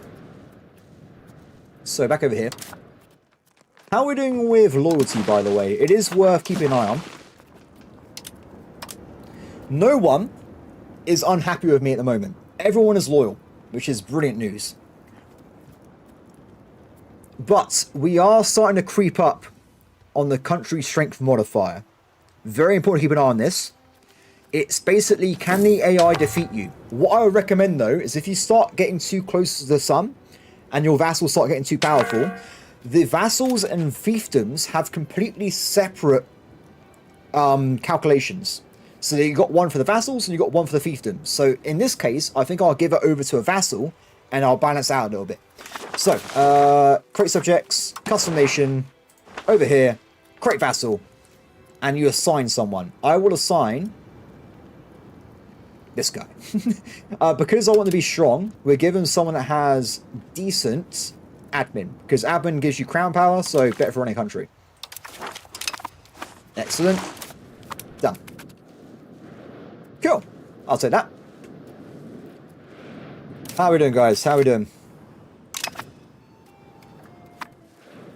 I might go back again and do some libraries, everybody, because it's been a bit of time. I think the books would have recovered in my market a little bit. So, no! No!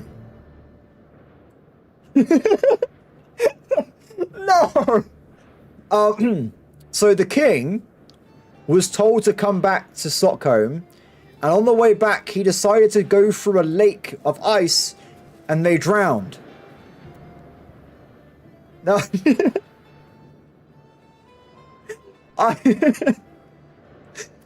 It's okay though. We only have 50 cavalry, right? Those horses are dead. They're gone. The army's gone. There's no survivors. We'll have to build a new army back at base. But yeah, there you go, everybody. I can't believe that happened. That was amazing. Imagine if that was your main army. Like 10,000 levies. They're all dead. You've lost them all forever. What's the useful way of getting rid of incompetent monarchs? I don't know. I honestly I can't tell you that, my friend. I don't know. The only thing I would say, like before, is get that succession law, because that's the only way you can get a better ruler on average. I'm a bastard? Prevented from being the heir, then how did he become the king? Many questions. Many questions. Yes, it's not like CK3 where you can just like put them in a plague zone or anything. I don't... Oh, I guess you can maybe try that, but I don't know. But I would also say characters aren't as important. This is the stats of this guy currently, right? So he's pretty average. So the main one I did say like before, I like this one here, Crown Power, plus 17%. That is quite nice. So admin's always one I go for. The other ones are okay. Like you get better estates if you've got diplomacy. You get better morale if you've got army. And also the cabinet options become better as well. So they are important, just not as important as they are in EU4, where your entire game revolves around the king and his stats. Pretty much. Okay, cool. Cool beans, everybody. Let's do some improved relations with Bohemia. Also, as well, with antagonism, aggressive expansion. Remember, in this game, it's kind of hard to get your head around sometimes. Every time you improve relations with someone, you remove one antagonism. So you can use it to kind of balance coalitions if you want to. What's this? I've been given a bit of land. Where is my land? I forgot to give this over to my new vassal. My bad. I'll do that in a second. Yes, flat out incompetence.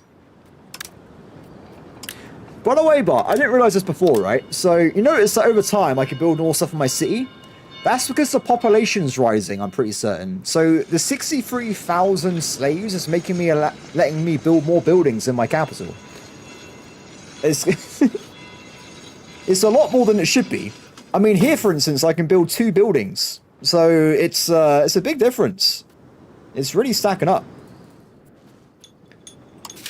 I can't build any slave buildings, though. I haven't got any unlocks. The Mamluks, by the way, they actually start the game with... Because they are slave-based in itself. They start the game with barracks. Which I can't find. Damn it. Okay, well, I guess I can't show you guys the building. But there's a Mamluk barracks, which uses slaves, and it creates soldiers. So you can have a professional army very early on in the game. It's pretty cool. I think they're one of the only... There's a few countries that have a custom barracks, and they're one of them. Another one is going to be... Oh, they're dead. I forgot, sorry. The Byzantiums can also do it as well. They have a firmer HQ or something. It's not very good.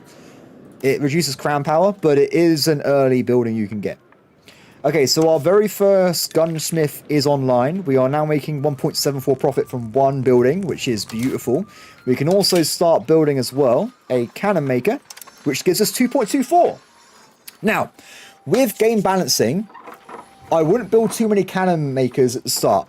There's a reason for this. Cannons are demanded in the market, up to a point.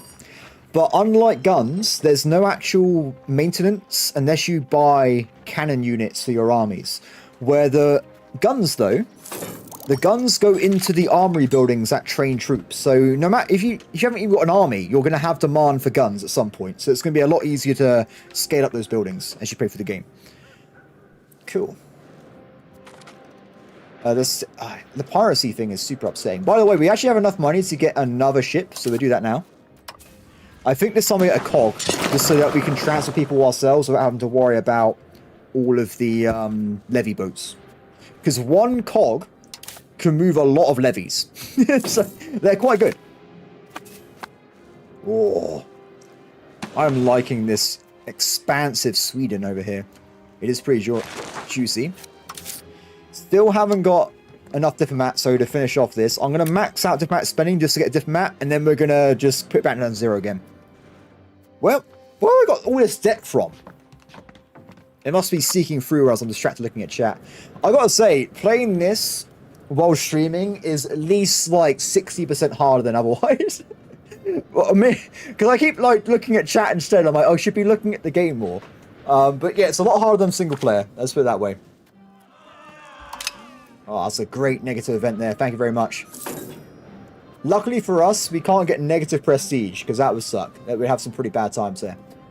One more day, and then we can go and get ourselves... Is that an iceberg? That must be pretty cold over there. We can get ourselves this sorted out. And we're getting closer and closer as well. How are we doing with culture?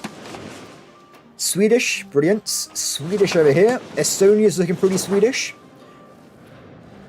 Not a good job in Finland, though. I do still regret giving them over to their vassalage. If I was to play again, I would make probably one vassal here, Finland, and one territory, and then another smaller vassal over here, so you can use cabinets more effectively.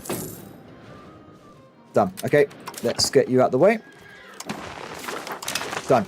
By the way, if you wanted to just conquer stuff yourself and not do vassals, it will take you sometimes, unless it's your own culture, it will take you 20, 30 years to make something into a core if you're doing it directly through cabinet actions. So actually making a vassal, waiting 10 years and annexing them is probably faster than doing it yourself with cabinet actions. Just to put it out there, guys. Of course, there'd be builds that have increased speed for integration, so there would be better opportunities if you're different countries, but at least with the general ones, I prefer using vassals myself, but that's just my personal preference. Okay, so how's the market looking again? We've also now got market information over here. Where am I getting that from, though? It must be one of my nodes is round over there. Oh, it's gone. Never mind. Never to be. What the hell? Oh, okay, that's fine. Sorry. It's because I gave away the Russian territory. It happens to have a lot of people inside it, I think, so it made my population go down a lot. But it's okay.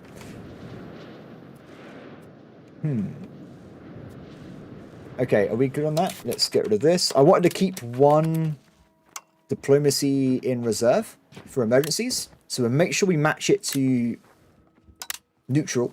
And then that's it. We're not spending more money on diplomacy. Awesome. So,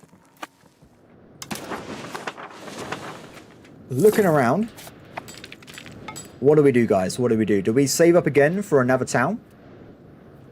We are doing okay with that now. We've got a few extra towns coming through.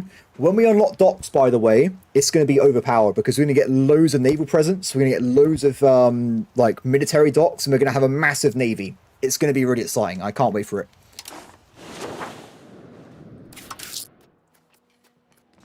We should get rid of the loans first because it's hurting my crown power. Loans always hurt crown power. Probably not by a lot, but even a little bit of reduction is upsetting for me. So, yeah, 2.59%. Not brilliant. Ooh, are you okay there, game? Oh, I thought it was going to free. Can I say, guys, I didn't... It shouldn't be bad to say. So when I first got access to this game on the 21st, I was crashing a lot. I had 44 crashes since the 21st, but since I've been given this 1.0 build, I have not crashed since the 28th of October, and I've been playing for like 100 hours. So, I don't know what they've done, but clearly it worked, because this game is super stable now. It works really well. I do hear people are a bit annoyed about doing, apparently it's a bit slower than it used to be, if you do observer games on speed 5, but I don't do that. I play the game, so it doesn't really affect me too much. But they were saying, like, oh, if I'm trying to do observer games, the time lapses, it is a bit annoying, but I don't know if that really affects many people. It doesn't really affect me, but who knows. But yes, I'm really impressed by the performance at the moment. Let's go to speed 4, shall we? War at peace, because we are pretty safe right now. Oh, I thought they were building docks for a second. I was freaking out. Speaking of docks, how have we not got... It's 97.28.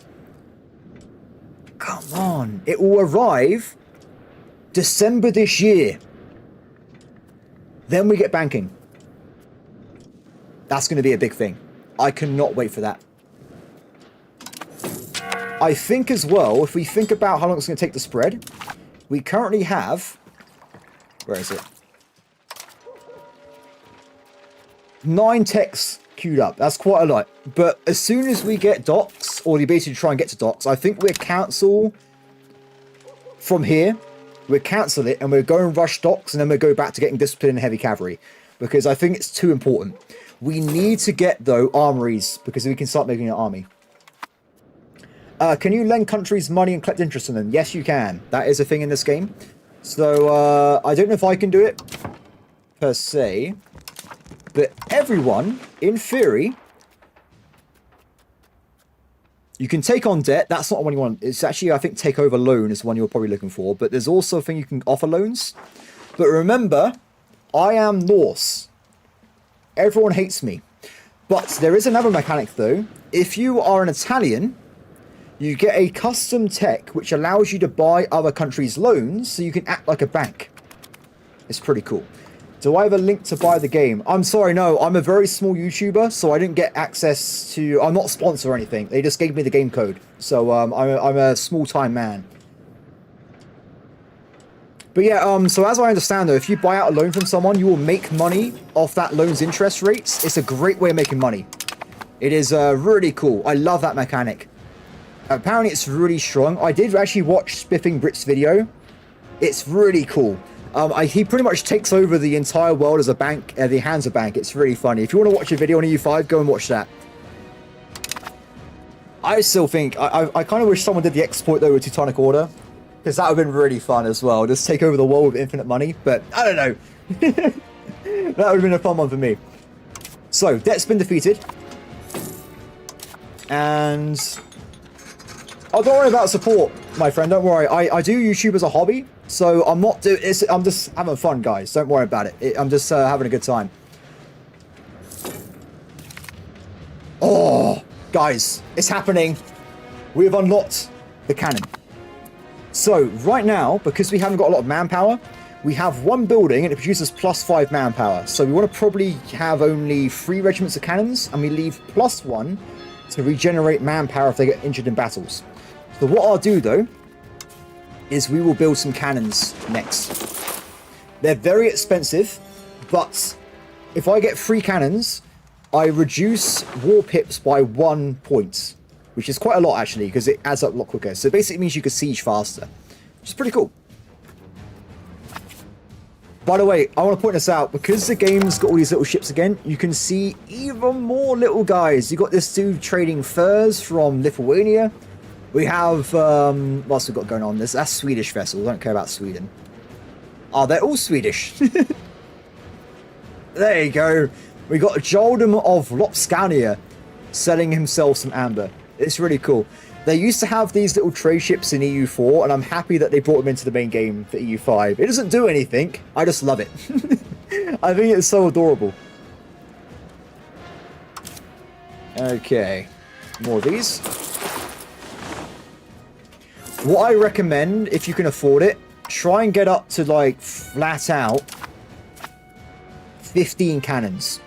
If you get 15 cannon regiments, you get full +5 siege on forts. If it's early in the game, no one has better fortifications, so you can blast through them like nobody's business. It's really, really good. Okay, so... Can you build wonders or have famous people? You can't build wonders, but you can capture them. They are in the game, and you can get famous people. So if you play as Florence, you will get everybody. You'll get Da Vinci, all sorts. They'll all be in there. It's really cool. If I go... Wait, 1 second, guys. Let me show you what we're looking at. Works of art. Go by dates. So you got the pyramids. You got Stonehenge. The Pantheon. There are buildings in the game you can go and grab. It's really cool. They give you benefits as well. I can't remember what the benefits are, but they are in the game and they do exist. So if you... Quality. Let's see. Notre Dame, pyramids. Okay, so when I had Da Vinci and stuff, they will start creating historical works of art, and then you just have them. Also, in battles and sieges, I think there's a chance you can steal them from other people. So if someone sieged down Stockholm, they might steal... Where is it? Guys, I've forgotten how to play the game. Give me a second. They could steal my Sword of Stockholm and my Crown of Stockholm, which were created dynamically, by the way. They just appeared randomly, so it's pretty cool. I like it. Picasso. Anyway, so let's get more of these. A little bit more cash, and then we will dial down the army, I think, for now. What I should be doing, by the way, is reducing this down to nothing to save on money. If you're wondering, by the way, if you skimp on army maintenance, it affects your values. These guys here.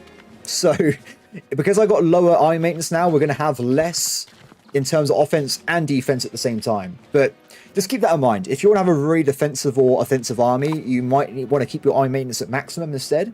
But it's pretty cool. Later on as well, by the way, I think we're going to unlock it very soon. You can also unlock drilling armies. That's really powerful. I think you can go up to 50% damage reduction in combat if you've got a fully trained army, which is massive if you think about it that way. 50% less damage taken is huge. By the way, if I do this, there you go. We got our little horseman and we got a little cannon. It's pretty awesome. I'm going to move these cannons to the reserve, by the way, just so that if there is a battle, they don't get damaged. Because I want these cannons to siege, not combat. They can fight, and they will fight. They will do bombard damage, but I would rather have the siege pits to win wars quicker. So, anyway, everybody. Wars. Speaking of them, what do we do now? I need a target somewhere. Antagonism. No one cares on this part of the map. Do you know what, everybody? Do you know what? Do you know what? I don't... Can we take Scotland? Oh, no. Okay, wait, no. Not with France. Not with France being involved. That's, not right now anyway. They only have one combat ship, but they will kill me. I don't see... Wait, is that a vassal of Scotland? Oh, it is. They've vassalized Ulster there. But what about Connacht? They're England. Oh! Oh, that's a shame. I was going to try and get entrance into the English Isles there. Bit of a shame. We could, in theory, invade the Isle of Man.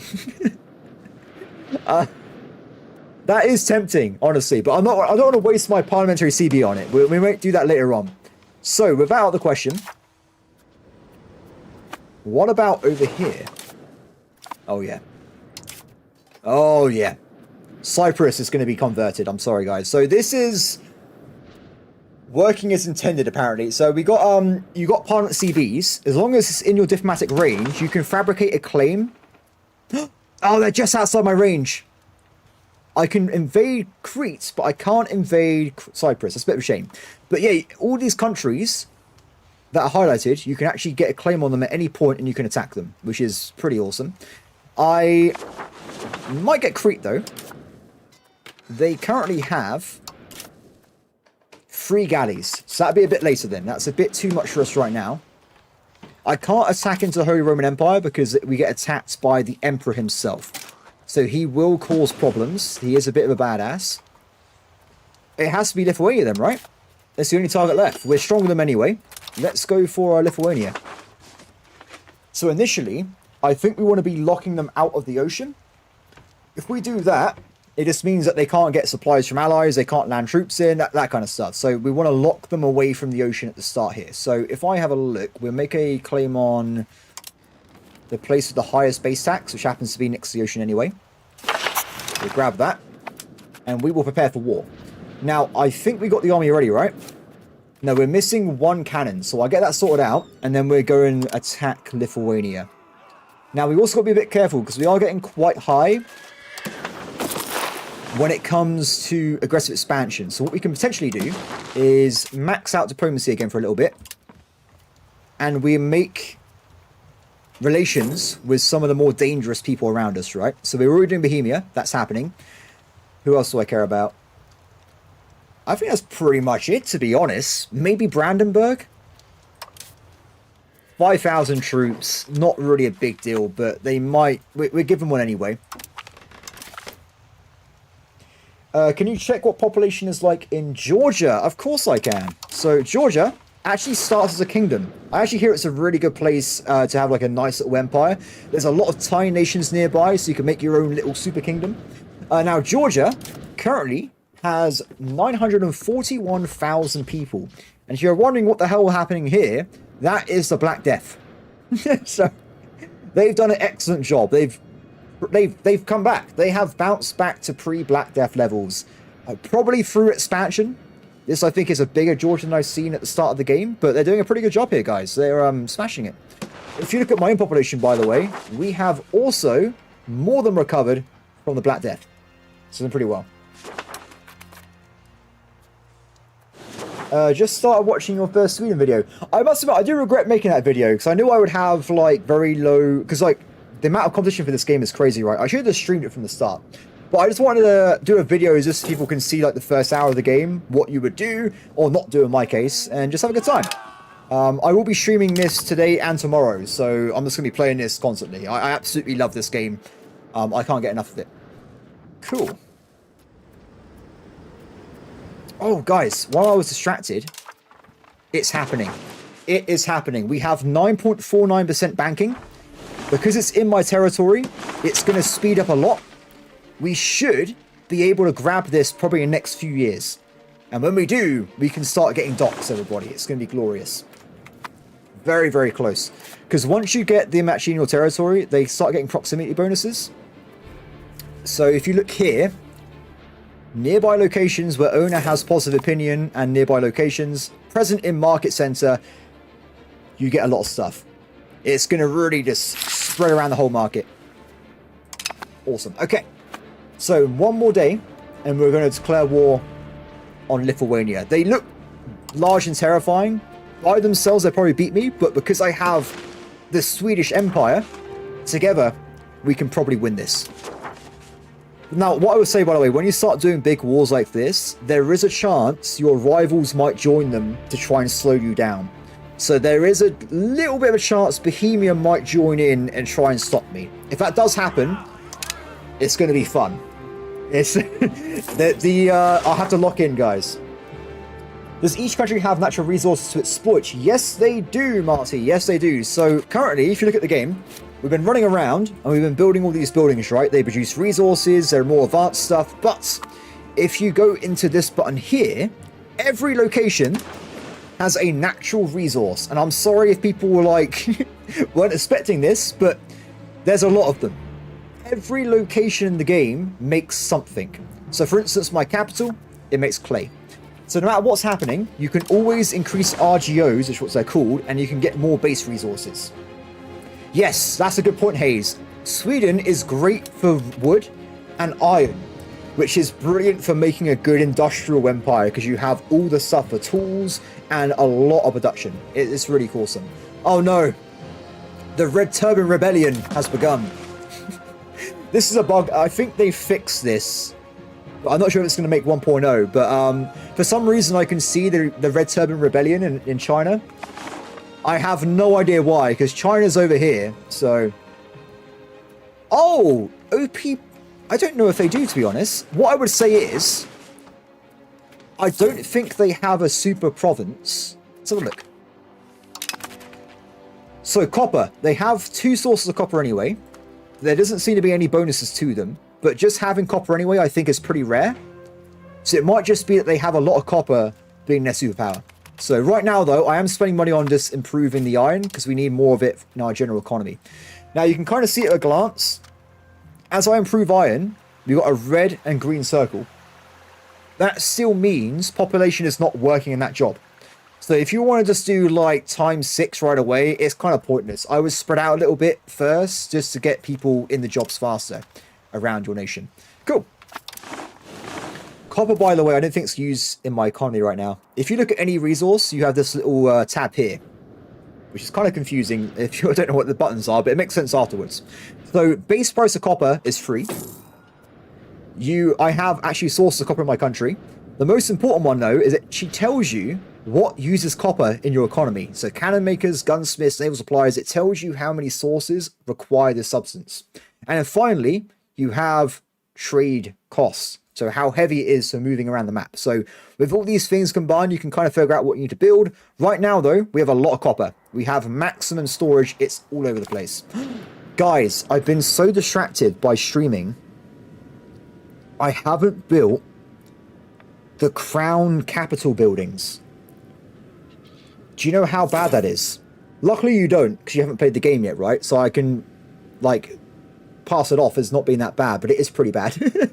So every capital can build a certain buildings that are like capital buildings. They have countrywide effects. Now, one of them I've already built. The Sergeantry. It gives you early game manpower and a bit of crown power, right? You also can build the Royal Garden and the Royal Court.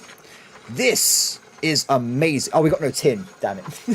So the Royal Garden gives you plus 0.2 prestige, whatever, who cares about that. But it gives you a static plus 0.2 diplomats, which means I could be sat around saving money on diplomatic spending right now if I was playing properly, which I'm not. So if you have access to that, guys, build it right away. The other one, Royal Court, it gives you more crown power again by 10%, and it makes the cabinet better.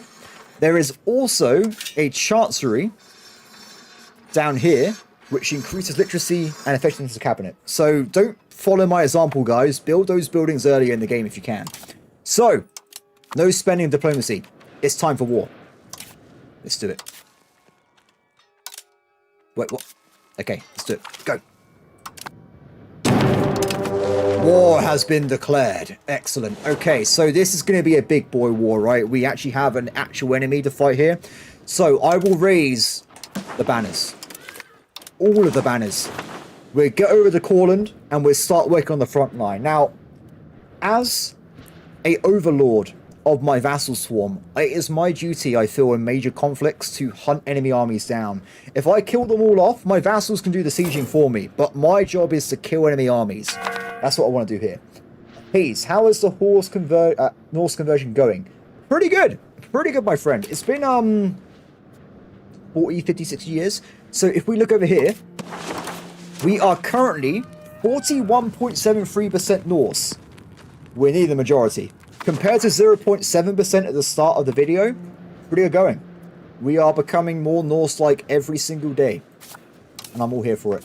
The downside, though, is the immense amount of slaves that I've captured, because they're overwhelming my economy, but it's okay. Probably. Until the rebellion spawns in, then it's not going to be okay at all. Okay, so, war mode, let's get started. So, give it a few seconds after a war starts, and then you want to check the war screen, because no one has levies up originally. So, if we have a look here, the enemy has 13,000 troops, I have 20,000 troops. I think all my vassals are loyal, so we should be seeing all of them run in. What the hell happened to you?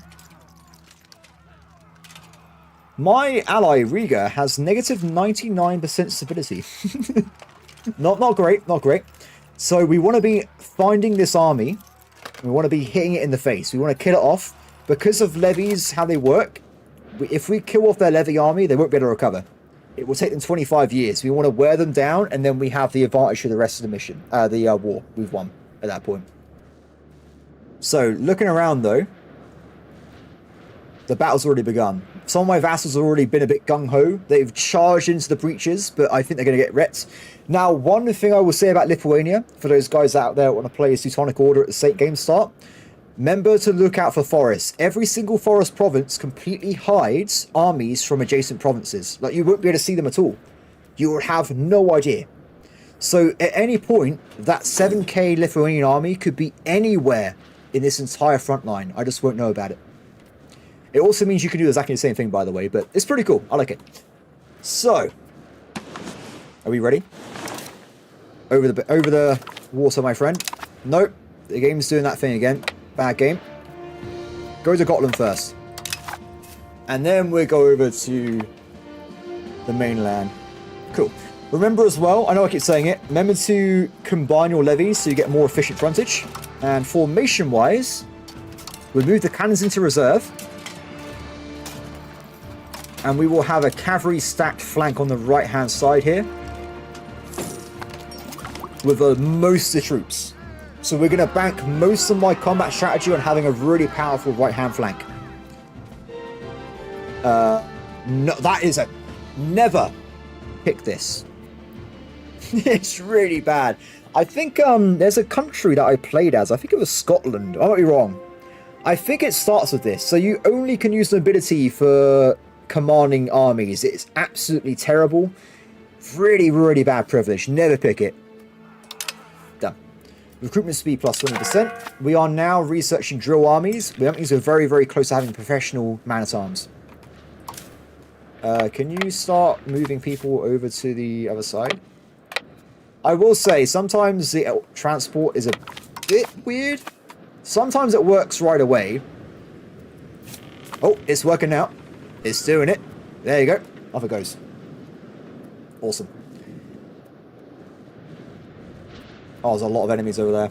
The problem is, though, logistics-wise, we had to walk all the way around my entire country to get to this part of the map. Now, later on, if the AI has got naval transports, they will just use them instead. But most of the guys haven't got naval transports, so a bit awkward. I'm saving up for more cities, by the way, if you're wondering what we're sitting on there. More cities will be very, very handy. We'll get there soon. Okay, done. Next stage. Okay, so for this war, I'm actually going to be switching out the general as well, because he is my brother, I think, or my heir, but he's not great at fighting. So temporarily, I will give the army over to this guy here. 80 military combat, 98 morale. That's amazing. So definitely this guy. He will make a big difference, and hopefully he can win some battles for us as the battle goes on. Guys, it's slow, isn't it? When we get more ships, we'll be fine. It's just that right now it's super awkward with how little manpower we have getting over the other side at the moment. And done. Excellent. Okay, let's get going. So, we already know where the Lithuanian army is. They are right there. They are mostly using levies, but listen, they've got a lot of noble cavalry as well, so we have to keep an eye on that. So, how am I going to handle this? Probably it would be good if I can... Forts would be the best way of dealing with this, but a lot of my vassals have no fortresses, so we won't be able to do defensive battles, unfortunately. We'll have to either have him attack me, or... I don't know. I hope he attacks me. That's pretty much it. I think it's a -1 or 2 going into a forest, and if you go across the river as well, you get an extra plus -1. So, oh, we got 2 armies over there. I'm going to see if I can tempt fate here and go into this forest. So I can do guerrilla warfare.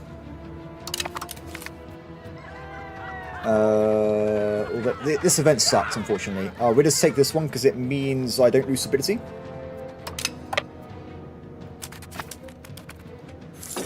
There's a lot of them. They're going to probably attack me with the overwhelming odds. I want to... Oh, they're already here. Okay, so the enemies come in by themselves for some reason. The battle has begun. Wait, what? No! The frontage is wrong. They went into the boats. They've reset their frontage, so we have no one on the right-hand flank at all. Okay, we're going to retreat right away. Run away. And while you're running, reset the flankage. Oh, I can't believe that happened. That was a mistake of the maker, guys. Mistake of the maker. That's okay, I think. So they're going to chase me down for sure. Or are they? No, they're leaving. Do you think it's a bit weird that you can immediately retreat from battles? The AI does it to you as well. If there's a bad battle, they're probably going to leave. They are pretty smart that way. They didn't always do. I'm not sure how they determine if they should or should not be doing that. That army by itself is a good target because we outnumber them 2 to 1. We can crush them. And I think it would be a good idea if we do that right away. I want to be attacking from this location here to avoid the river. And it's a light forest, so we should be okay. The Lithuanians are coming back. If we go over... retreat over here, they have to cross the river to get to me, I think. They're crossing the river. Good. So we get a forest and a river bonus. They stop. They're not attacking. No, are they? They're going the other way.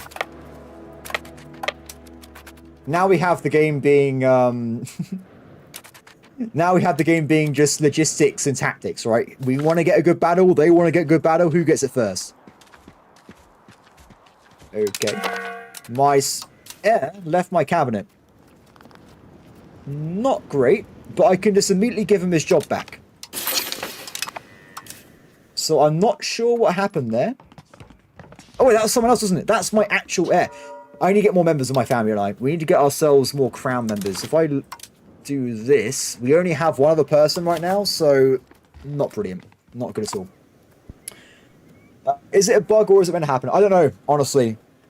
I don't know if it is a bug that it resets formations. A lot of buttons do reset formations currently, so it is a bit annoying at times, so it is what it is. Can your army make defensive fortifications? I think the idea is that if you're being attacked in a bad location, that's what the negative dice rolls are from, right? It's them being prepared for the battle. I think that's kind of like built into the game a little bit there. But I might be wrong. I might have to ask like a developer about that one. I'm not certain there.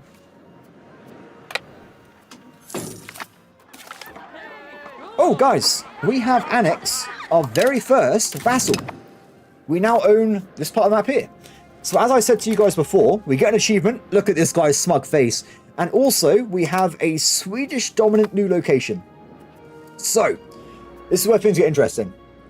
Because we have a new location, it's going to go down, unfortunately, to 0% proximity. But we should get 20% because we've got a core on it. Now, what you can do temporarily is put in your simulators to convert the rest of the population over to Swedish. Because unfortunately, every time you lose control, it reduces the efficiency of the actions you're taking with the cabinet. You can see here, assimilating population, negative 34% from control.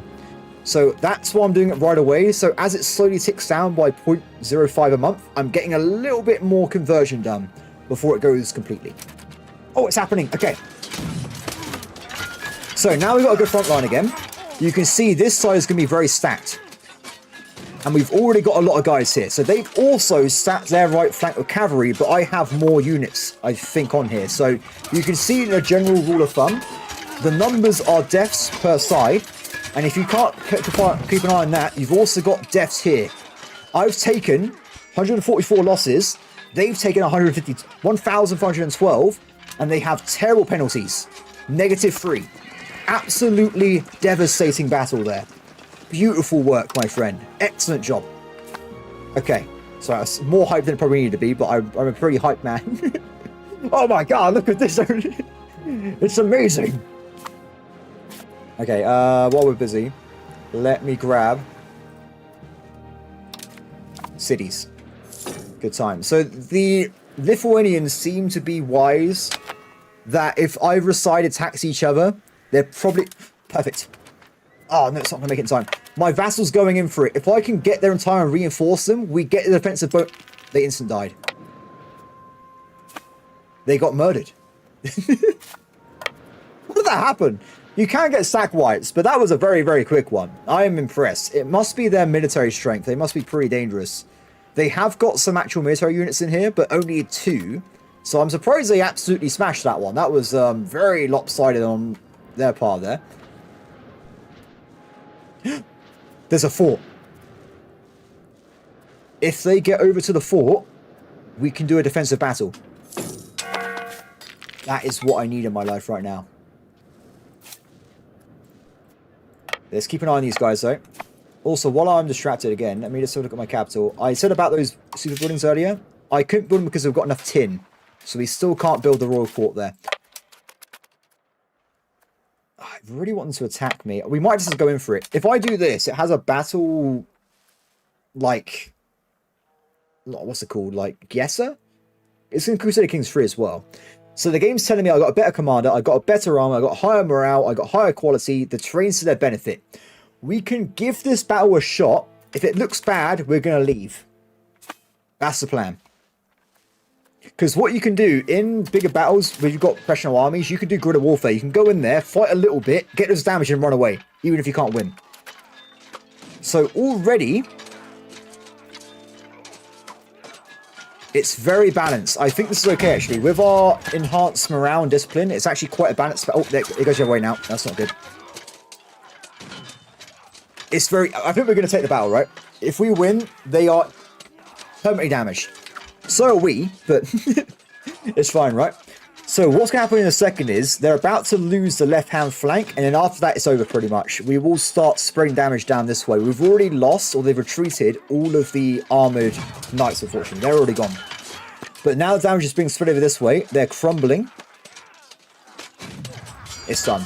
There, it's over. Good. Not perfect, but I'll take it. Okay. Let's go and kill more enemy armies. We want to make sure we wear them all down. There's none of them left, and then my vassals can do the rest.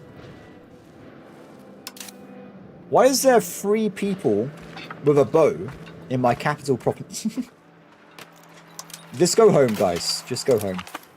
I don't know what they think they're doing, but we don't need them in the army at the moment. Okay, library. Let's get more of these built. Excellent. Okay, back over this way. So we have a small enemy Lithuanian army running around. We're going to hit them right away. Oh, I say that, give it a little bit of time. We need to get our morale back up, and then we're going for it. Now remember, every time we do a battle levies, combine their ranks once more. The reason for this is that you make sure they're all maximum strength sizes, because they can go up to 1,000. Now, unfortunately, when it comes to reinforcements, though, levies don't reinforce, and regular troops only reinforce in allied territory. If I own this with occupation, it won't reinforce. You have to send them back home or to a vassal or ally location. Okay, so go for it. The stars, by the way, are the average power of the general. If you're wondering what it is, it's not troop quality, it's general quality. Is that Norway? It looks like my... Oh no, the Norwegian one's got an axe. It's totally different. Oh, these small vassals have picked the wrong place to be. Oh no. Not good for them. Excellent though. We're going to keep attacking every army we see. We want to wear them down as much as possible. Eventually they will stop spawning in units altogether. Though they're being a bit careful. They're retreating away, but we are catching them as they pull back. I'm going to do the automate attack command on that one. We'll get chasing. So, with this war, by the way, these are vassals, right? I'm pretty certain these are all vassalage, because you can tell by the colour. So, we pretty much just need to make Lithuania want to surrender. I want to take this territory here, at least. And we get a little bit of problems with expansion. So, looking at this, what did I claim for the main war goal, by the way? Parliament approved claims on province. Okay, I need to take this location here. Vassani. That's that one. Okay, so for this particular location, we get reduced costs. We want to make sure we're definitely grabbing it. And this is already going to be taking up 70% of the war score if we get 100%. Not great. I can, though, steal vassals off him as well. So, really, I might do this, because taking vassals is more efficient. If you look at the war goal, we have 25% cost for conquering territory, only for that one province. And we have 20, that's it. Everything else is normal cost. So we can actually take more land by taking the vassals off Lithuania. And that also means we'll be locking Lithuania out from expanding into Russia. So I think that's going to be pretty cool. Also, Hayes. Was fortification really that big of a thing in 1400s? There are castles. It slows you down a lot. If there's a castle, you'll be stuck sieging it for years. So it is a big deal. But everyone's so poor at the north, no one has castles. So... If you go to, look at this. Look at that. Castle, castle, castle, castle, castle. The Italians are rich. They have a lot of castles. Same as well, like in the Greek regions, there's going to be a lot of castles over here as well. It's mainly just that where we're playing is not very rich, so we're pretty poor, pretty much.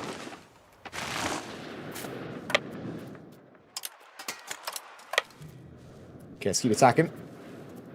Has their main army come back yet? No, it will return, but it's not sure when.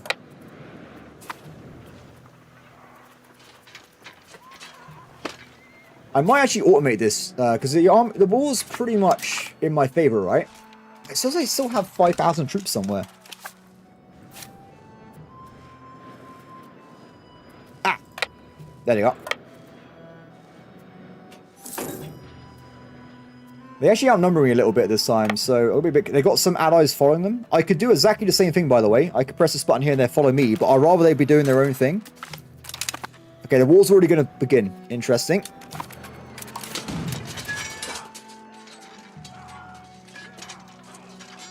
So this time it's very balanced again, but I have reinforcements coming in. And with the extra frontage, we should start doing a lot more damage. Excellent. No chance. Nice. No, buddy, don't do it. You can't win. What are you thinking? He's run away. Hunt him down. That's one dead. That's two dead. There's another one over there. Let's wait a little bit. As a Lithuanian, it breaks my heart to see it occupied. Well, look, here's the thing, okay?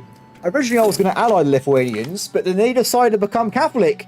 I thought it was going to be Sweden, Norse, and Lithuanian pagan against the entire world, but they betrayed me, so now I must destroy them. As simple as that. They brought this upon themselves. It's actually weird, because I'm English myself, so I never play as England in these games. I never do it. I feel like England's too powerful. Oh, no. No! My homeland. Not this way. Not like this. Let's have a look at the war goal this time. 13,000 English are fighting against 61,000 French. It's not looking good.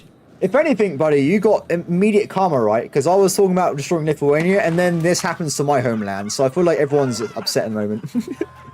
Unless you happen to be Norse-Swedish, then you're having a brilliant time watching this.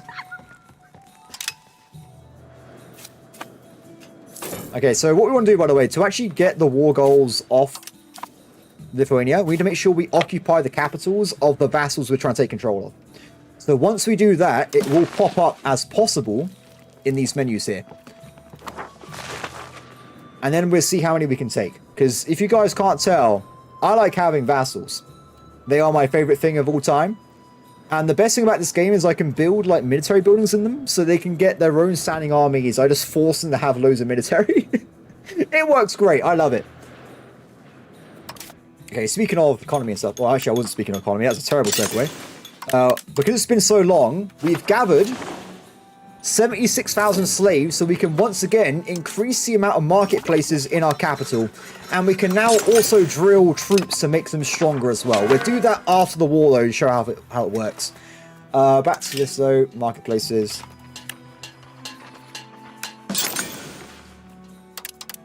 More money for the money gods.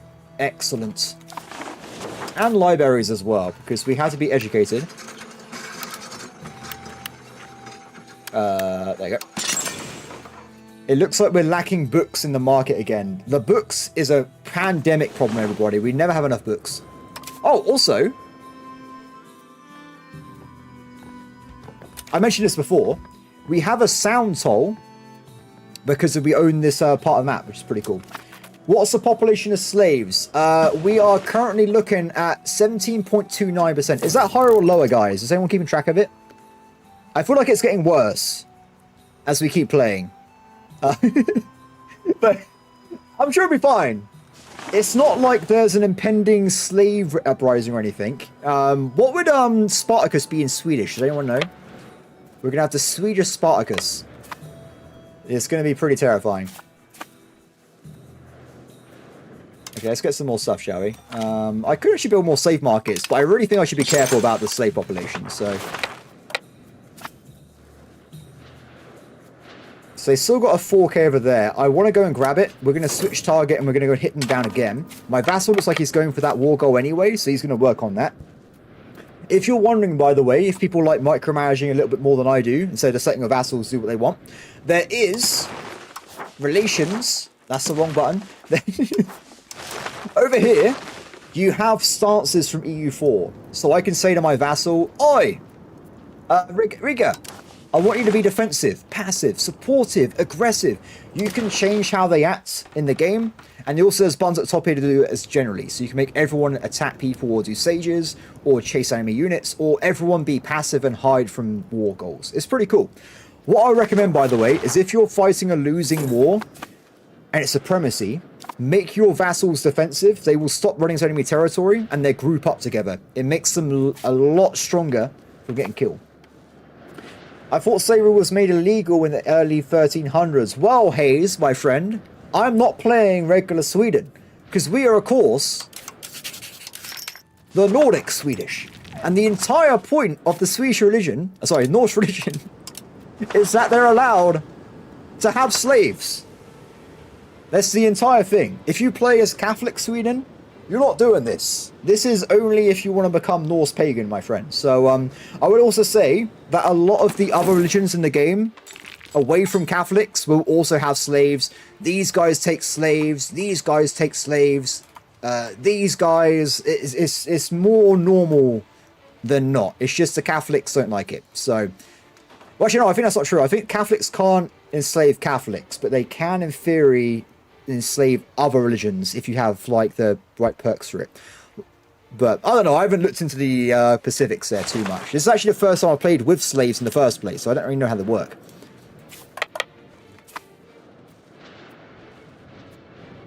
Yes, religions are really fun.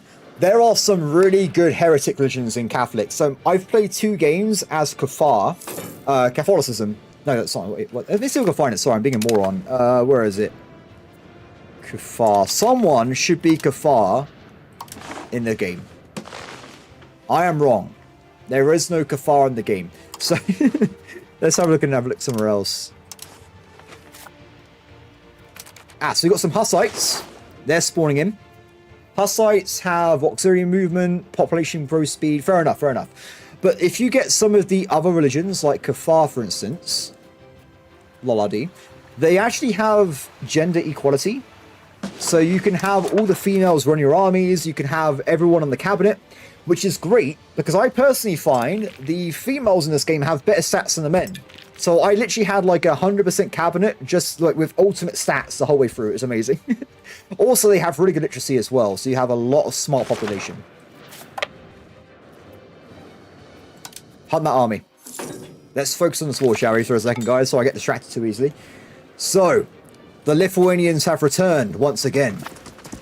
Look at them. We must... It's like they're running away from my army. I'm on my way. You can't stop me. I love the graphics, by the way, with the color schemes. There was a...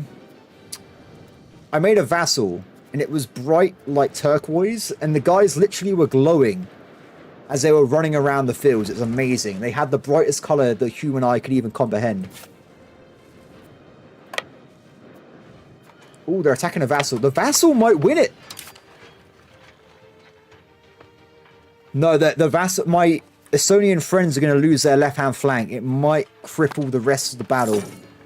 If we get there in time, though, we can save them. It's a close one, though, I think. Okay, the left flank's broken. It's over. It's over. No. Not like this. We're going to recover some morale. And there's no... They've already gone. They get a minor terrain benefit here. We're going to take the battle. Okay, everyone, are we ready for this? Let's actually combine forces first to make sure they're a bit stronger. We will hide damage units so they're not wasting frontage. And we'll go from there. Go.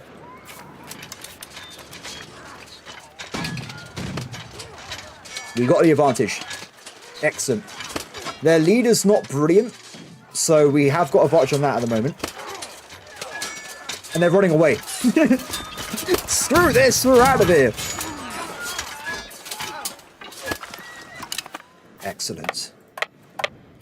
Remember as well, when I first started this game, I went and grabbed that noble law, so I get, I think, plus 30% better levies than everyone else if they haven't got the same law.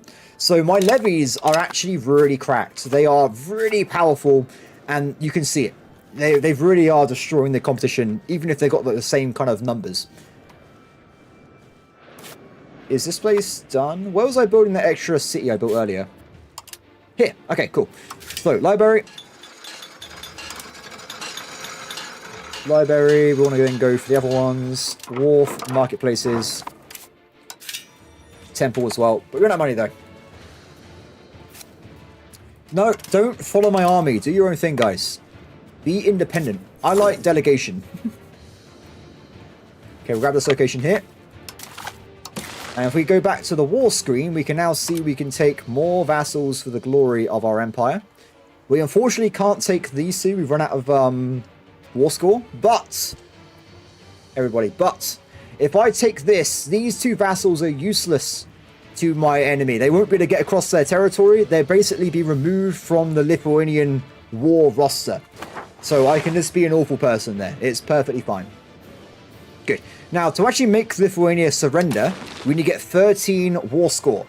Now, we can pressure them by probably attempting to annex or siege their capital. They will freak out about it, and they might surrender what I've already asked for. And unlike EU4, you haven't got to 100% war score every single dude. You can get away with, like, kind of winning while taking all the territory you want. It's pretty cool. Wait. Oh, I'm down here. Sorry, I was miles away. They should... I think they'll give it to me. It's already -5. I haven't even done anything. Oh! I captured an enemy regiment. Out of the middle of nowhere. They were just in the forest. So when you capture regiments, you can do 4 things. Normally it's 3, but because we're Norse, we can do 4 things.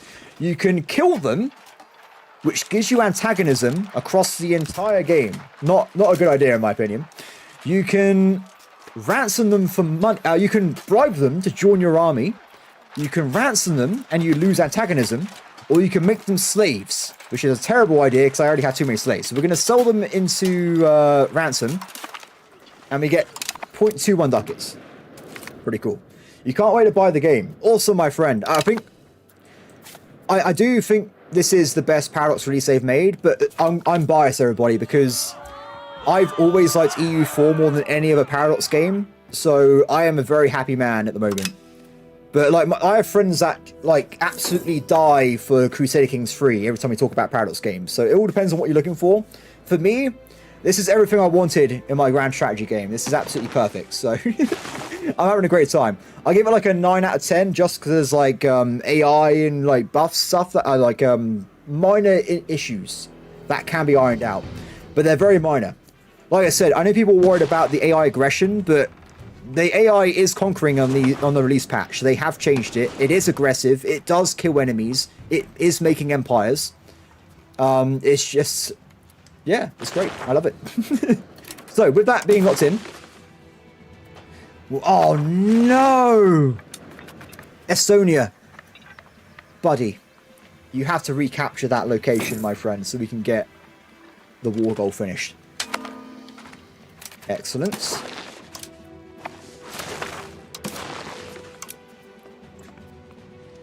$93. Okay, so we're going to take it. It's going in. I'm going to get 4 ducats. I'm going to invest it in my retirement fund. We will get a lot of coalition stuff. It may terrify some people, but I believe we'll be fine. Let's do it. Done.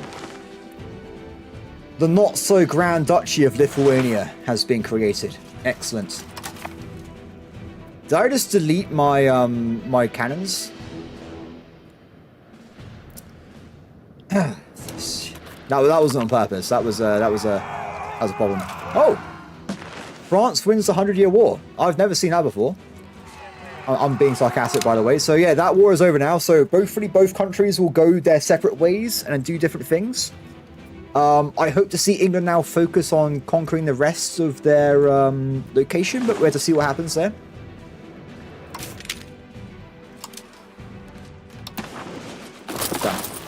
I like how I'm just inherently salty about England losing the 100-Year War. Oh, they should win it. Why are they not winning it? Okay, let's make a historic vassal. So they actually start the game with... Oh, this is perfect, guys. This is great. This is EU4 style gameplay right here. If I make a historic vassal, they start the game with cores on Lithuanian territory. There is a chance they will make a cause a bell on Lithuania, and I get negative 25% Warsaw costs. It's really powerful. So definitely 100% we want to be making one of these historic vassals, without a doubt. Also, their flag is a bear, and that's amazing. Done. Excellent. Welcome to the fold, my friend. So, as they've already got cores on their territory, I'm also going to unleash the power of Sweden upon them, and we're going to make them... Oh. I've become too strong to be rivaled with Lithuania. We must pick a new enemy. So, who is my new enemy? I think it's a bit risky doing Bohemia and Poland because they might join together if I give them a bonus. And they're also very close to me. France will murder me. I am nowhere near as strong as France in any capacity. England will murder me. I haven't even got 10k levies. They got 55k. Who can we go for? Aragon? The Pope. I might get called into a war with the Pope, and then I can take Rome. Or sack Rome. We can enslave the Pope. This is perfect. Exactly what I was looking for in my video game. This is what we're going to go for. Why is the capital of the Papal States not Rome? What happened there? That doesn't make any sense. Weird. Yeah, perfect target for heathens. Did you guys ever play Crusader Kings 3 and like play the Vikings? You just go around Europe just destroying everything with raiding armies. Like I sack Paris, sack Rome. It's like what? It's like half my playtime in Secret Crusader Kings 3. I just randomly hobo murder Europe. It's great. Okay, back to economy, everybody. More libraries. We're going to reduce... We'll keep the practice spending on maximum for now, just so we can try and get up to enforce culture. And probably improve relations as well. We'll reduce down the army maintenance for now. It's not worth a lot, but it's worth a little bit. And we've got to remember to put back in command family members so we get the crown bonus. Oh, we haven't got enough male family members. Why do you never have any sons? Why? I have 200 plus family members in my other game. I don't know why it's not happening in this one. I need children. Wait, let me look at my family tree. Give me a second, guys. This is the family tree. There's apparently 16 living members. Prince Bishop Magnus. Oh, he's the leader of the country. We can't bring him over. Eric. General in... What? Why have you betrayed me, Eric? There's no male... Basically, at the end of the day, we can't get what we want. So, by the way, if you're wondering, we started the game... Where did we start the game? This guy! This was the original king. He died a while ago. Then we had... this guy, and now we're currently this dude here. So you can see where it's going down the ages. It's pretty cool. I like that system. I might need to improve relations with Novgorod because they're going to start joining a coalition against me. And if it gets too powerful, they're going to just destroy me. So I'm going to preemptively improve relations with them as well. And while I've been talking, guys, we've actually finished off one of our colonies. So we can get another colony going somewhere else as well. Which is perfect. Let's go to speed 4, though, while we're at peace. The armory has been unlocked. This means we can start building a lot of professional troops for our armies if we can afford it. Excellent work, everybody. Excellent work. And that also means, if we look at our ages, if we save up money, guys, we can get banking, and then we can go and get the docks, and then we can invade England. Excellent. It's all coming together. Screw the plan about whatever I was saying before. We're going to save up some cash and become bankers. It's going to happen. So while I'm busy though, let me just enforce culture. Docks, Smarty, yes, the docks. It's happening. I can't believe it. We're in 1404 and we're discovering docks. What has happened to Swedish society? What have they been doing? I don't even know. How did they even get to England like in the Viking Age? No, actually, I guess they didn't do the Swedish.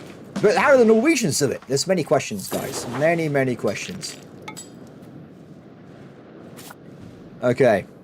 I cannot wait to invade this part of the world, by the way, because it's going to be glorious.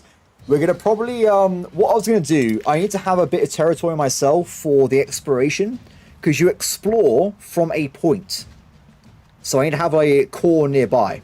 So I'm going to make my main military hub, the Isle of Man, and the rest is going to be vassals. We're going to have a combat Scotland, combat Ireland, combat Wales, and combat England. But eventually we will annex them. Why? I don't know, Hayes. I don't know. They were in Denmark in the first 10 years of the game. I don't know why they're here. I really have no idea. Is there a way I can look at like history? That would be fun if I think there is a history button, but I don't know where it is. I remember seeing it once before. But yeah, I don't know what happened here. They just randomly own this location. No one knows why. It's just one of those things. I would attack them to get it back, but honestly, Bohemia is a bit of a monster itself. So they would have, if you're above 25, yeah, 25, 30k, you have maxed out combat width. Which means you are vastly more deadly to anyone that's smaller than you. So you've got to be very careful of that.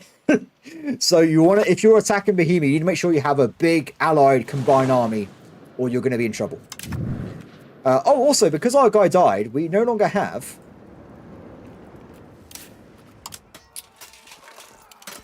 the Great Heathen Army. There you go. They're back in the fold. If you weren't watching earlier, by the way, the original Great Heathen Army decided to walk across this lake, and they died when it thawed out. So it wasn't a very glorious moment, but the second Heathen Army will be a lot more successful. I can guarantee that. Probably. They'll probably be more successful. Okay. Improved nations are in. I actually realised we have loads of vassals which are not Swedish. So we're going to do a bunch of diplomacy and make them all start converting to Swedish.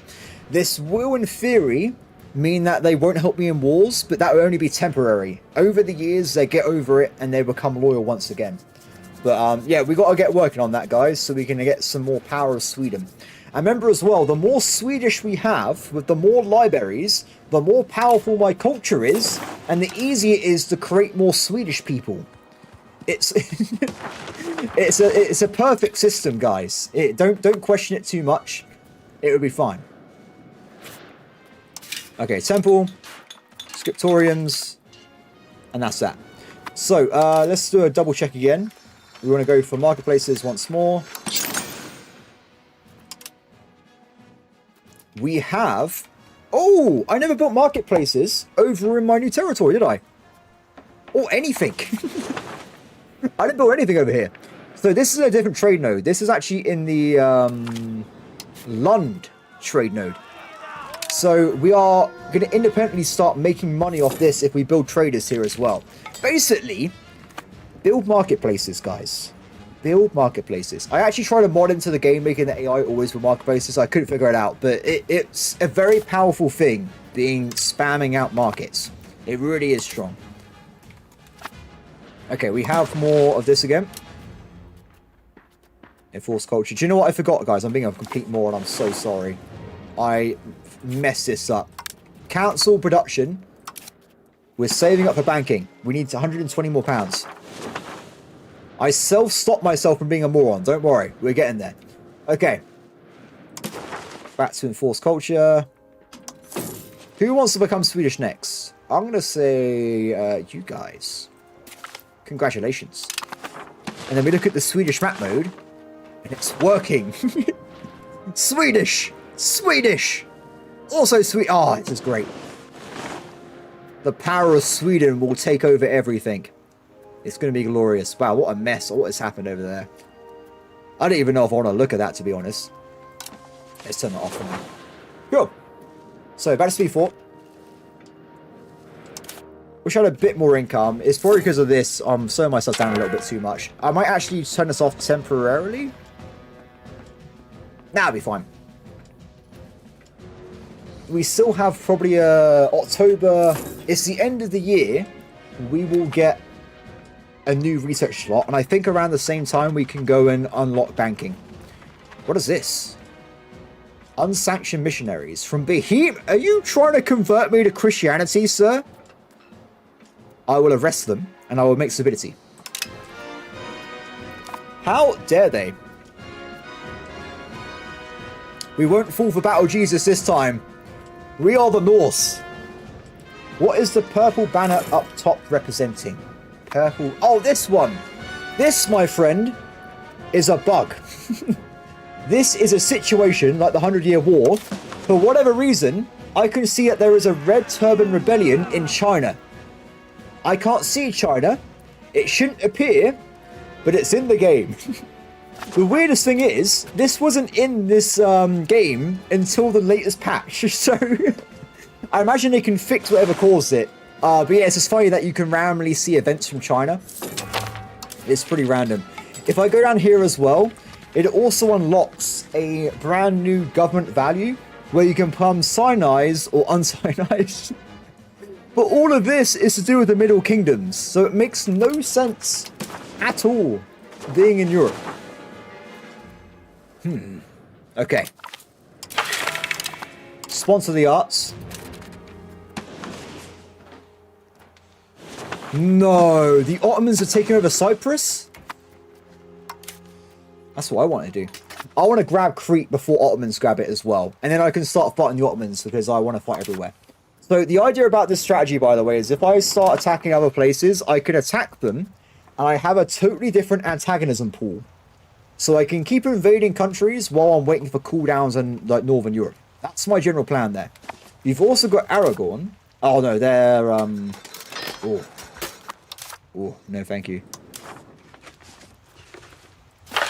There you go. We've made a claim on Greece. We're going to probably attack them first. Can I get another... No, it's too far away. Fair enough. So, Navy-wise, we are making a little bit. We got some dudes in reserve. I don't think I really need that much to invade this location. The problem's going to be is that they have 2 combat ships. So, we're going to be wanting to probably build ourselves one more. So we have the advantage. And probably some more cogs. And that will probably be enough ships to invade. Are the Ottomans going to be blobbing every game in EU5 as well? Honestly, Hayes, I'm not going to lie to you. This is the first time in my 200 odd hours of the game I've seen the Ottomans do this well. This is unheard of for me. I've never seen this before. So, we're in new territory, everybody. I don't know what the Ottomans are going to do. They might end up taking over Bulgaria and Serbia. I have no idea. This is as far as they've ever gotten in my games. So, yeah. Interesting stuff there. The Ottomans are coming. It's going to be terrifying. They currently have 16,000 troops and 153 base tax. Wow. Mine is 84. Oh, look at that line. The Golden Horde seems inactive. So, another thing I'm going to say to you is normally the Golden Horde dies. So, I don't know how they're still here. But the Golden Horde is one of the weakest starts I think you have in the game. Because if you look at their territory, normally it's like 90% uncored land. They normally explode right away. So, I'm surprised they're still alive and they're still kicking. But what I would say is, there's still a very weak Muscovy. It got destroyed by its neighbours, so no one's gone for it. It is weak territory. Because also, it's not their culture either. Oh, they've got a lot of troops though. But yeah, they normally explode. I have seen 2 games where they haven't exploded, and this is one of them. So yeah, it's weird. It is weird. So on my other game, on Byzantium, I'm playing on very hard mode, so the AI gets 20% stability.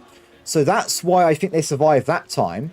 This is on Ironman normal mode. So I'm surprised they're still here, to be honest. I thought they would have died. But they're... Oh, look at that. Whoa, that is a big one. I love it. I absolutely love it. Can I not interfere? I want to join the war. Oh, both sides hate me, so I can't join randomly. Oh, wait, is that why? They are my rival, right? I'm pretty certain they are. I'm going to be honest. I don't know where the rival button is in this game. So I do set rivals because the game tells you to in the events, but I don't actually know where to look at my rivals. So if anyone knows, feel free to let me know. But yeah, I can't check that. I'm pretty certain Bohemia is a rival. Wait, I know how to do it. I remember. It's in my brain. Give me a second.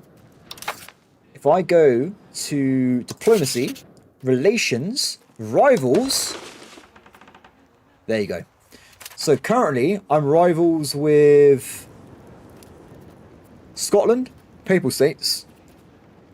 Is that it? And Naval. I forgot we're not actually rival with Bohemia. We're still rival with Navarre. Why? I'm taking it. I want to join some wars, everybody. Screw this. I want to rival one of these two. So already, I have two rivals the opposite way around. So Scotland rivaled me back, and Bohemia's made me a rival. I'm going to return the favour. I'm going to rival them, and I'm going to join the war and kick their ass. So right now, they've got this battle going on, right? Bohemia has 10,000 more troops than the other guys. Hayes, you're a genius. This is a good time to take this location. I haven't got a cause a bell though, so I think if we just go in regularly, the AI might give me the territory if I do a good job in the war, right? So, Bohemia, I interfere in your war. We're in, boys, we're in. Okay, so as I said before, somewhere in this battlefield, there is going to be an unimaginable size. Oh, maybe not actually. They've split in half, sorry. Normally there's like a 20, 30k Bohemian stack walking around. We've got to be careful of that. If we see it, we run. Don't just drop what you're doing and run away, because it will wreck anyone nearby. Okay. Levies, raise. We're getting over there. Vassals, begin the raising of the levies. Yes, my brothers. Wait, you guys aren't doing it. There you go. Raise the levies, my friends. We must go to war. Yeah, they're currently losing, though. They are not having a good time. Oh, there's a 10k. Oh, they attacked into a forest. What are they thinking? Poland. Poland. Oh, no. It's there. The big stack has arrived, everybody. This is not good for the Polish forces. They're running away. Oh, this is good. This is good. I can't really get in there. Let's get troops forward. So I'm getting too hype. I do apologize, guys. I'll try and dial it down. The hype levels are too powerful. We've just got banking. And now we've got banking. Literally, next month, we have no technology being learned. So we will dive into docks. Wait, that's wrong. Sorry, wait a minute. I have technology queued up. 1 second, 1 second. Swedish steel. I'll come back for you later, my friend.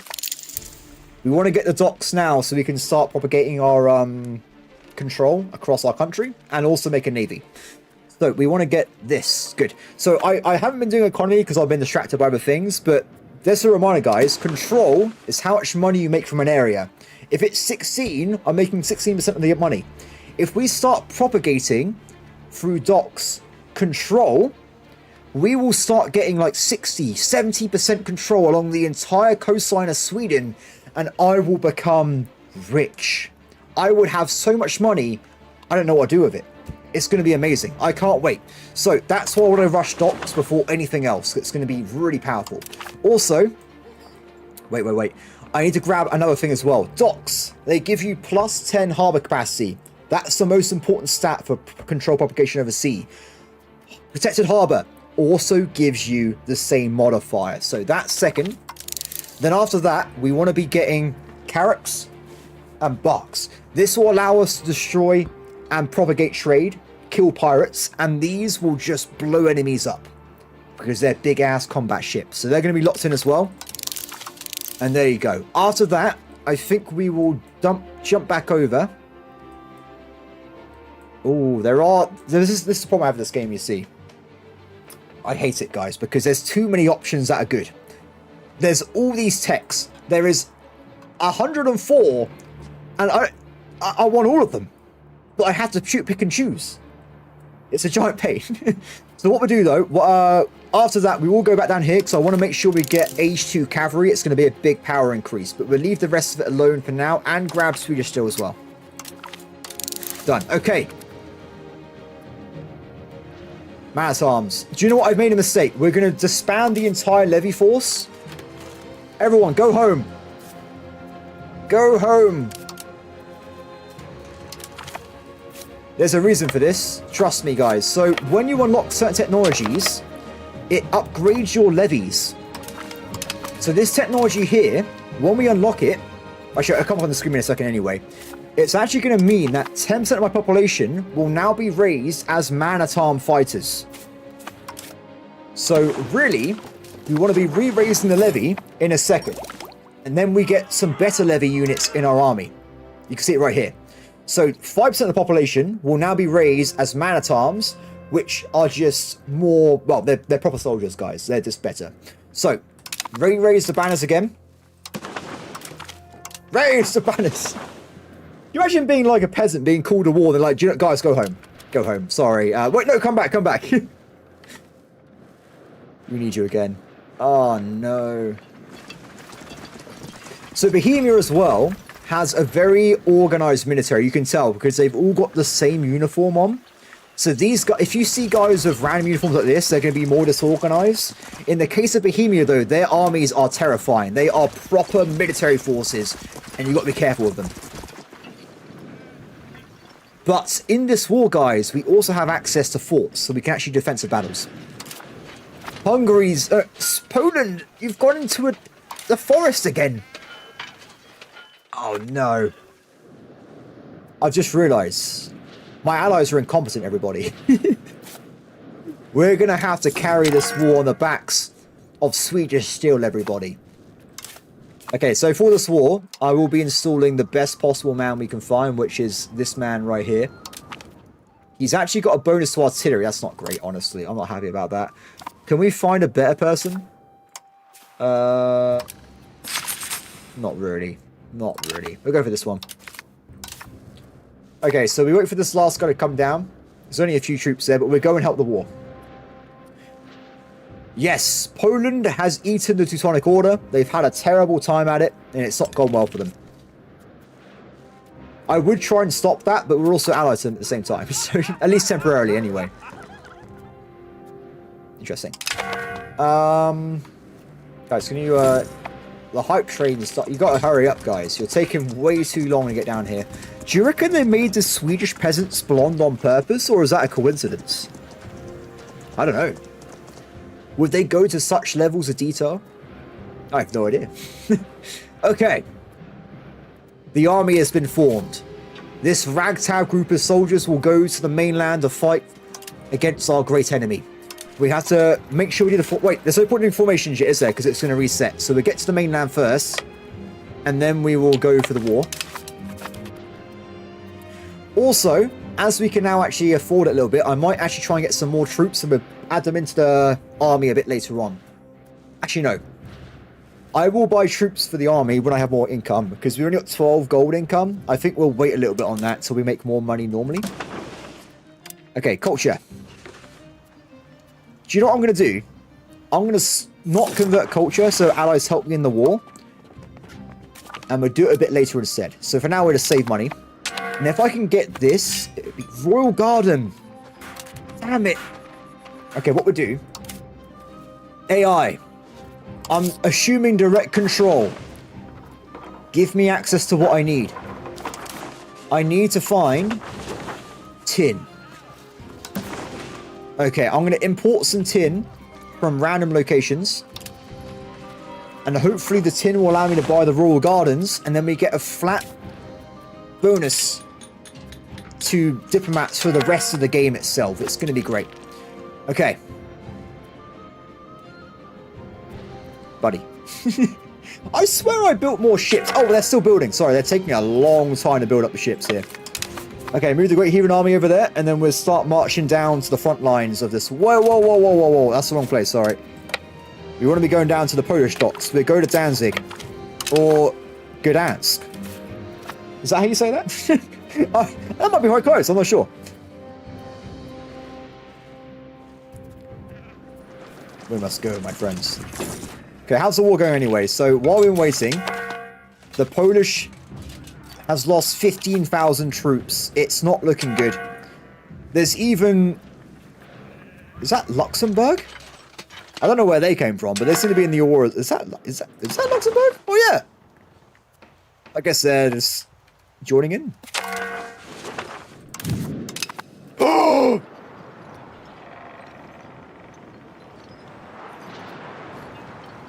They have a navy? What?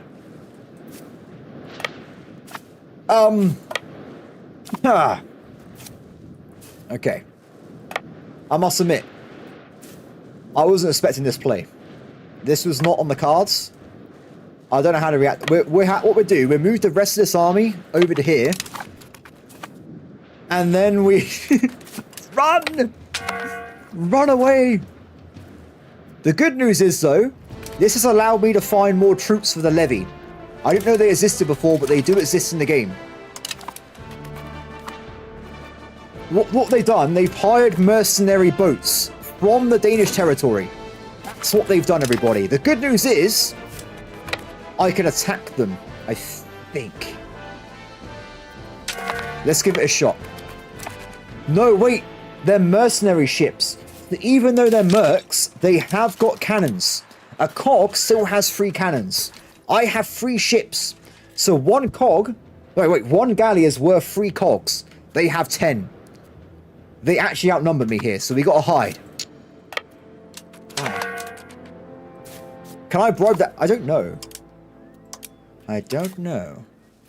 I don't think we can. That's a good shout, though. Let's have a quick investigation.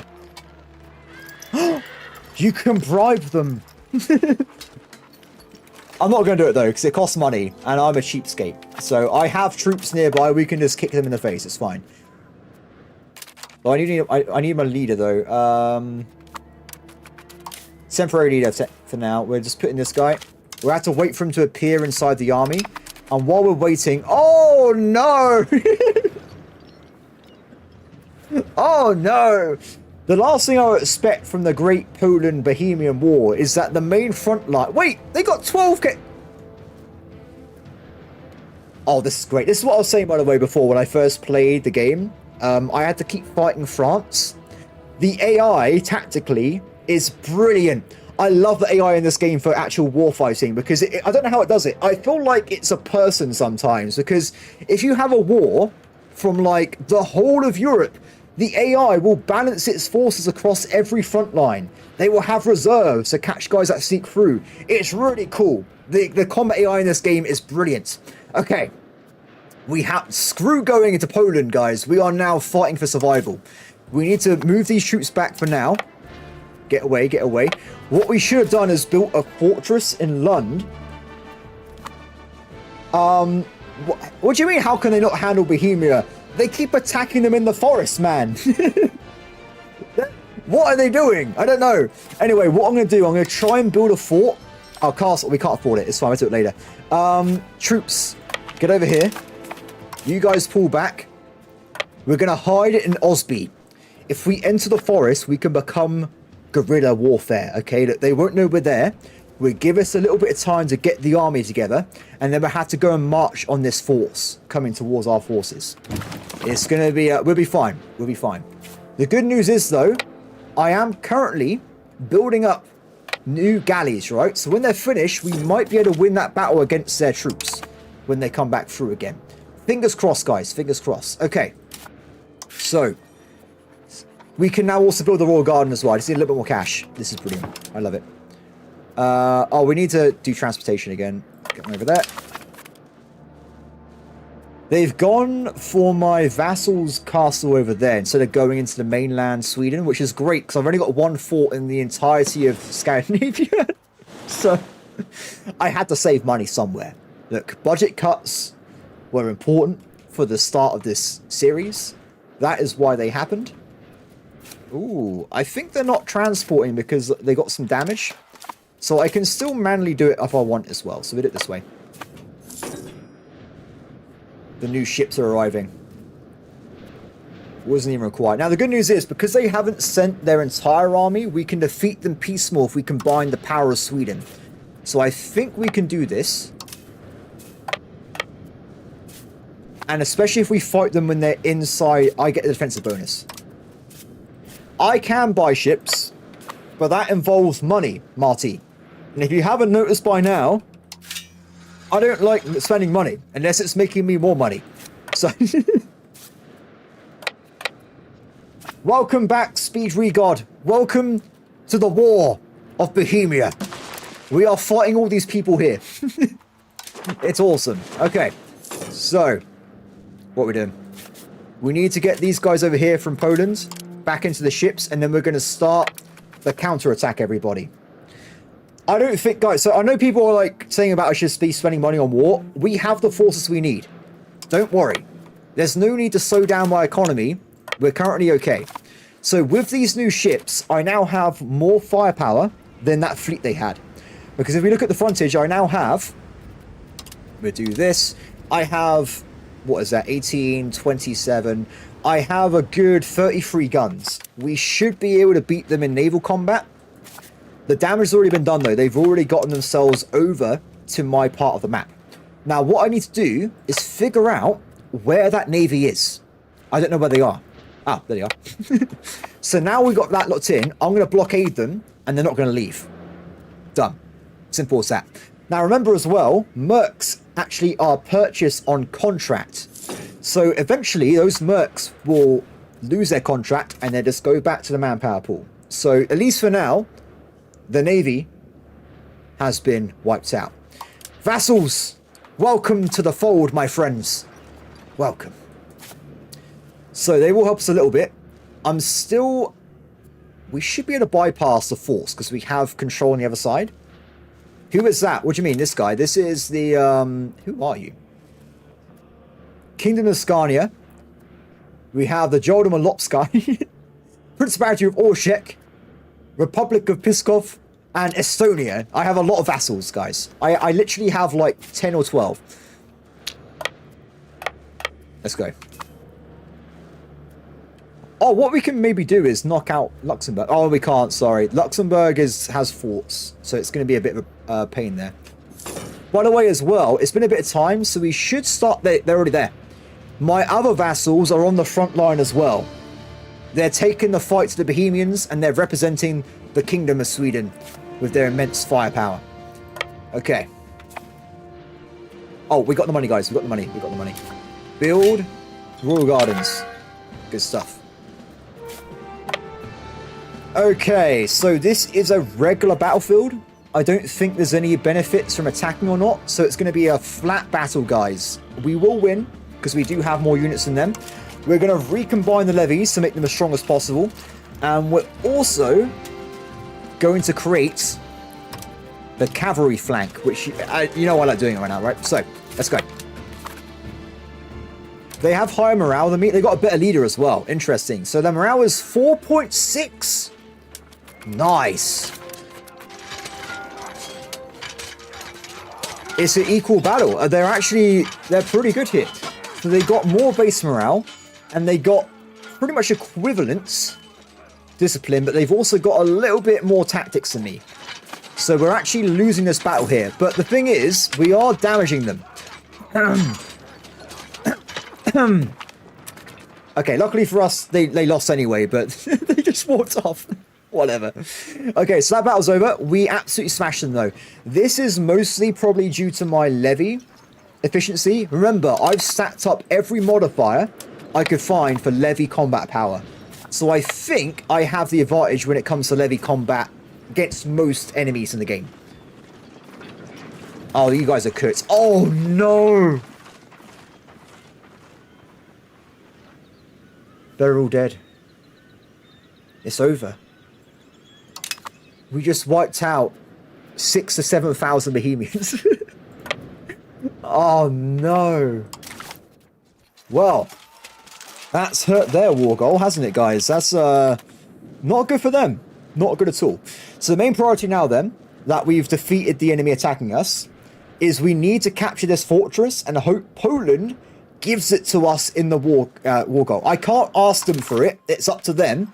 But if we are good, which we have been, if we look at war participation, where is it? Where is it, guys? I have 13% participation at the moment, so I've been helping out a little bit. I love this, by the way. At a glance, you can tell who is the bee's knees of a war. So, for instance, on this one, you can see that Bohemia has done nearly all the fighting, 90% of it. On this one, we can start seeing a little blue blob as we start helping the war effort out more and more. Awesome. By the way, if you're wondering, we will be providing a very minor blockade bonus. We don't have enough ships to blockade the port. Depression. That's not good. Also, I noticed that we did lose the cannons earlier when I accidentally deleted my army. Don't ask how that happened. So I think we also need to look into getting some cannons at some point as well. So we'll do that at some point. Also, while we've been messing around a little bit, I do think it's time to annex this location here. Or is it? Maybe not, actually. Maybe not. We'll leave them be. We could start annexing Norway. A little bit more relations. They're just a little bit below where they should be before I can annex them. Their relations probably go up over time. We'll probably get them at some point, right? Oh, wait, guys. Guys, I gotta be careful. Gotta be very, very careful. So, we are about to get a rebellion from the Catholics. They're still kicking in there. Let's... So I'm pressing the wrong buttons. Give me a second. Reduce rebellion progress. Done. Awesome. I think we've got to wait now for a little bit because we haven't got any bonuses. This is going to be a long siege, unfortunately. It's not going to be very interesting. So we will ignore this. And we'll go back to looking at my country for now. Oh! I actually have so many vassals. I'm over my diplomatic capacity. So I can't vassal spam anymore. I had to start annexing them. So, bit of a shame, but it is what it is. In that case, then, we will start annexing this location here. It's going to take 10 years. I might instead vassalize this one.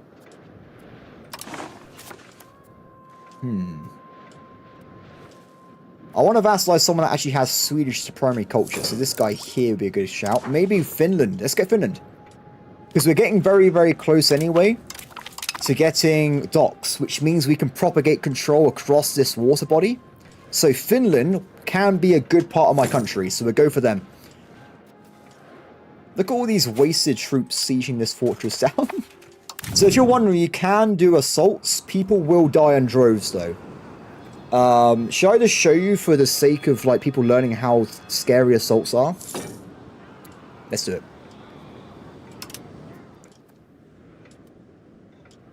There you go, guys. We failed the assault. They lost half the garrison. We lost a lot of troops. They're dead. They're just dead now. They're not coming back. So be careful if you're doing assaults, because it's not worth it. It's not worth it. I haven't thrown the war, by the way, because we've already crushed some of the Bohemians. We just have the advantage over them now. So I think my vassal allies will win without my assistance. So we're fine. Don't worry about it. Anyway, cool. Back over here. So I'm going to build this building up in a second. And we're also going to build Royal Court as well. Did I figure out who the pirates are? No. But if we get a little bit more navy, though, we will start actually beating the pirates out of our seas, guys. We can actually get trade in the sea of the Baltics. Is this the Balkan Sea? I think it is. We can get trade propagation, guys. It's going to be brilliant. Remember, though, we are already researching the docks. So once we get that, they'll be dead anyway. So I'll get the anti-pirate ships. I don't care about either side. It's just the kind of person I am. Okay, so we're building the Royal Court and the Royal Gardens. We also want to build the Cabinet. And finally, the Market Warehouse. This one's a unique building that you can only build in market centres. So what this does is it gives you a very, very little bit of trade advantage and capacity, but it increases the maximum amount of resources a market can keep in stockpile. This can be really important if you're mass building or you got like food or something. It means you have more supplies in the market before you have a problem. So it's actually really good to get these buildings built as well. Awesome. What's over here? Oh, Bohemia is still just reaping random enemies though. Look at them just zoom through the front lines there. I don't know who this guy is, but they're cooked. I want to see, where's the main Polish army? The Polish army is really beaten here. So, what happened as well, by the way, because we completely stacked wiped those levies from Bohemia, it's going to take them 25 years to come back, by the way. So, Bohemia's entire levy army was cut in half there, so it's devastating. Oh. Oh. Look at this event. 10 years, we get research increase, institution growth, and innovation progress. Now, let me get you guys in a little secret, okay? This is like advanced stuff. It's not really advanced. I'm just saying it's pretty cool. So, you know, we've got this entire mechanic in the game with values, right? You move them towards a certain value with having certain laws. It's all good. Now, the thing that people may not realize is it has a natural limit. So right now, because we've got plus 20, we can now naturally go towards 62.26 innovation. The thing is, though, it's temporary. What happens when it goes away? Nothing. It stays at the value it already is. So if you see a temporary modifier to get innovation, what you need to do is you need to jump into your cabinet, you need to get a personal diplomacy, and start improving innovation. They will supercharge how quickly it goes towards the higher value, and you lock it in. You will then just have a locked in higher value, and then you get even more influence, even more literacy, and more or reduced costs. It's a good way of doing things, guys. You want to lock that in there. Sorry, I'm way too hyped, my bad. Anyway, we're going to watch this while everyone's fighting, I think. I still want to get that marketplace, though. If we can just have this highlighted, I can do both at the same time. So we can actually build 2 market warehouses. So we'll wait for another like 100, 200, and then we'll try and do it. Poland is not doing a good job though. So what I would say as well, this is where people asked me this question yesterday. This game physically changes what kind of game it is as it advances through the ages. So if I were to go and load up my Byzantium game, which is 100 years in the future, the warfare is very, very different. There are forts everywhere.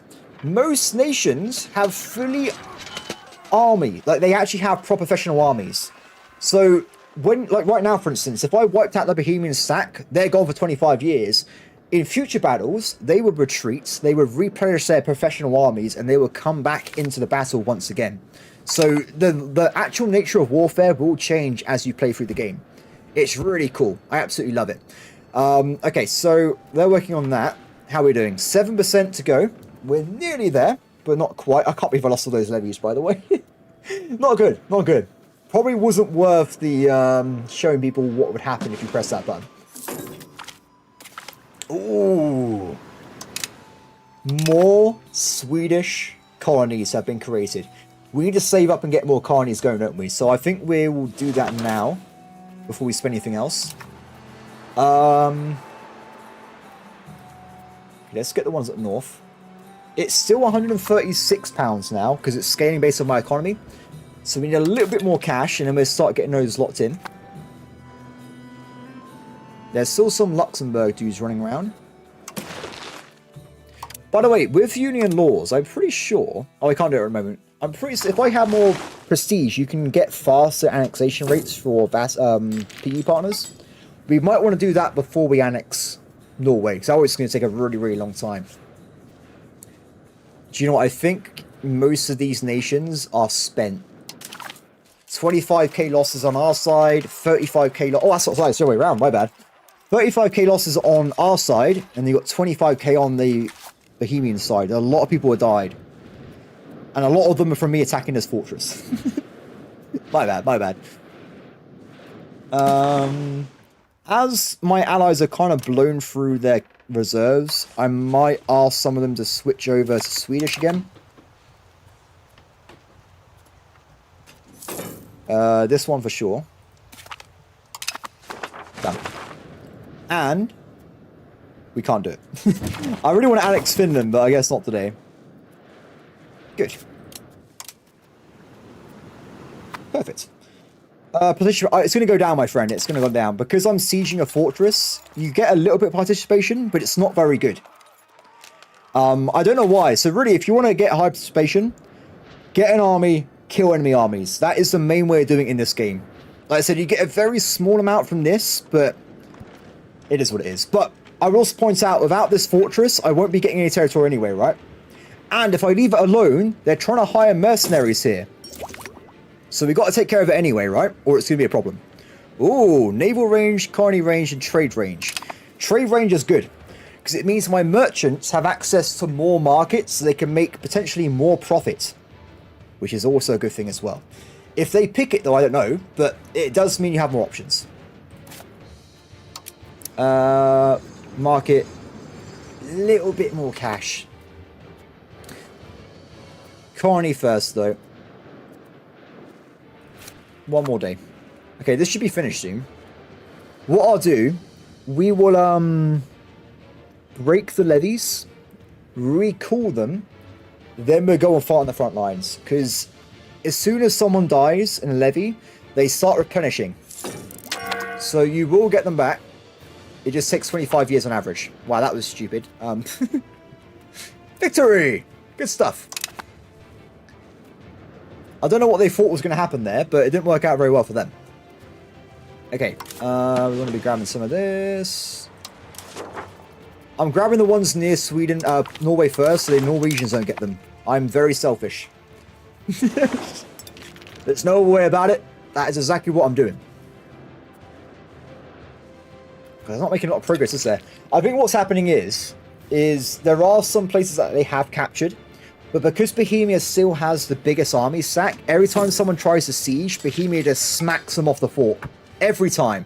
And as they have the defensive bonus every time, they're getting a lot more DPS than we would be otherwise. What I might do... I'm going to save my vassal strength for future wars. Because it does take 25 years to bounce back, right? So we're going to go into this menu here. And we're going to switch my vassals over to defensive mode. All subjects. This means they will now only protect this part or allied territory. Have I had performance issues? No, but I'm playing on speed 3 most of the time. So as you've been seeing, it's been working totally fine. I've been playing this while recording as well, or streaming, so hopefully it's a smooth experience for you guys. I did hear... I think people were talking about performance a little bit. I don't know if there's going to be like a... Because it got worse all of a sudden. So, I've been playing... I've played 7 patches. And sometimes the AI is worse. Sometimes it's better. Sometimes the performance is better. Sometimes it's worse. So it seems they stumbled into a little bit of a hiccup where the performance before was a lot better. But like I said, this has been totally fine for me. People complaining have been people that have been going on speed 5 for observer runs. So they know it's an issue though, so maybe it'll be fixed for release day. It's tomorrow, isn't it? So this was all reported like 3 or 4 days ago. But there hasn't been any more patches for this build because it's like the finished build. So I think for Steam with preloads, they have to lock it in. So this is set in stone at this point. So I don't know, the day 1 patch might be a bit different. So, but yeah, even if I go and press speed 5, it still works. I mean, there you go. Nothing wrong with it at all.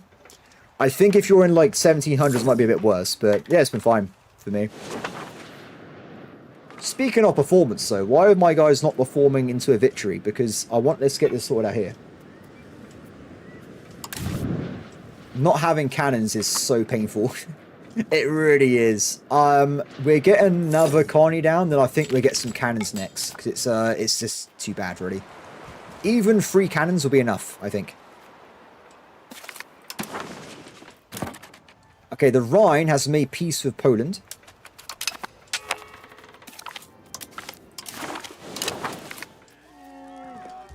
Negative events. They've now made peace with someone else as well.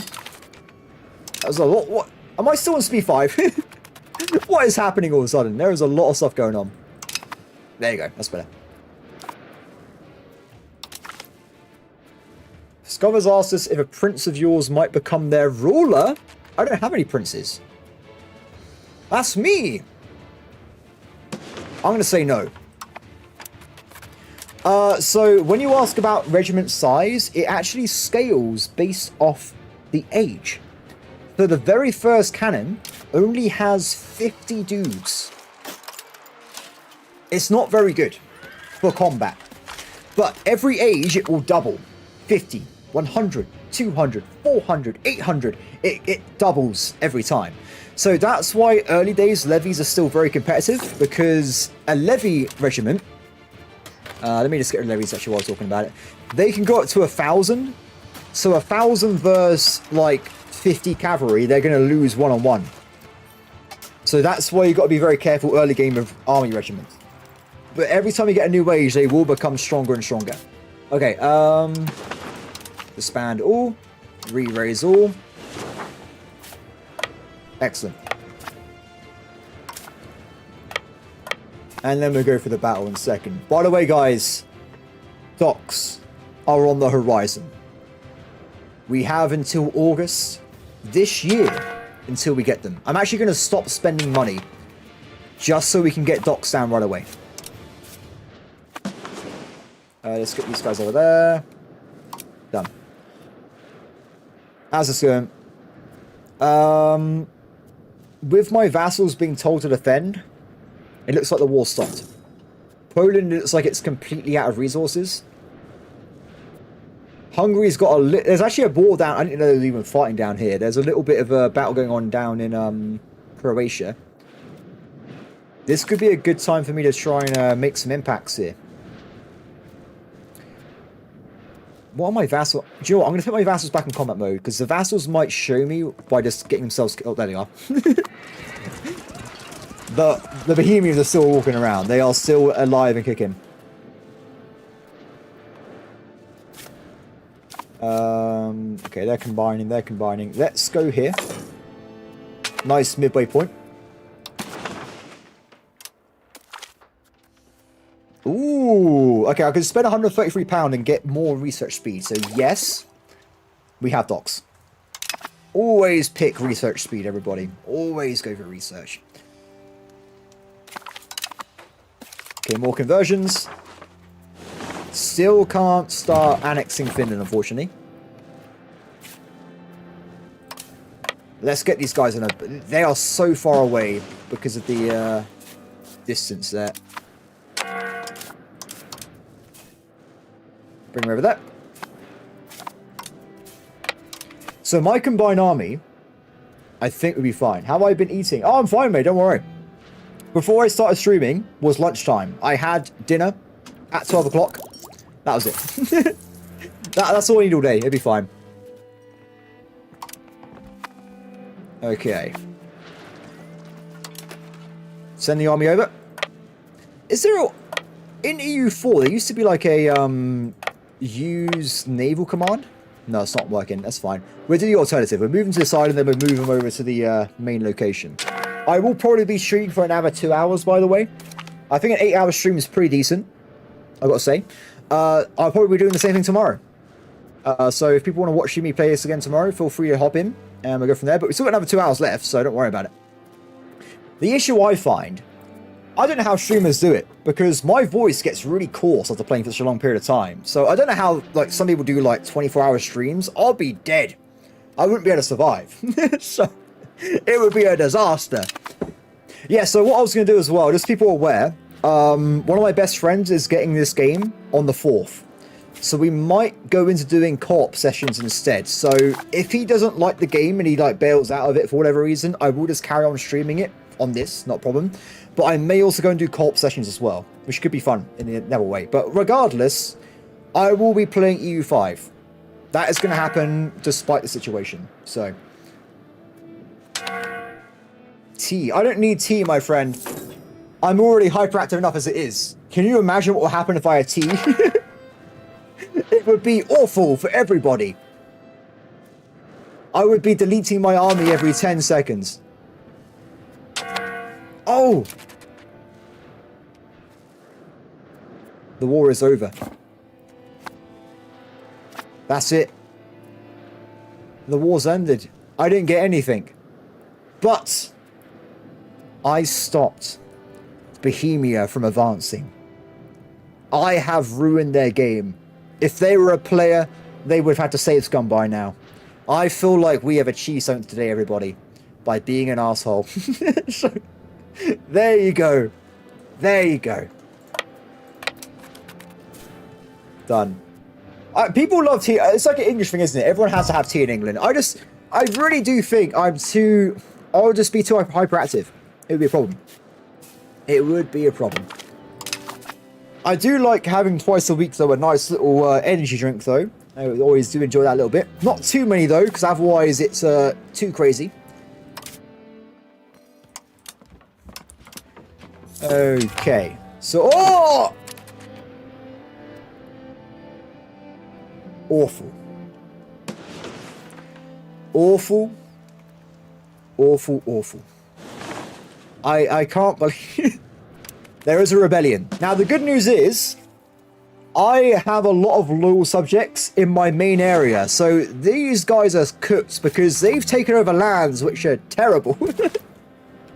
And also Norway, the big guns are coming. I have friends helping me out a little bit here, so... what we do...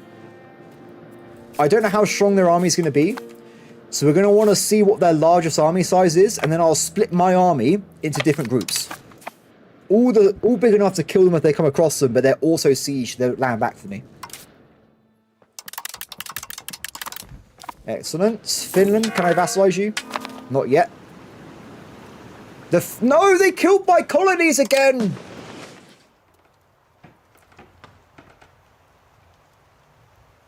No. My colonies are dead. That's 200 pounds gone. Just ethered out of existence.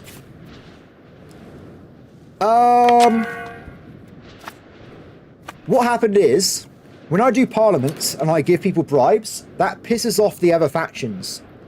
So because I did that, it annoyed the nobles, and then they very slowly created a revolt and attacked me. That's why that happened. But honestly, as long as you got a very stable capital city, you're probably fine at the moment. At the start of the game anyway. Like, there's no fortresses. They're just... they got 9 troops. Wow. That's impressive, that is. What we'll do, guys, is we will activate the glory that is EU5. What you can do is carpet siege mode. Go. Go, my friends. Siege them all. We got even more coming in as well. Excellent. So, with that, how's the slave problem? Worse. It's gotten worse. We're at 22.53% slaves. Yeah. How will they TP? I don't know, my friend. I don't think they can take down with 9 people. I think it's too little. More. Go, my pretties. Go. Excellent. They should surrender soon. Now they have no troops at all. Can Norse abolish slavery? I don't know. I have no idea. So, I think there are laws in the game later on where you can abolish slavery, but we're too early in the game, right? That's like When is that? I don't even know. 1800s? We're in 1409, my man. You're jumping the gun there. we haven't even... We're at the, like, the start of the game. We're not even 20% way through this game. It goes to 1836. So this game is massive. It is the biggest game I've ever played. It is huge. Big game. Okay, cool. Can you convert them? We are convert. So what? Conversion requires cabinet actions. I've been ignoring it. So you get very, very slow passive conversion anyway. And over time, we have moved to what is lower than it used to be. Damn it. But that's not my fault, okay? It's because I got all the slaves. At one point, we were at 40%. I think I got so many slaves, it's caused a problem where there's too many Catholics again. We've caused a problem, everybody. I'm going to give a cause a bell to Bohemia. I don't know. I still don't know how slavery works. I'm still confused by the whole aspect, to be honest. It seems like it's helping us with our economy, though. Because as I have a loads of people in my capital, I can keep building more and more buildings. So it is pretty handy. Now, there's 93,000 slaves in Stockholm, though. And the rest of the population is 5, 6, 7, 8, 9, 10, 19, 20, around 21,000. So there's a lot of slaves in Stockholm. If anything, it's probably not good. Gotta be careful with that one. I'm sure it'll be fine though, right? What could possibly go wrong? Have you guys won the war yet? Not yet. There's still carpet sieging up that way. They'll get there eventually. Don't worry about it. I really want to annex Finland. It's the only thing I want in my life right now. But I can't do it. Okay, so we're going to go for culture again. We will have the last 3 vassals be switched over to Swedish. And now every single vassal is becoming Swedish. Oh, we just talked about it. So, in terms of conversion, it's gone down, my friend. We're at 30% because I have so many slaves.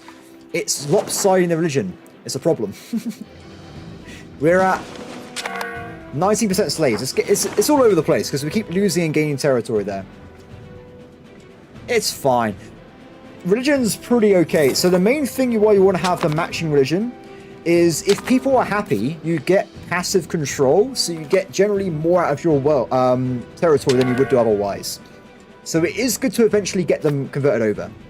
The thing is, though, if I was to convert population over right now, so if I were to go over here, go over to... where is it? Should be here somewhere. Convert province. Okay. Let's convert this place. If I look inside, we have 18 conversion a month because we have 83% control negative modifier. So it's not great at the start of the game. So, what, the notification? Oh, don't worry about it, it's fine. I've trained myself to ignore anything on my screen over the years. It could be literally, it can be like 85% of the screen. As long as I can see the main game window, it's not a problem. Let's get the parliament done though. Okay, so parliament. Let's grab expand armories.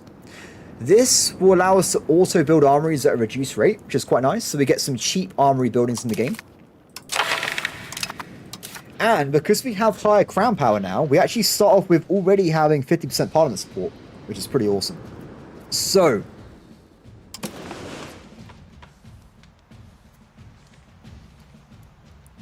I think I did it before I got distracted by the Bohemia War. I still would like to invade Crete. If we can. Yes, we can. Okay, so I'm going to do a war go on them. And we're going to leave that be. So this is how, by the way, I caused the rebellion in the first place. Because every time you do this, you annoy the other factions. So this is how I managed to really annoy the noble estate by just simply giving away bribes. Turns out, it's not completely foolproof if you bribe too many people. So keep an eye on that when you're playing the game yourself. I need one more bribe. One more bribe. Done. Okay, so we can do a law change if we want to. The ones I should be changing, which is save conversion, I can't touch, unfortunately, so that is a shame. I think, if I remember from before, yeah, we can't do it because we're Norse. We literally can't do anything about the origin things. That's annoying. All my other things, I'm happy with. I believe we have the right laws. So we could get another claim on Novgorod again. Curious, is it possible to switch to republics if you piss off the wrong estate enough?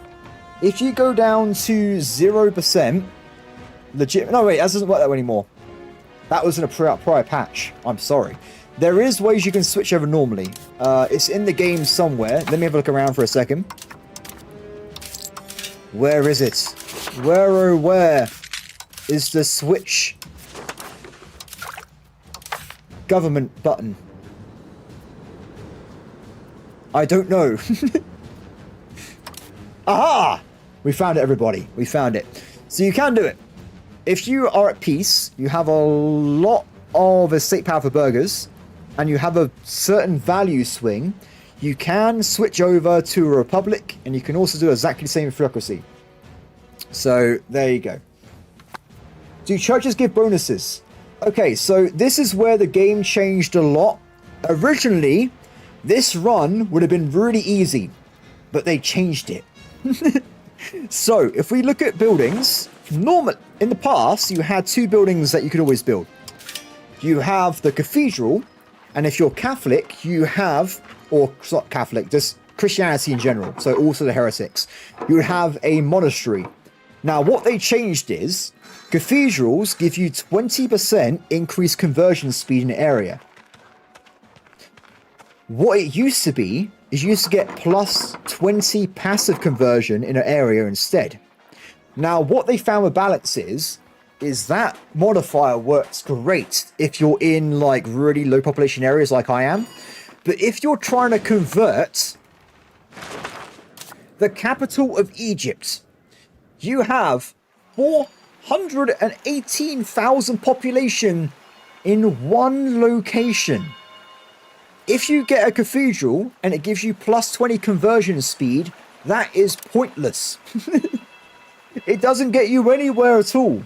So the idea is by having these like percentage based modifiers instead, it makes it a lot better for converting big countries over. But unfortunately for me, it made my run a bit harder. Because before, I would just built cathedrals everywhere, and we would already been 100% Norse. So, bit of a shame, but overall, I think it's balanced better now. So, that is what it is. Yeah, cool. Back over this way. So, I want to get another claim on Novgorod as well. Excellent. Okay. Awesome. I should have claimed England, because I don't think they have ships. Oh, they do have ships. They have a bigger navy than me. Fair enough. So, we are about to finish the Civil War. They are being destroyed, which is quite nice. I can't currently annex these guys still. A little bit far away.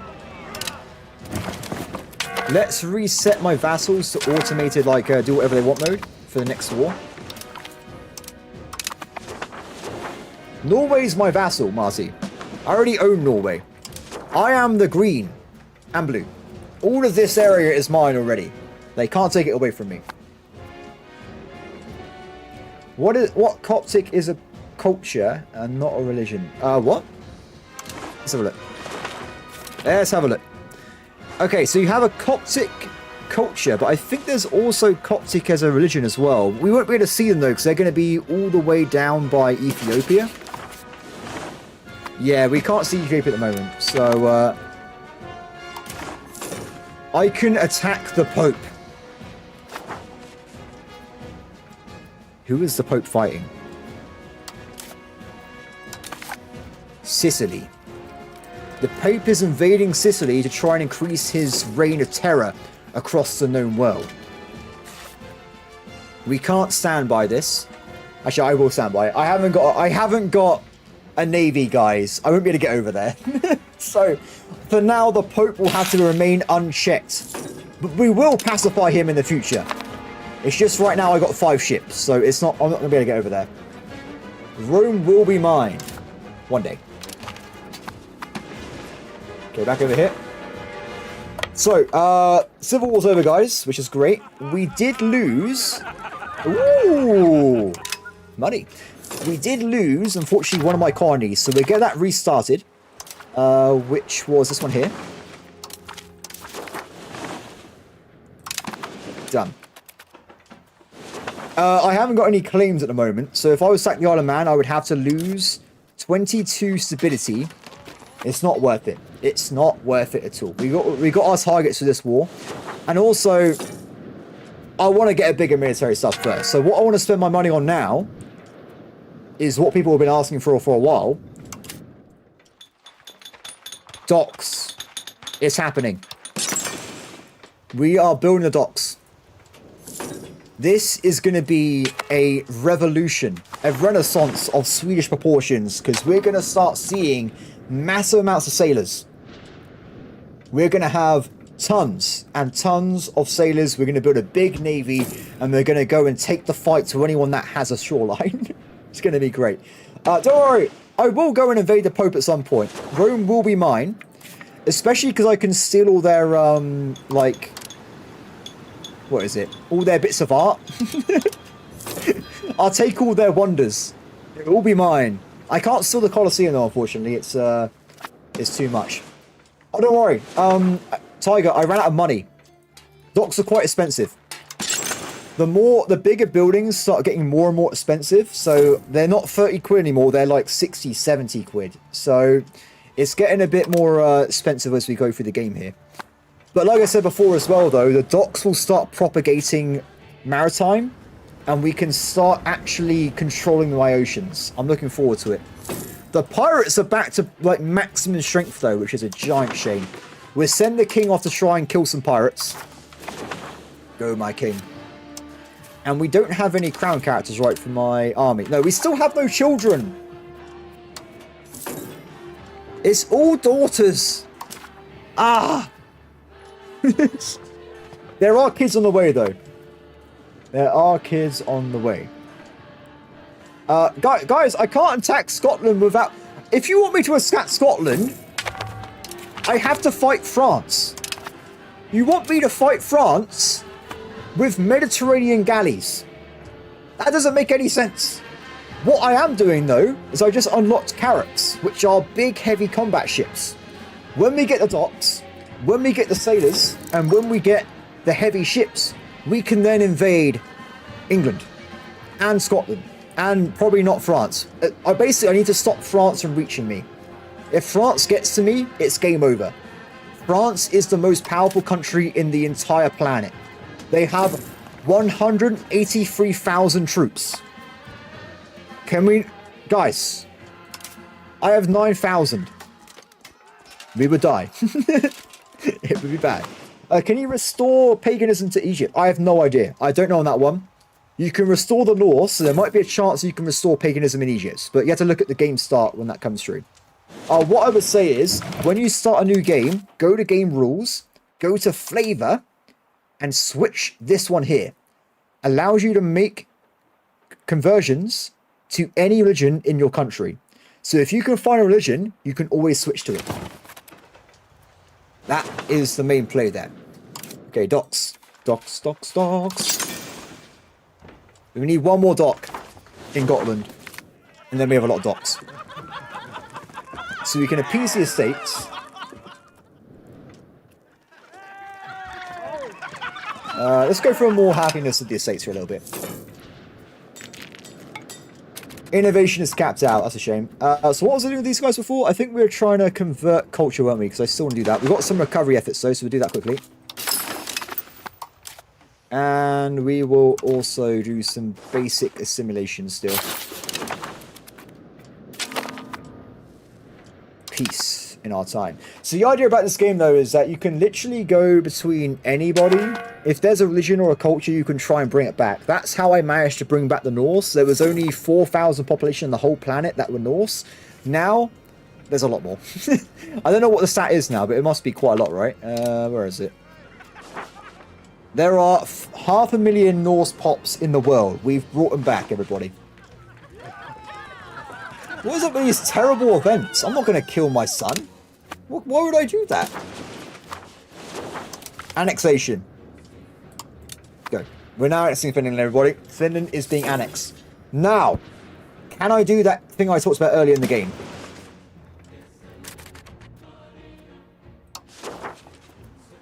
I need to wait a little bit. Give me a little bit of time. There's a really good hint if you want to annex the vassal. And if it lets me do it, I'll show it off in a second.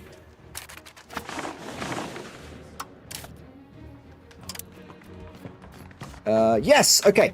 So annexation in this game is mainly based, the base value is on their territory.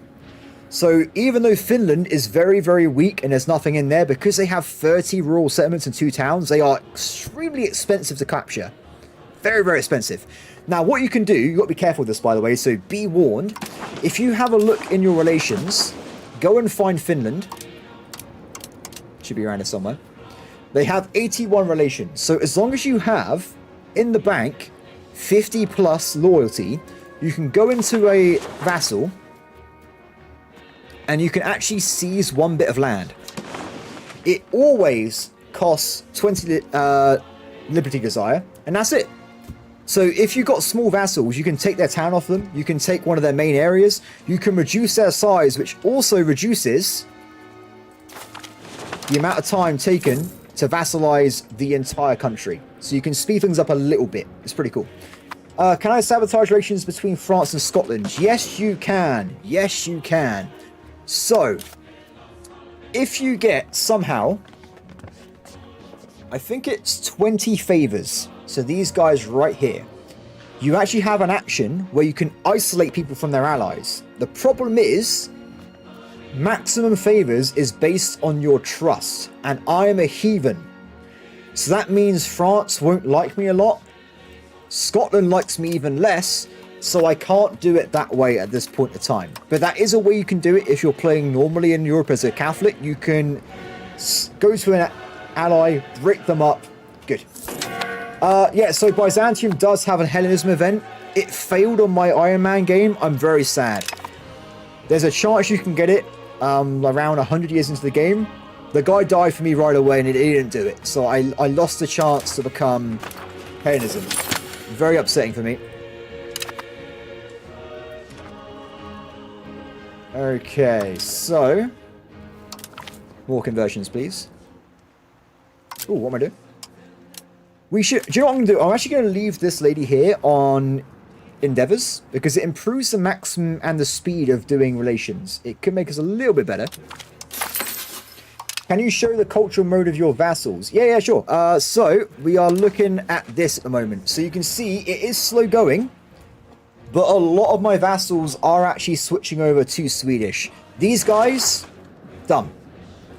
Not so much here. This vassal here is pretty much 100% Swedish at this point. So we are going towards having Swedish everywhere. It's going to be brilliant. Finland's completely failed in their tasks. I think it's because they're too big. I should have made a smaller vassal, but it's what it is. Wait, what's this? Can you show... Oh, wait, I've not seen a bug where they can't culture convert. Are you sure people just aren't confused on how the mechanics work? Because, if I go and look at a place, for instance... So go here.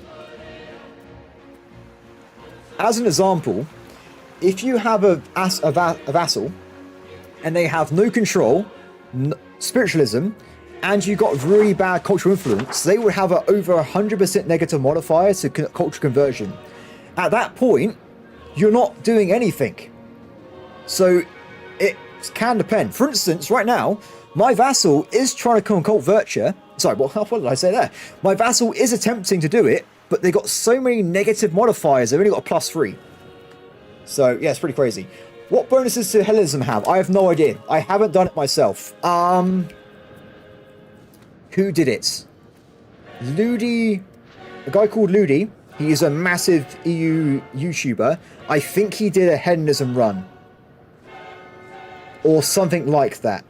I'm not sure though. I don't know. I would look at other YouTubers. Someone somewhere has done Byzantium and they've gone to Hellenism. That's all I know. Okay? That's all I know. What if we can find it in like a search bot almost like? Ooh. No. No idea. No idea, guys. No idea. Also, I think you can go onto the Tindo Talks and there's information on Hellenism somewhere over there as well. It does exist in the game. Someone has done it at some point. I just don't know how to access it, unfortunately. Okay.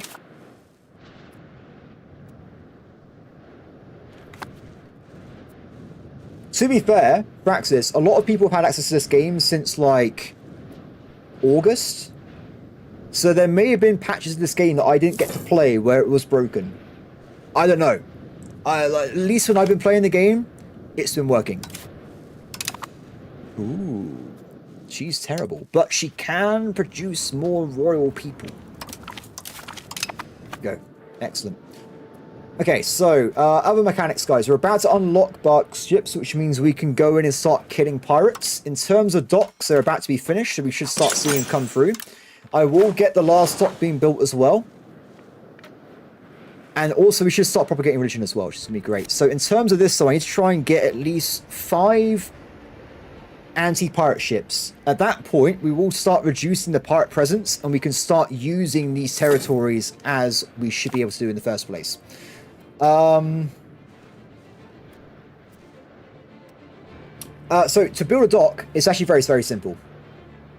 You have to simply just have a city. That's it. That's all you need. So if you need more docks, just build more cities. You can also build wharfs as well. I recommend building the wharfs, building the docks, and also you want to build the protected harbours as well.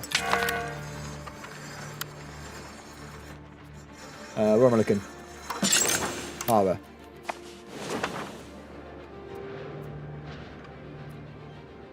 Cool. Excellent. So there's never enough cities, Marty. Ideally, to propagate trade through, or like the progress through the coastline, what I'm going to end up doing is building cities along the entire coastline of all my territory.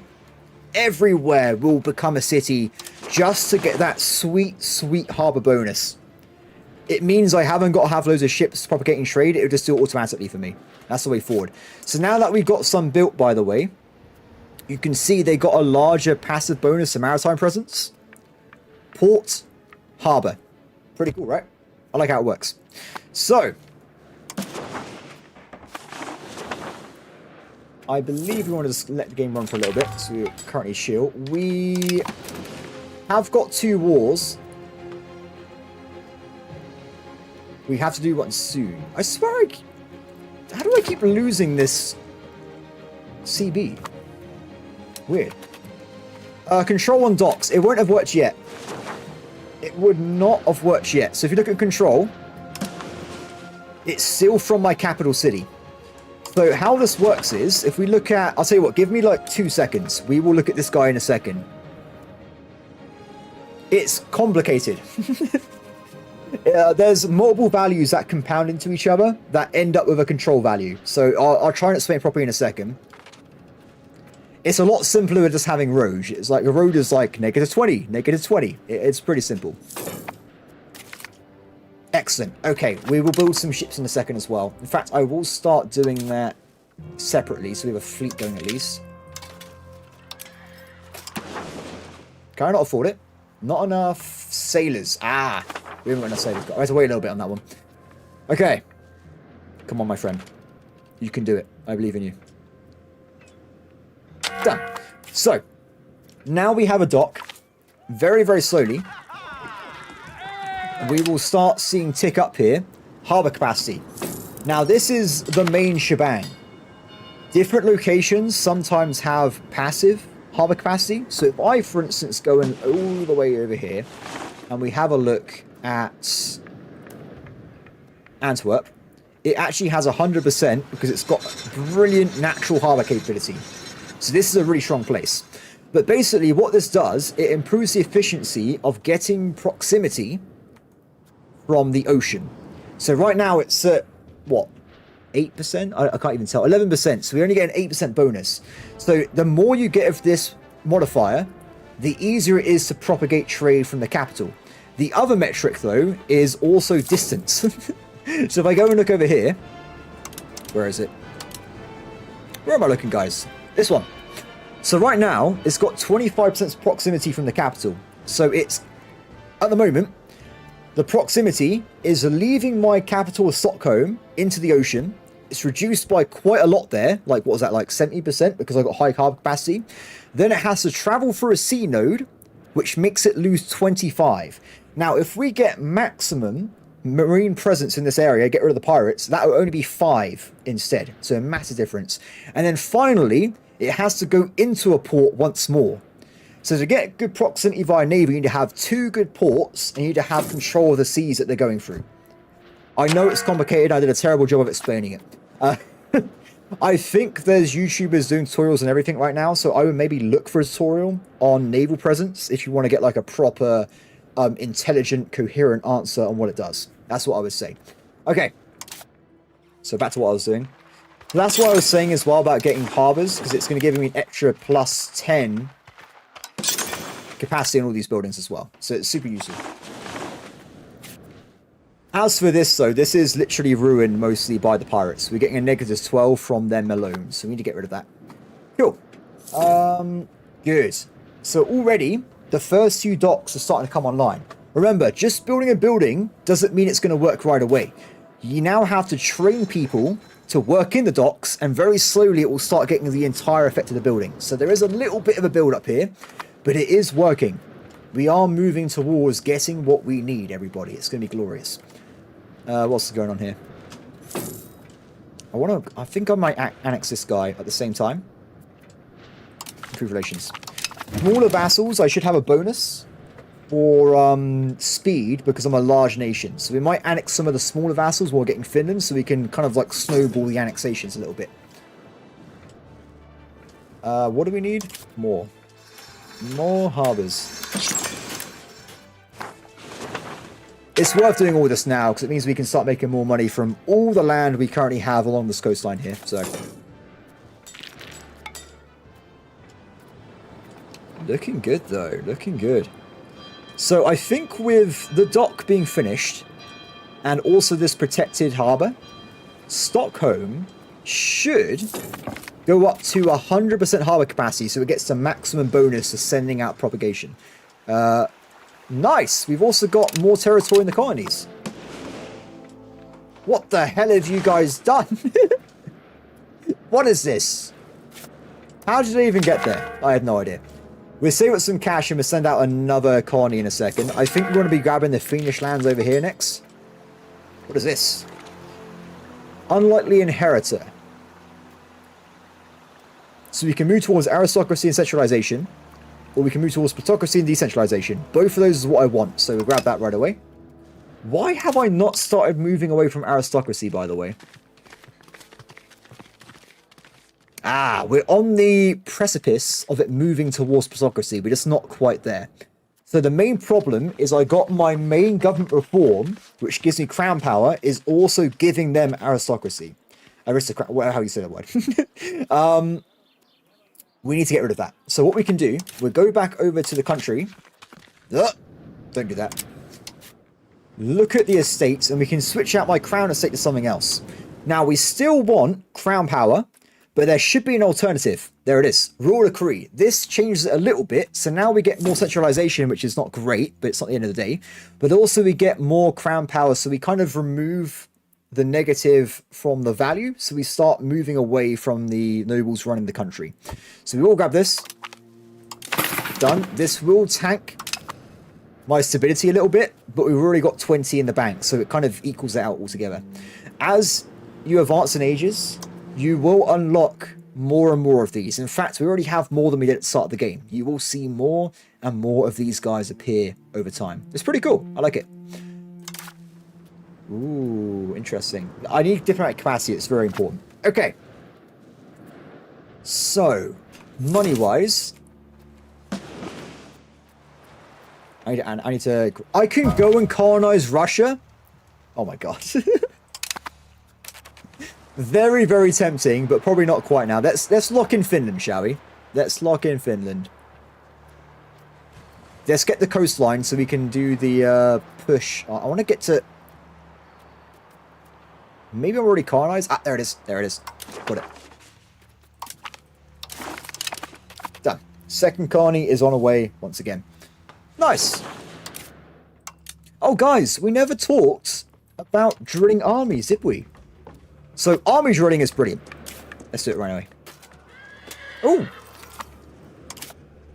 Wait a second. Have they fixed it? No. I've unlocked... they fixed it, guys. They fixed it. They fixed it. No, it's still not working. For some reason, I can't drill my armies. Ah! We need a commander. That's fine. That's fine. Okay, so if we try and find a commander for my armies here... I don't care who. We'll just do it as an example for now. I'll get rid of him afterwards. If I get this guy here... we can start drilling armies. For whatever reason, you can actually drill armies with reduced army maintenance. So, it saves you money. But when you drill armies, it actually costs you 50% more maintenance to do so. But every month, you gain loads of experience. Now, what you'll see in a second is it will start getting more experience every month. Give it a few seconds. There's a little bit there. Okay, so every bit of experience you have, it will very slowly tick down. You get damage reduction. I think this will go up to 50% damage reduction, which means your troops will be immensely more powerful than untrained units. So if you have a professional army, train them, guys. Train them, train them, train them. The other thing is, if we look over here, it actually increases your army tradition. The more percentage of your army that is higher trained there is, the more passive tradition you get, which gives you benefits as well. And if you go back this way, it gives you quality as well. There's a lot of compounding benefits to training your armies. It's pretty handy. But not when I don't have my own nepotism in charge. It has to be some member of my royal family. Oh, my king died again. Sadness. Sadness. Now we haven't got a cabinet member. And we still have no family members. Okay, so, out of my entire family, let's have a look, shall we? I need a man, don't I? Because if we don't have a man doing it, we're going to have an issue where we can't make him like the main cabinet member, the head of the cabinet. So we need to have some kind of male heir here. He does have a son, and he's 13 years old. So we will be able to make him into the cabinet at some point. It's pretty cool. I know, man. I keep marrying them off, but they don't have children.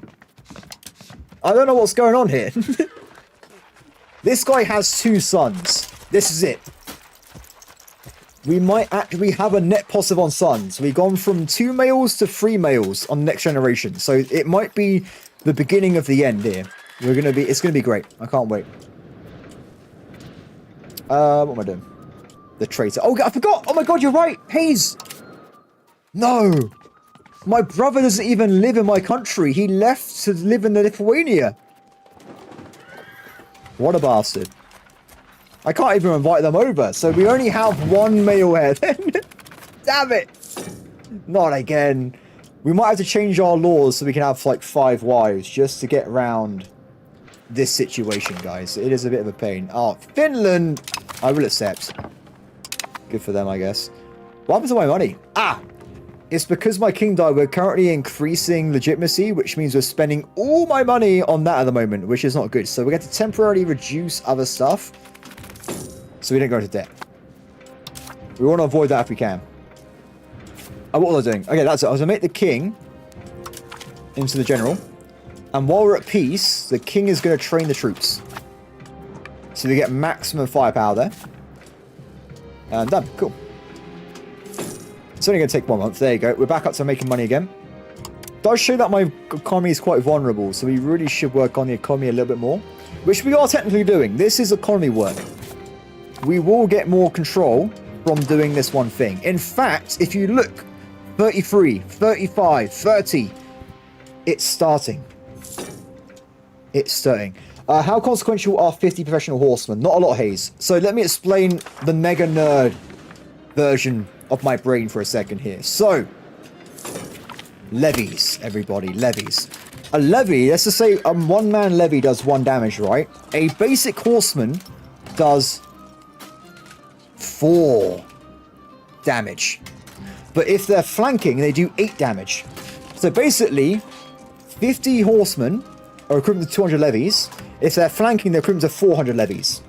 So, as you can tell, having 1,000 levies is still better at this point in the game. But as they rank up in ages, they get larger army sizes, regiments will become the leaders of the world. I will eventually build a city everywhere when we have the money. Cities cost 300 gold, so they're very, very expensive. Ooh, I'll take that. Right now, though, I'm trying to make the most of my current cities. So by building harbors and docks in every single location, we will make more money than we would do otherwise. Because it means they will start getting more control and we get more money from the same location. Which is very important. Because also they will start passively kicking out the pirates as well. Which is pretty handy. What's happening over here? Cool. Let's keep waiting a little bit, shall we? I got to build the economy more. We really do need to do that. I might reduce stability down to nothing temporarily. We get loads of money, and we can use that to power gain our economy for a little bit. Oh, she's quite good. Let's make her into a cabinet member. So we want to be grabbing someone that's young. Carp! Perfect name.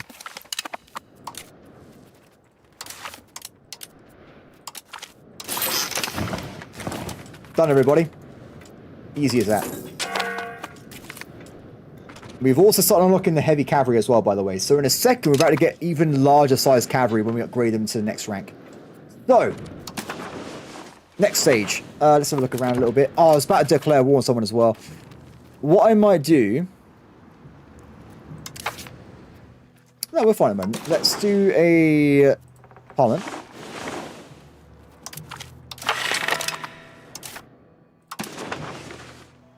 I actually messed up earlier because I did make a war goal on Novgorod. I just didn't use it, so that was my bad. I guess instead we can go for Lithuania again. They're still by themselves, and they're probably a better target for me eventually having vassals here. So I will be grabbing a cause of bello then. We'll reset them if we can. You can see Imperator Rome. It's literally the same designer. So I'm not surprised he tried to bring it back a second time around. I actually really like Imperator Rome myself. It got a lot better as they did the patches. And the Invictus mod they made is amazing. It really is really fun. I like Imperator more than like CK3 and Solaris, for instance. But that's just a personal opinion of mine. Because I like country building more than like characters and stuff. So that's just me.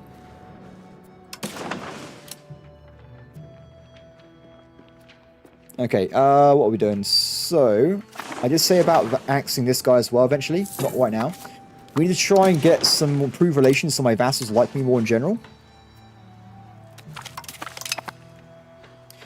Focusing on these ones here first. If we can annex Estonia and Courland, they will be part of my nation with the naval spreading out. It's going to be pretty cool. So if you hold parliament in the capital, it increases centralization. If you hold it in the countryside, it increases decentralization. I want to go for decentralization, so I avoid the capital at all costs. So remember guys, if you're playing the game yourself and you want this stat, always put it in the capital when you have a parliament. Do it every single time. But yeah. I still need more money. What is this? More support, I'll take it. Thank you. Little bit of peace as we wait through things here. So once we build one more harbour, I'm going to go back to try and make some money buildings. We've got to try and improve the economy a little bit more. Harbour. It's going to be in the Visby one, and then we've done all this at the moment. I also, by the way, if you're wondering, you can actually build these across the map. So if you got vassals anywhere else, you can just build in their territory for them. It's pretty awesome.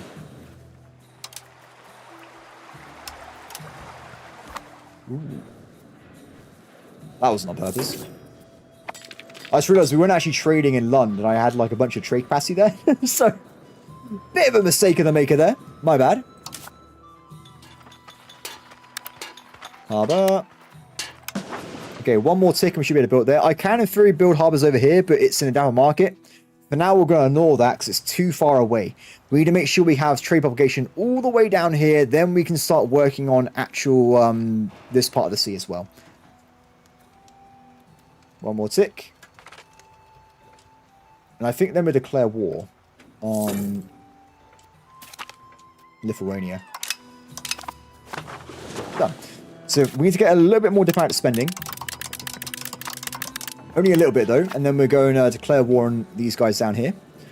This time they still have no allies. We want to make sure we capture the coastline, and if I can, it's going to be a little weird, but I want to start moving in here and cutting Poland off from Lithuania. I don't want them eating them. We've got to be careful there. There are some big nations for me though, isn't there? There are some badasses on the map a little bit here. How are we doing on the world rankings? France has 307 income per month. I am not on that. What am I on? 64. So, a little bit more powerful than I am at the moment, without saying it out. Excellent. Okay, so we also want to build our first trade ship. We have 1,000 sailors in reserve already. Earlier we had like 100 max, so you can see the difference is already coming through here. And I want to be trying to build these ships as soon as possible as well. We need 5 to offset the pirate penalty. I think. I'm still not sure how the pirate's actually propagating trade, by the way. I have to look into that one a bit later on. Doing a pirate run might be really fun at some point. But how that works, I have no idea currently. That's going to take forever to build, by the way. It's going to take a long time. Okay, you, my friend, can you go back over and try and stop the rebellion from the Catholics? In 1 month, we can start war against Lithuania. We can go from there. Ooh, my vassal's building an armory, so they're going to start having their own troops as well. Very awesome. And this guy is now at 18% damage reduction. Though he has no power, because he's only 50 troops, but whatever. So, declare war. Let's go. Ooh, guys, I completely forgot. Because I made this vassal earlier, he's made his own claims on Lithuania for me. So if I do this, it's actually 25% cheaper to take land off him and vassalize his subjects. This is the claim we want to be using. Let's do it. Okay, raise the armies. We have reached for the first time 10,000 troops in our army. We're getting there slowly. And slaves are down to 17% again, so progress is being made there. Oh, we're so close to getting rid of the pirates. So close. Okay, everyone group up. Oh, wrong button. Okay, so a lot of our troops are still spawning in across the map. I'm going to delete the ones that have, like, no troops, pretty much. We don't need every single unit joining our army at this point. 16 dudes over here, not really worth it.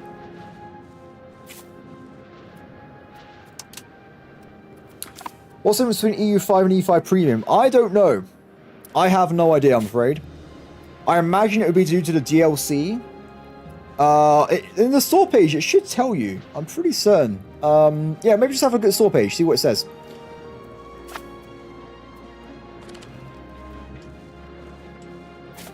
The ambiguous, what does this version do? Always a question to ask.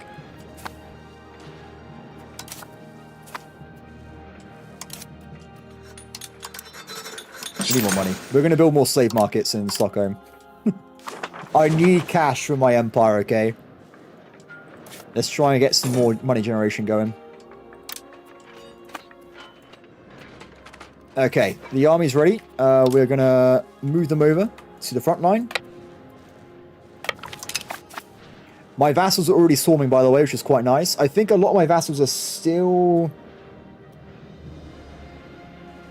unloyal, so we're pretty much fighting this army by ourselves, I think. E5 premium, you'll get the first 4 expansions. So there you go then. That's what you get. I don't know what I get, by the way, because I got a game key, clearly. I'm playing the game already, but I don't know if that includes a DLC. But to see what happens. I remember years ago when I played Victoria 3, I was given access to that early as well, and I got a base version of the game. It would have been better if I bought it myself. So I was like, damn it. But getting to play games early is absolutely epic. It's literally one of the main reasons I became a YouTuber, so... Is that a sad reason to become a YouTuber? Probably yes. Let's not think about it anymore. I really want to get these guys over here. Might be because of the damage in the ships. Maybe that's why they weren't moving them over.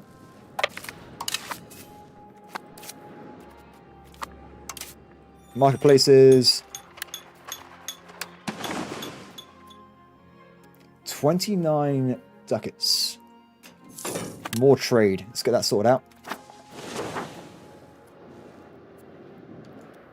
By the way, as well, as we get more trade and just more stuff in general, you'll see more and more ships. I think like later in the game, you just see tons of them. If you look at the Mediterranean, they're absolutely everywhere.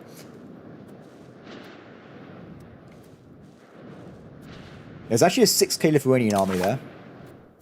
We'll do what we did last time. We'll focus them as a priority. We'll knock them out, and then the rest of the war should be easy for my allies. Okay, control map. It's been a little bit of time, hasn't it? 36%, 36%. We're actually reaching further down now. Still more benefits to come, though, as we get more and more docks built up, though. So we are getting there. Heavy cavalry has been unlocked. This is a long game, Marty. This is a very, very long game. This game is going to take like 100 hours if you want to do the entire thing through. So it's not a quick game.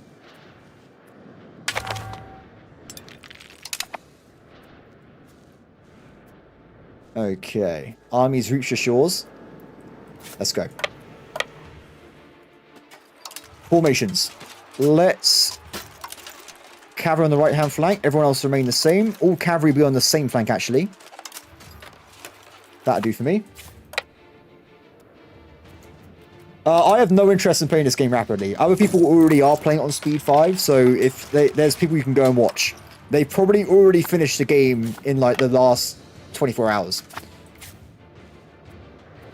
Okay, so what I just did, by the way, I actually just upgraded the cavalry, so now they are heavy cavalrymen, and they get an extra 50 troops. They basically double the amount of troops you get otherwise.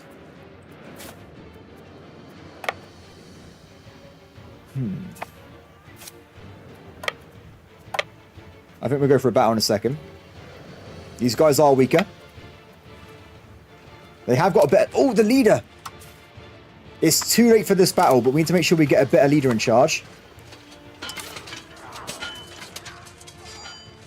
Very equal, so we've got to be careful of that. I did actually attack without realizing into a river crossing. I didn't see there's a river right here. So we got a little bit of a disadvantage there. We should still win. Nice. Okay, switch the commander out. Let's get a better one. Who's got good military while having decent... This guy's probably overall a better idea. Because I want morale and I want discipline. I need them both.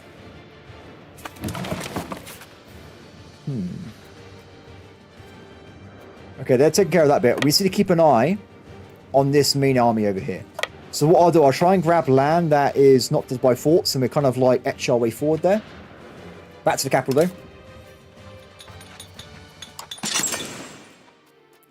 though. Stockholm, we need more cash, guys. We need more cash.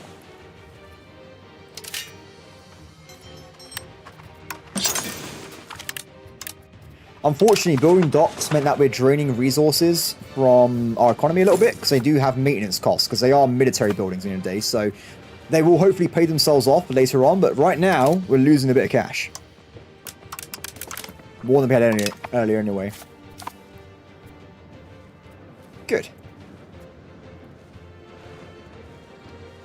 So, the thing is as well, by the way, I'm playing on Ironman mode, so if I make a mistake, I lose the game forever. I wouldn't mind doing like a faster speed run if I had the ability to save the game whenever I wanted, though. Just record episodes and be like, oh, revert back. Not a problem. Just go back in time a little bit.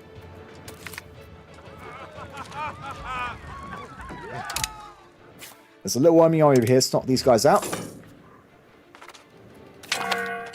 My son has come of age. Excellent. So he's terrible in pretty much every category, unfortunately. It is what it is. I might switch him onto the cabinet so we can make him into the cabinet head once more. And it's going to cost us how much? Probably a bit too much at the moment, but we'll save up for it. Have kids. There you go. This is the wrong place. What is his name? I didn't even look at his name. Oh, that's my surname. We haven't got any Biblos over here. He died in a hunt.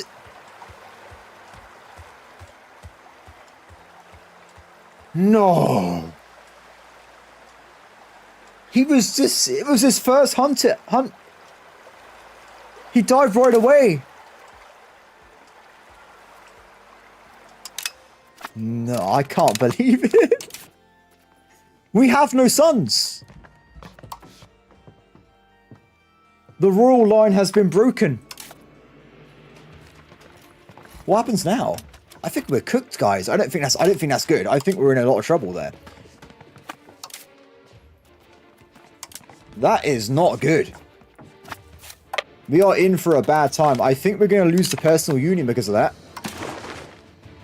Oh, no. We have to see what happens. You can do that, but that requires stability, which I currently don't have any of. Though, if you have no, she should now inherit, I think. But because I've got a personal unit, I'm not exactly sure how it's going to work. Oh, guys! Renaissance. There you go. I forgot about that one. We get an extra 5% research speed now. Oh, enemy line spotted. Let's go back up that way. I'm so annoyed I lost my son. He's not going to have any more kids at this age as well. So, like, that is it. We have, that line is broken. But what do I do about that, guys? I gave him a wife when he was, like, 16. He had 4 children. The genetics just weren't there. We just got rooked by the genetics there.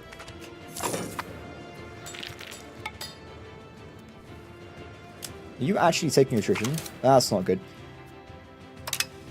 Okay, I'm going to have this guy remove the trade ship. And the trade ship can go on automated pirate hunting.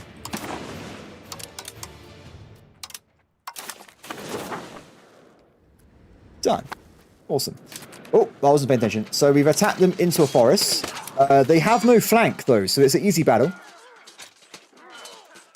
The king does have the brother. The king has the traitor brother. So maybe the royal family will move over to this guy when I die. We'll have to see. We will have to see. I don't know why they released the CK3 DLC next to EU5, because I wanted to play that, but I don't want to play it more than EU5, so I just haven't got that DLC for Secret Crusader Kings. So, also, I wanted to play Vampire Masquerade 2. Not play that either. I will play it one day, but I just not when EU5's here. What have they done? The mistakes were made, apparently. I could have played all of their games, but now I'm only playing one of them.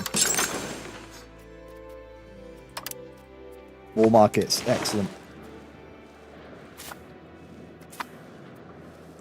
Though I know they got like separate teams. I mean, it wasn't the original plan to have all their games arrive at like the same 3-week period. It did seem pretty wild to me, at least, anyway.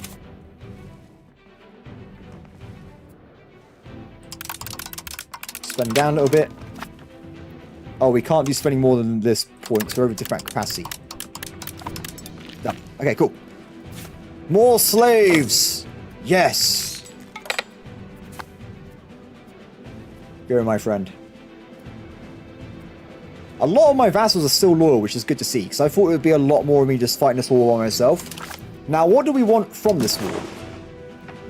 because we have negative 25% war goal on having, what was it from?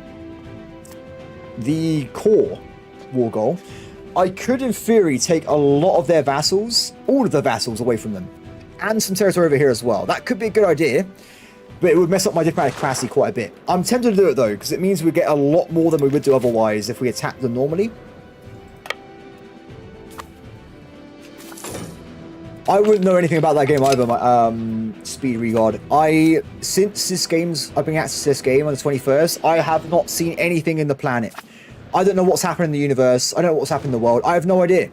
Maybe England doesn't exist anymore. We've been conquered by a different country. I wouldn't know. Who knows? That one. Over there. More slaves. 19% slaves, guys. We're going in. Let's get to 100% slaves.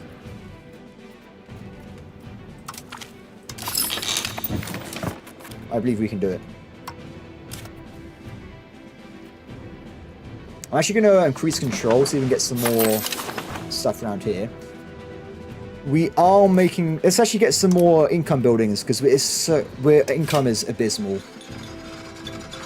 at the moment. It's because I lost a lot of stability due to a few laws and stuff. So Masquerade 2 has a lot of controversial things. Like what, Marty? Oh, are you talking about when it's in development? So I knew it had development hell. That game should have come out like a decade ago. I'm pretty certain there. They kept like getting put back over and over and over again. If it can get put out that much, at that point, they just like restart. If it's like too old for the engine, everybody, it's happening. The power of the pirates is being reduced. It's going down, everybody. Eventually, there'll be no pirates left at all, and we can propagate trade even faster. This is a great day for the Swedish nation. It took us nearly 70 years to get control of our own coastline. Great vampire game, but not very brand. Oh, okay, so this is a bit mediocre then.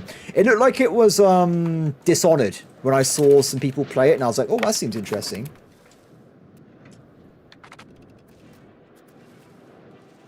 Okay, money, money, money, money. Let's get some money. So if I can have a look around a little bit.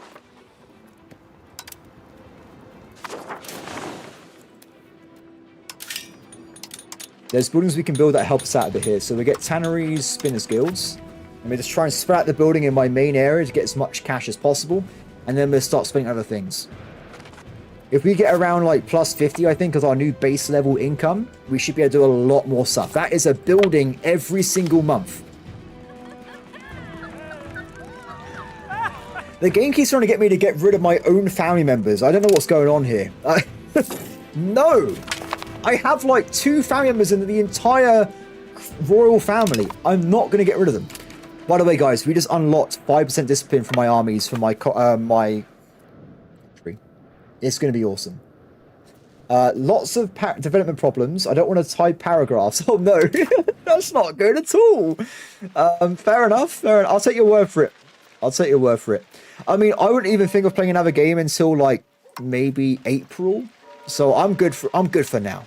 I'm happy playing EU5. It's not a problem. So, in the current technologies we can grab, there is a new technology which gives us a new law. Recruitment law. Now, if we grab this fella, it will give us a little bit more peasant levy size. So we get a bit more bang for buck. And there's also options for the burghers and as well the nobles. We want to go for this one though, I think. So we will probably grab that one next. After that, I'm going to go down here and we're going to grab... Where is it? I saw it earlier. Do you know what? Let's go into the main research tab. Renaissance, guys. I forgot. Cabinet seats. Government reforms. That is important. And the most important thing, universities and another law as well. Universities are a mega version of the library. You get way more influence, you get way more population speed, and you get more literacy. This is what we want in our current empire here. We'll grab that, and I think as well I'll grab crown power because it's just plus 10%, right? That's pretty handy. Done.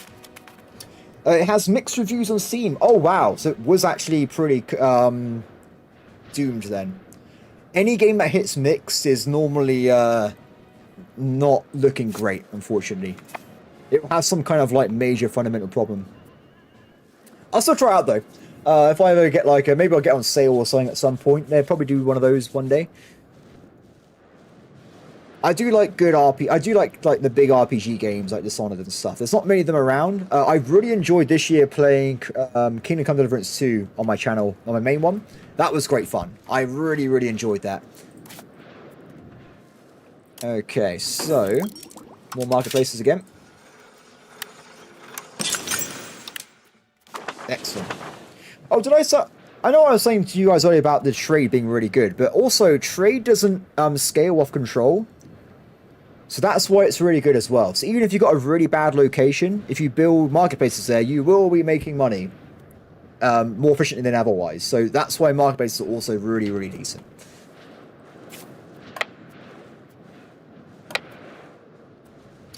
Okay, so I'm not gonna go. Oh, what do we do? What do we do? Their vassals have ports. So that's crazy. Outer Worlds 2. Oh, I forgot that game was even coming out. Oh, I love Outer Worlds 1. It was really fun. We have to siege something down, guys. Why do I want decentralized nation? It's because it gives you state satisfaction and it gives you loyalty of subjects. You also pretty much never get war exhaustion. I like vassal swarming, if you haven't noticed, so I want to have my nation fight wars with me, not just do stuff by myself. So that's why I absolutely love having decentralization. The other way around, it gives you crown power, proximity costs, and espionage. So you could argue these things are useful, but I'm okay. I don't need them. I'm not that bothered at the moment. Oh, Claire. Oh, that was a really good one as well. I really enjoyed that. I play a lot of video games, by the way, so I've literally played like everything. It was my job, not so much these days.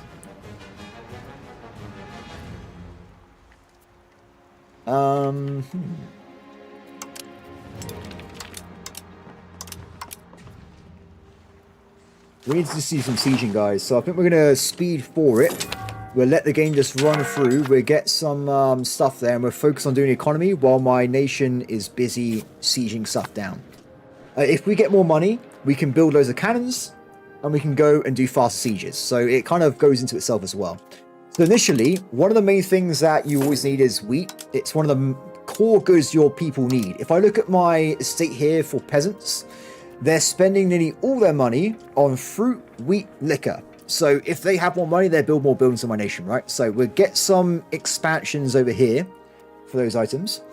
We're making 24 quid at the moment at a time. So we're looking a little bit better than before, but it's not great. There could be a lot more we can be doing here. So we'll keep going for the marketplaces. And there should be more in another market as well later on. I really wish I had cannons though. To be fair, the problem is I want to annex these vassals, so I think we'll finish a siege and we'll see if we can grab their capitals, if we can. How does espionage work? Okay, so you make a spy network with a diplomatic point. So I can go to anyone, build a spy network. At that point, depending on the value of the spy network, you have covert actions. So depending on how much you have, you can corrupt officials, you can infiltrate administration, sabotage reputation, sow discontent. There's things you can do. And also you need 20 of these points to actually go in and make a cause of bell as well. So there's different things you can do there. It's pretty cool. Yeah, that's pretty much it. That is covert actions. I must admit, I'm not an underhanded person most of the time, so I don't really tend to use it very much. I'm more of a direct, piss you off in your face kind of guy. So that's my thought process there. Money is coming, guys. We're nearly at 30 income. We need more. More. Must get richer. Because these locations have really good control, though, we're making, like, all the money from these zones right now. These are good places to build stuff in. It won't work. Sabotage reputation with France. It's not going to be enough. It's, where is it? You get negative 50 opinion. Unless we can drop it by, like, 200 in one go, it's not going to work. We can still attack, Scotland. I just need to get the navy up first. That was my oh, wait. Can we do it? Oh my god! We're going to have to break the alliance, aren't we? So, France has built 19 heavy carracks. I can't fight that. That's more than I could probably afford to maintain. So, yeah, we're gonna do the spy network. That is crazy. We have to break that alliance. I can't fight anyone in England with those modifiers. That is too much, guys. Too much. Okay, so back over this way. We'll see if we can end this war by grabbing these vassals. These two have their capitals outside a fort, so I can probably grab them and end the war. Money. Not fish. Fish is useless. We should probably make this into a city next time we can. Who has the strongest army? It's going to be France. I'm not even going to bother checking anyone else. It's France. France will have the biggest military. They always do. Is there a way I can check that? I don't know. Don't know, guys. There's a lot. There's a lot of tabs. Okay, look, I haven't even looked at some of these. Countries. I think it's going to be France. France has the most population. Contender would be Mamluks have more troops by 4,000. Wow. But I would say the money difference is immense. France is making double the money the Mamluks are. So if there is a war, France is winning.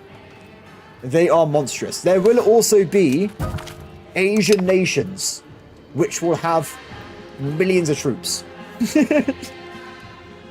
Don't forget that, guys. China exists. China will probably have the biggest army in the game. We just can't see them. Let's see.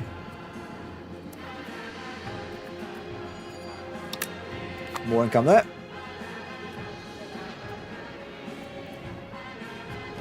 Yeah, 50. We definitely want to get 50, don't we? We go to 50. What we should be doing, I should have done earlier. When I play single player, I try to have like base level income so I can always buy stuff. So we have to make sure we stick to my new base level income as we get more sources of stuff. Now I'm actually going to siege. What we're going to do? We're going to move some units over here. We're going to try and increase the amount of war score degradation, and we're going to try and get these guys as vassals, and we're going to end the war with a little bit of territory because we can't grab too much anyway, because we have too much aggressive expansion. France is like EU for the evil blue bob. Yeah, I think France is the most powerful. Because the Ottomans don't start as the Ottomans, they start as a very small country. They're getting there. They are becoming powerful, but they're not France. Their base tax is 782. It is insane. Mine is 76. Significant difference in power levels there. Significant difference. More markets. Very nice. Okay. Wars. Wars. So we need to grab this territory here to get the coastline. If I can as well. Vassals. So this is going to be us ending the war with 2 vassals here. 2 vassals up there.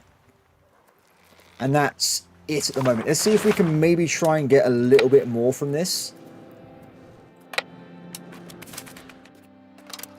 If we just start sieging territories, the AI might give us more in the war score. So I'm going to try and just spread my army out a little bit and try and go to siege their capital. The enemy still has a powerful army somewhere, so this might be a bit risky. Oh, what was that? Sorry, I completely missed that. I think we've passed the tech through, and we now have a recruitment law, which is good. So we need to get some cash and we can push that through.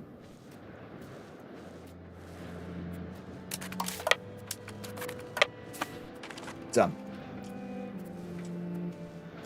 Okay. Yeah, when we get cannons, though, it's going to be a lot easier. They have got a powerful army there. We're going to try and just sneak through, siege the capital, and then end the war. Hope they don't catch me, though. They could be anywhere. Their army is in this area. Nice. Christina, welcome to the fold. I need a young person. There you go. I'll take it.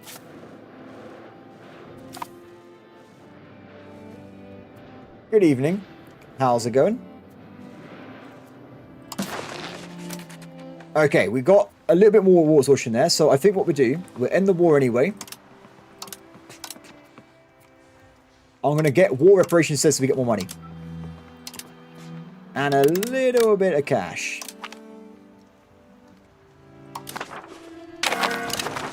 Done. I have too many vassals, guys. What have I done? There's so many of them. We'll have to spend more of our spending on diplomatic capacity. Damn. Okay, so let's expand the armies. And, oh no, I left my cavalry in a round. We're going to delete the cavalry, I'm sorry.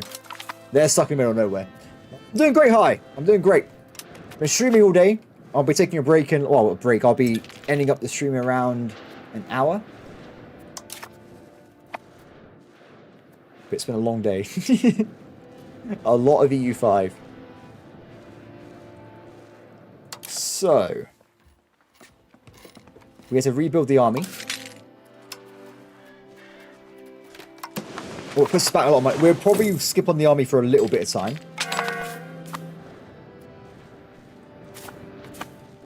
I was also going to vassalize this guy here, wasn't I?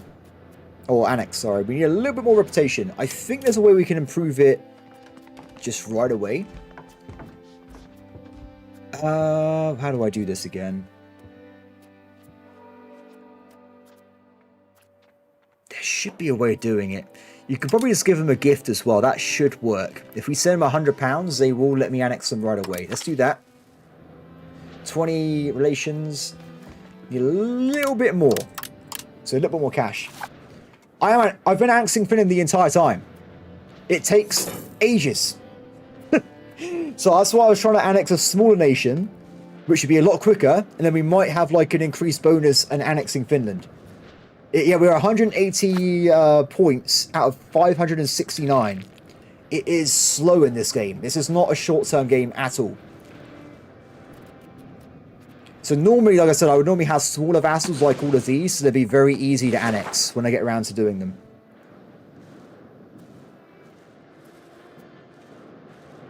Okay, let's get this land up as well.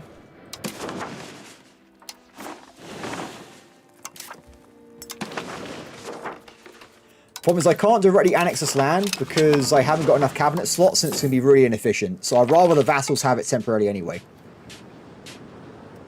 Ooh, we get an event. We gain stability. I will definitely take that. More stability, more tax income. Okay, let's convert province. Done. Awesome. Norway is going to take me probably 200 years to annex. Let's have a look. It's going to take me until 1767 with the current size of my economy. So like I said, in this game, you want to annex small units, so you start getting a bonus annexation speed, and then when you're massive, you want to go and annex the bigger vassals in your empire. Otherwise, it's going to take forever. Literally. You're going to be stuck doing this all day. So, for instance, if I want to annex this little guy here, it's going to take me 4 years. Easy. No time at all. Because I get this benefit. That's what we need to get to annex Finland and Norway faster. We need to become so large, you annex pretty much immediately. Otherwise, you're wasting your time. So as I said before, though, we have got that little trick where we can reduce a little bit of the annexation speed if we just take some of their provinces away from them. So we will do that in a second. We've also got access to this new law, which we'll grab in peasant size. Just so we look a little bit stronger. Because the problem is, when you're annexing a country, you get negative modifiers. You get, oh, where is it? It tells you somewhere. You get negative relations with other vassals. You spend monthly diplomats, and there's another negative modifier as well. I can't remember what it is. Technical. Good stuff, me. We're checking in a second, and we should be able to annex somewhere else as well. You know, back over here. So, you get more buildings down again. More slave centers. We're going to have way too many slaves. It's going to be ridiculous. But we have got 34 income right now, though, so we are getting towards a better income base. France is attacking Bohemia? What's happening there? Oh, I know what's happening. This is what happened if you become the Emperor of the HRE. You have to protect the HRE against France. And there's no way anyone's beating France in a fair fight. Impossible. So poor Bohemia is currently fighting the war of his life. He's trying to defend this random guy in the lowlands. They have 25,000 troops. France has 100,000. They're doomed. They're absolutely doomed. Ooh. Prestige, I guess, on this one. So I can, in theory, improve the speed of annexing Norway. If we look over here, you can get faster and faster integration levels, but it doesn't help you a lot. It reduces it by 10 years, 20 years, but it actually has a faster base speed. So if you get all of these done, you might annex them in like 100 years if you're not already massive. So we will continue to move towards a faster speed with Norway. It's just not very fast. How would you conquer France?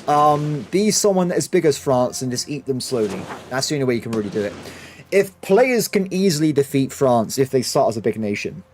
If you start as a weaker nation like myself, you can also do it. Don't get me wrong. We seem to become more strong. Simple as that. If I annex all of this territory and I go and annex the United Kingdom, we will be able to defeat France. We have to work towards it. So more than likely, I won't be able to attack Scotland unless we broke the alliance with France, but I will be able to probably attack England.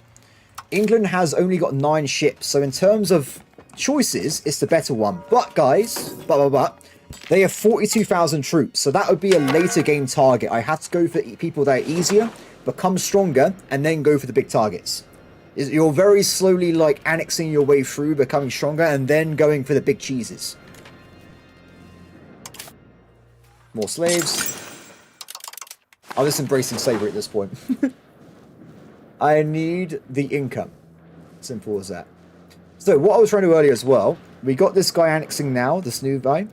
He's got 3 towns, so if we go and have a quick look, we might be able to seize one of his territories. We can't, damn it. Not working. Don't worry about it. Not working. What about Finland? Can we seize one of their territories? Minor subjects. Where are you, Finland? They got really high loyalty at the moment, so I can just take multiple bits of land off them. So we want to be going for one of these. Are any of these towns? Yes, one of them is a town. I think it's no. That's a rural location. Sorry, it just happens to be the capital of the area. I will take that one. Thank you very much. Not much, but it reduces the costs a little bit. So I will take it. Perfect. Okay, let's go up to... I was on speed 2. My bad, guys. I didn't realise I was going so slow. Speed 4. That was person. That's my another cabinet member dead. We need more people. We need more people. If I go to people, characters, crown power. She's already on the cabinet. She's pretty decent as well. Let's bring her into the cabinet. And she can help us out. If we have £100, which we don't currently have £100.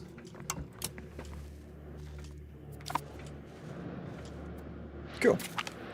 Okay, Sweden, I would like... Oh! A guy! You, my friend, will marry a lowborn, I think. I'm really annoyed because I just spent a bunch of legitimacy on bringing someone into the cabinet. I want him in the cabinet instead. So we go for more legitimacy down. We'll bring him in. No, actually, you know what? We will use the Gale because we can use this guy in one of the armies, can't we? So we will put this guy in charge of the army. Or navy. We need to build a single unit. And then we get the full 75% crown power when it's fit back. Which we've been lacking now for a little bit of time. So. How's piracy going, by the way? Piracy is down to 47%. It is being defeated. And we are also propagating our control along the coastline. This is now 40 instead of like 30. So we are progressing here. It will hopefully spread further and further.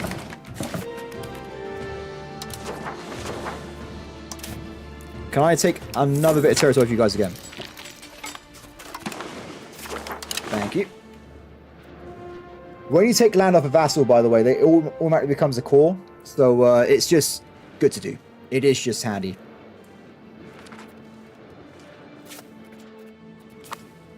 Okay, let's get the one army unit up. I want to get the heavy cavalry again.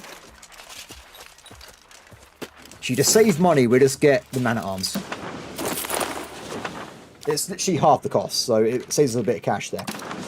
Okay, so laws. I'm actually going to change one of our laws over because this crown family thing is driving me up the wall. It has to be fixed. So we're going to go to Castle Works. I'm going to change a law and allow me to have multiple wives because honestly, it's just ridiculous. If I have 4 wives, we might have more than one son every generation. So we're going to give this a stop. I'm going to go to my king. And he's going to get multiple kids. Oh, we have to wait a little bit. So you have like a cooldown before a law comes into effect. So eventually we can have more spouses. It's going to need to wait a little bit longer and we can go from there. It's actually not a quarter. Wait, is it a quarter of the fight? It's half the fight. Because the man-at-arms come with 200 troops instead of 100 troops. So there's not that big of a difference, but I also need man-at-arms anyway for the regular army formation. So I need these guys regardless. Done. Yeah, so with a proper army, I would want to have man-at-arms defending a lot of the flanks, and I want to have a cavalry on one of the sides. That's what I normally do. So for the rest of the formations, we will need man-at-arms to hold the line.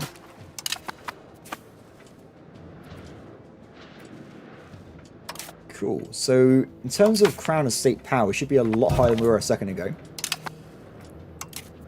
I need a bit more cash to add in a new cabinet member.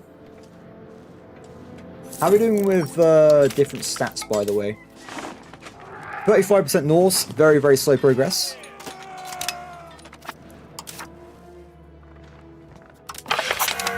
Interesting. I can get another 50% if I just give them some stuff. I haven't built any castles because we're horrifically poor, so there's no point.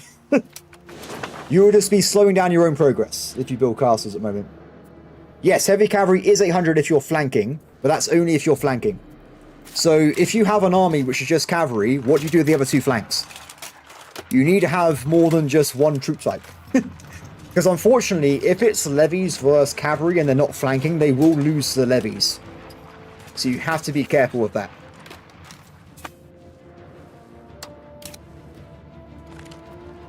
At least for now, by the way. When you get further ages, the armies will get bigger, then you're just way better off having army troops. It will change.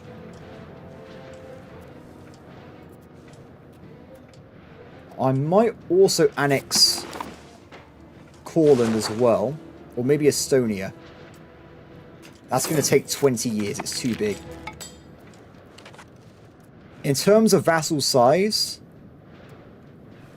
Courland is probably the best bet to go for next. They're already 100% Swedish as well.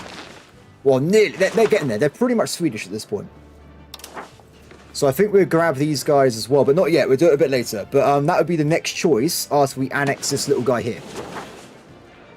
Okay, let's reduce cost of diplomacy a little bit. Overcapacity.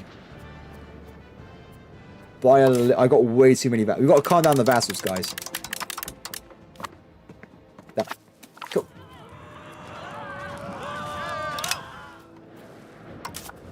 So, with this though,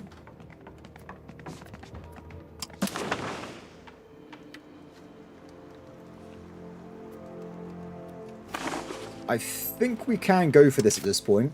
It should be fine. So we're actually going to get the Corsbell on this.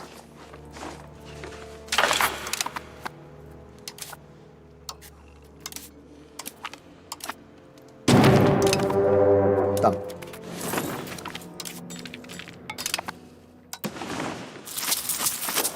Excellent. Okay, we're going to go and invade a random country in the middle of nowhere. So this will eventually become a really powerful vassal if we let it build up over time. I do need to get a little bit of levies, though, from the fishing boats. We'll get, like, 2 sets up so we can go and invade.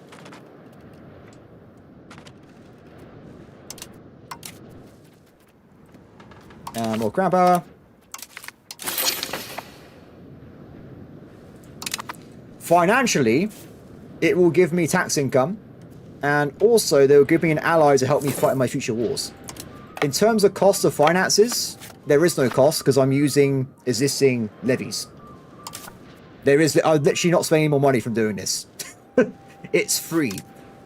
The money's already been put into the rest of the country.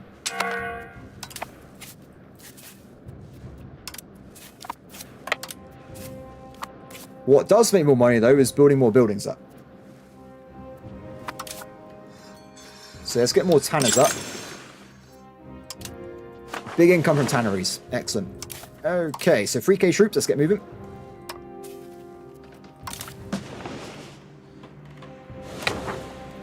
Good. It is a good place to capture. It really is. So, I think I said before, but with Cyprus and Crete, if they become rich for whatever reason, if you build like loads of marketplaces, they will make all of these locations into towns. They will all get marketplaces, and they will be extremely rich. Cyprus, if you conquer that and convert to your culture, you will get around 10 to 13k levies being produced by that vassal. So any war you start, anywhere on the planet, you will see the Cyprus flag helping your wars. It's a great vassal to have. It really is. If you can ever see it, grab it.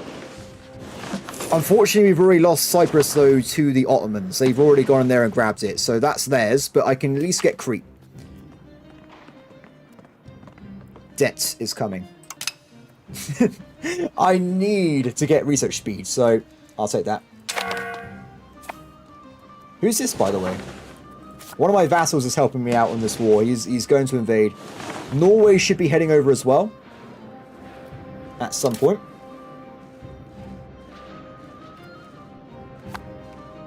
This is a long journey over to this place. It is far away. This also means if I have a war in this part of the world, if I'm helping like fight Castile or Italy, I have a naval base I can use for control as well. Which is really, really handy. You okay there, game? It just breaks. Okay.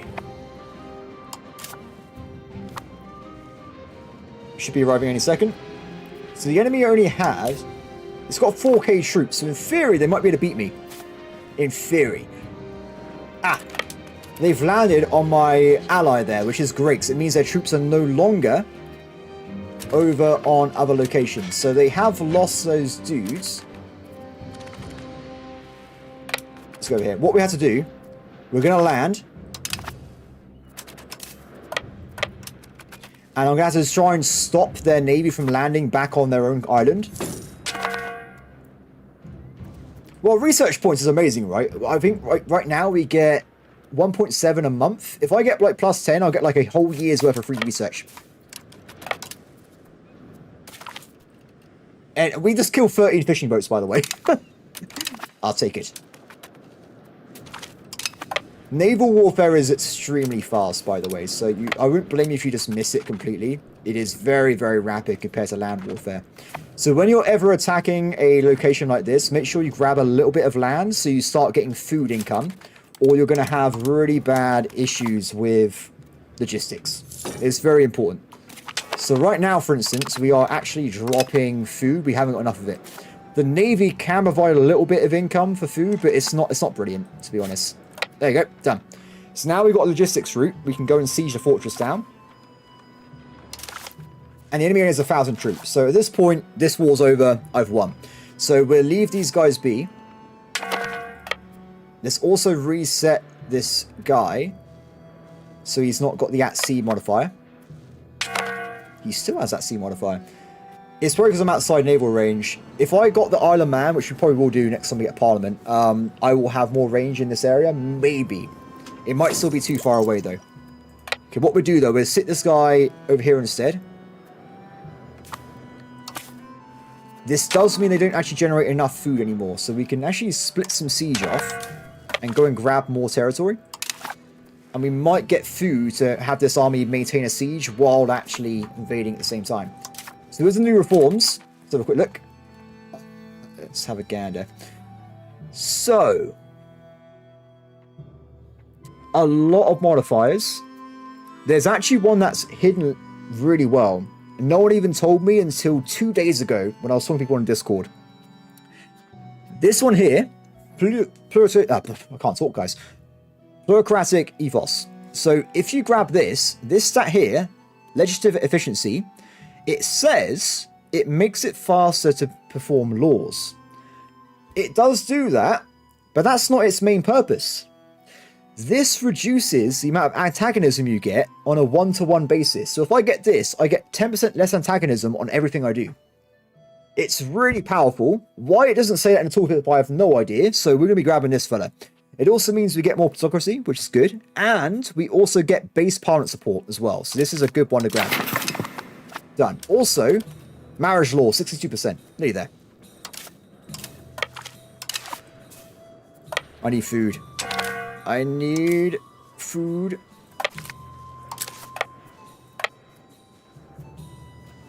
Attacking someone across the planet. So, wait, did I accidentally convert another? Oh, dude, I made a mistake. I completely fluffed that. I got rid of the diplomatic one. Big mistake. Sorry about that. That was a complete fluff up. I just wasted stuff for no reason at all. I just lost stuff from doing that. Okay, food is still a major issue. We need more sources of food. If we actually have a quick look. Oh, perfect. Olives. Olives are a food source. And we've already got the fish one as well. Oh, Estonia showed up. Hey, guys. Just random vassals from across the map just come out of nowhere. I do kind of love it, to be fair. And done. Excellent. Still not enough food, right? We need to take over more land. We'll jump over the other side, and we'll conquer all these other territories as well. Cumulatively, we might get enough food income. Oh, he's just walking over there. He doesn't even care anymore. Whatever. I guess we'll just go over there. Oh, this food sucks. I don't know where my friend went, though. He's kind of just vanished into the ethos there. I did notice, though, if you do make vassals in Crete, sometimes they don't build enough food supply, so they can die from starvation if they build too much. So keep that in mind if you're playing regions. Make sure you're keeping up with the food supply. Otherwise, you'll have a bad time. It does tell you, if you're buying food, it will say, like, negative 10, 20 quid or whatever. It will tell you. Excellent. So I think we're still not generating enough food. How do we handle this situation?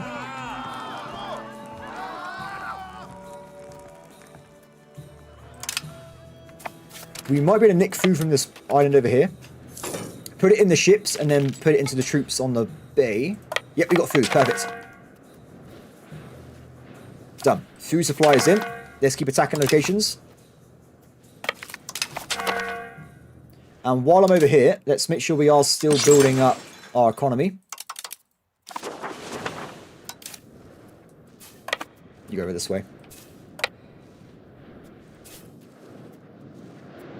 The food is a problem, though. It's really cool that logistics is so important in this game, though, because, like, other games, you just have, like, magic dudes that walk around. I mean, like, Stellaris, there's, like, you just fly across the galaxy. There's absolutely no problem with it at all. You just go around, it's not a problem. It is a bit weird. Yeah. Perfect, they're back. Okay, so siege-wise, though, it's going to take a bit longer. I'm going to just speed for it, though, because we get through it eventually. I'm just being a bit careful because of, unfortunately... Did she just leave my cabinet? Oh, you've got to be kidding me.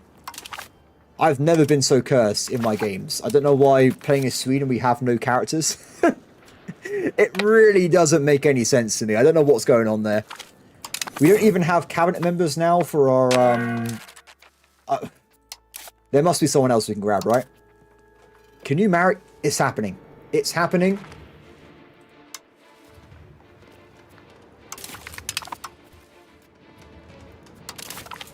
That's it for marriages for now. We've got 3 wives. Hopefully we have more children. But we need more people. We also had that new guy, didn't we? This dude. Oh, he's a random guy. Sorry. I swear we had a... He died, didn't he? It was my son I'm thinking of. He died horribly in an accident. We haven't got any other males inside my family. It's like some kind of conspiracy or something. I don't know what's going on there.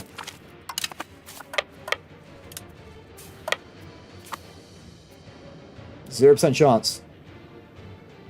I have no idea, Marty. Like I said, in my other game, I have a lot of family members. I have literally hundreds of them. They're everywhere. So I don't know why this family tree struggles so much with having family members. It is odd.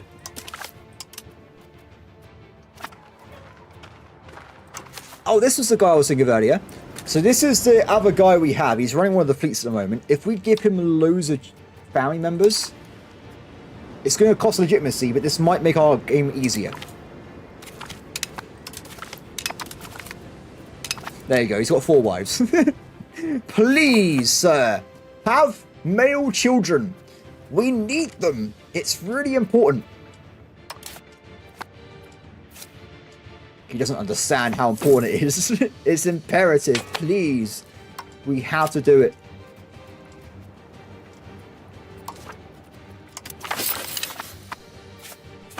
Excellent. Okay, so we've got 21% chance of winning this month. If we do, that's brilliant.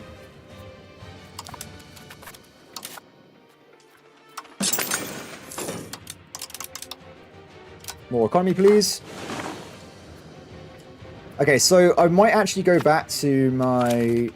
Oh, done. Excellent. So, become a vassal, humiliate, war reparations, loads of money, save.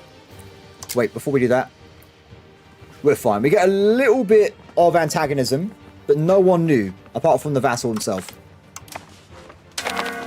There you go, made money. So we're disband the army right away. And we had to bring these guys back over across the world itself. Done.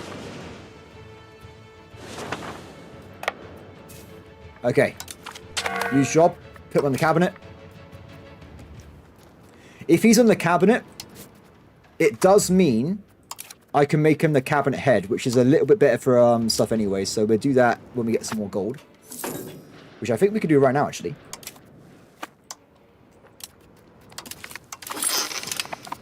Excellent.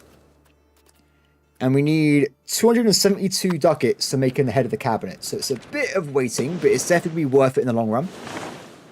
Cool. Here's my new vassal. So we want to be improving relations right away. And I'm going to make them Swedish right away as well.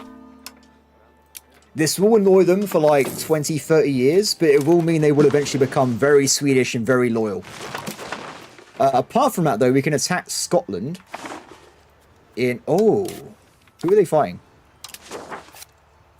The Isle of Man? No. There's actually a chance, by the way, that Isle of Man might take some of Scotland, then we can attack the Isle of Man. Or they might force, in a peace deal, them to break the alliance with France. That could happen. Have they got an alliance, or is it a guarantee of independence? It's a guarantee of independence. So there's no issue with them adding them into the War of the Isle of Man. So that means we are attacking Scotland. It's happening. I've done it. Okay, so Scotland has pretty much nothing to their name. They have got a few... They got 8 galleys! Oh my god, I didn't know that was the thing. I should have checked beforehand. No! We can get there, though. If we sacrifice our fishermen's lives, we can have a smoke screen of death as we sneak into one of their islands. Once we're in Ireland, we've done it, everybody. That's the plan, right? So, do we have any naval ships ourselves? We have 16, apparently. It's this guy. Does he actually have combat ships? He has transports, so not great. So, recall the military. Sorry about that, guys. My bad. Scotland, though, does have 15,000 troops. I should have mentioned that before. They are a bit stronger than us, but we can fight them in the mountains. They'll be cooked. That's the plan. I can also use covert actions to... Wow, monthly costs of doing actions, 100 ducats. No, not doing that. Oh, I can't even do it yet. Wow, all these discontent things cost a lot of money. I'm not spending money on any of those. That's a complete rip-off. Orkney is part of Norway. We own Norway. We can attack them from Orkney. It's fine, everybody. We'll have a staging ground first. We'll move all our troops over to... probably the Shetlands? Unit lacks asset. Oh, are they not in the war?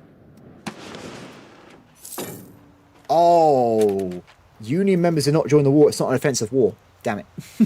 Can I perhaps ask for access? Because they're my vassals. Vassal?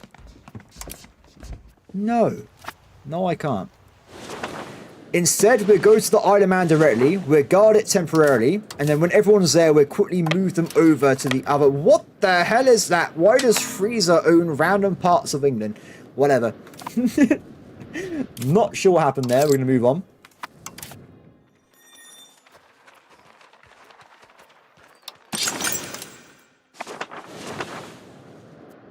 We've got to be careful, because if the Scottish Navy catches us, we're going to die.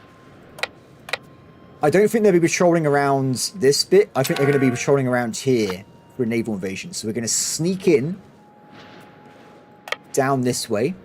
They would never know.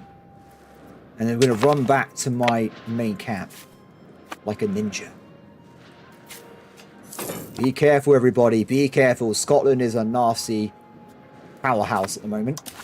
They got 7,000 troops. Not as much as I thought. And in. Okay. Run away. Get more troops.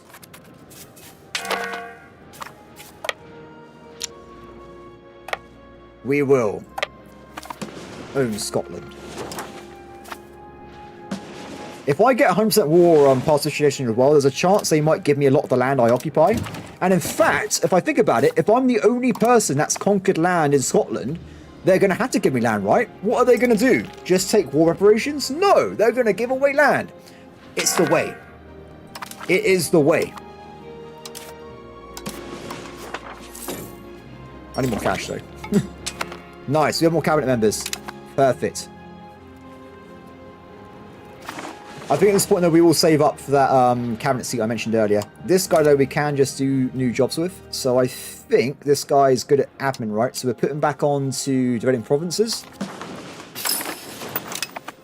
And this no cabinet member person is going to work on permanently stabilizing the Catholics. I will point out we're only getting negative 0.8 Catholic uprising chance a month now. So like the Catholics they're losing this war. The very slow conversion, they are going to eventually become irrelevant, and then that'll be it. We've done it. Okay, how's the good news as well, because I'm guarding the Isle of Man, there's no way Scotland can ninja it away from me. They would have to land on me with their army. I don't think they can do that. Okay. Leave me alone, man.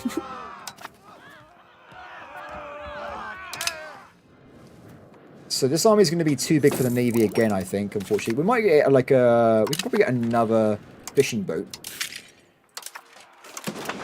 Let's get a few from these guys.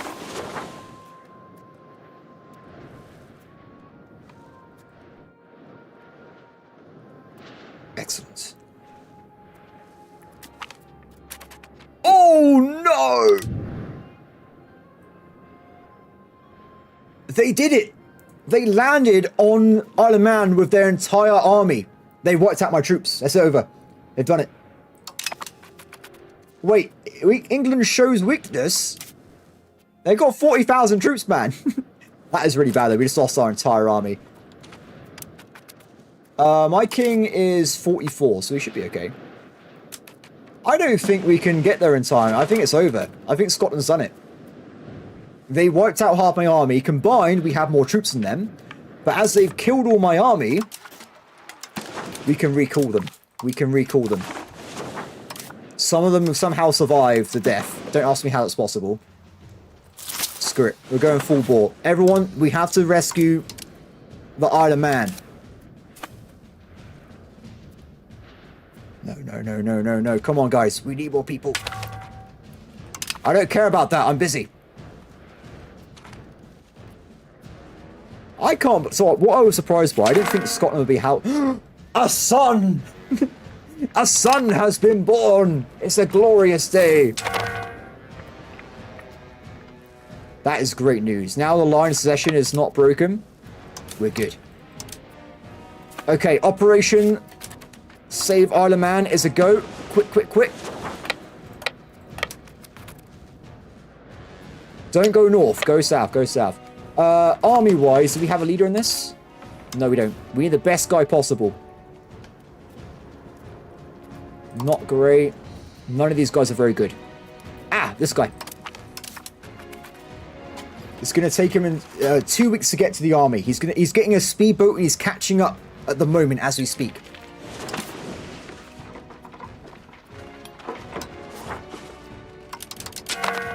More money. That's their navy right there. They just left the Isle of Man. Are they going to leave? They have only got cogs there. We know they got a galley army, though. They're going somewhere else. Where are they going? They're leaving. They're leaving. It's fine. It's fine. We have this. If I don't recapture the Isle of Man, they might surrender to Scotland. That's why I'm trying to rush over there. And then we lose all our chances.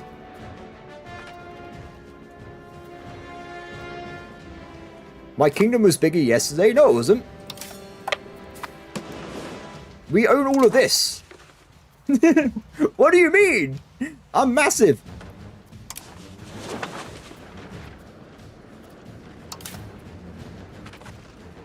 I've been conquering. Also own Crete as well, because why not? Speaking of Crete, though. Yeah, I'm still using, because we haven't got the control, I'm still using vassals. But I am annexing some. We are slowly converting them into proper Swedish territory. Enforced culture. Done. Okay, so we're in on this landing. My army is terrible. Yes, you're right. So even though we got more population, that population is mostly slaves. And guys, this is the main thing. This is the main thing. Control reduces your levies. 74% reduced levies. So you're thinking, why am I focusing on control so much? The more control I get, the more levies we get. I'm currently losing 70% of my army. I should have 30,000 troops if I had 100% control across my whole country. So that's why control is extremely important. Or one of the reasons anyway.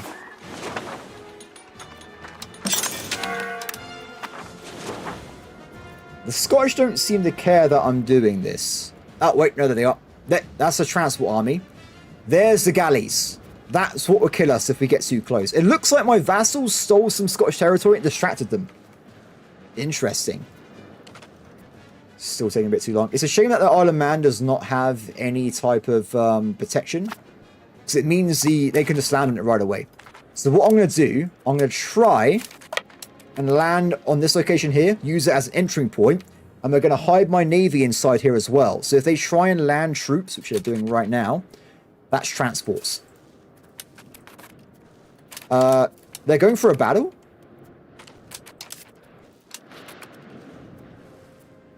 We should be okay. We are winning this. I don't really care about... There's no troops here. Their troops are over there. Their entire army is currently away from the battlefield. So I know I can land safely. Also, for some reason in E5, I don't think there's any penalty for landing on the troops anyway, so it's fine. But also, this is the regional capital, so if I grab this, the entire area will be converted to my area. I'll grab all of this. All this will become mine. And done. Excellent. Okay, back to base, or go back to Isle of Man. Good. So the Scottish are coming down. We saw them a second ago. They're going to be around Edinburgh right now. So they are going to end up being on one of our armies. I would rather not fight defensively. Luckily, both these locations... Offensively, sorry. Both these locations don't have a big negative modifier. I think this is -1. There they are. There they are. They're going to go for this attack, without a doubt. Okay, group up, group up. Combine arms. Look at formations. It's time, guys. The army must fight. Are they going to do it? Maybe they've gone for that place instead. We're going to go for it. There's no penalties for attacking this location. Our commander is not that good, apparently, according to this, but whatever. Okay, so, in terms of DPS here, you can capture ships in battle, yes. You can do that. There's even perks and modifiers that increase the chance of you capturing ships, by the way. So good news is, we've broken the flank. That flank's gone as well, and the enemy is losing troops like no tomorrow. They are absolutely wrecked here. The Scottish are going down. They lost 2,000 troops. I only lost 700. Sorted. So, what we want to do is start sieging down territory. When the Scottish reappear, we attack them again and again. And we keep trying to wear them down at that point. The Isle of Man is protected technically. I need to keep an eye on it though. If we keep zoomed out a little bit, if I see a fleet, I jump out and attack it. If it's the galleys, we have to let them alone. Because I won't be able to stop the galleys, unfortunately. Need more money again. So what we're currently lacking in our general economy at the moment, it's mostly fine cloth and cloth itself. So I think we'll try and get some of that in. Oh wait, I need to save up for that cabinet, don't I?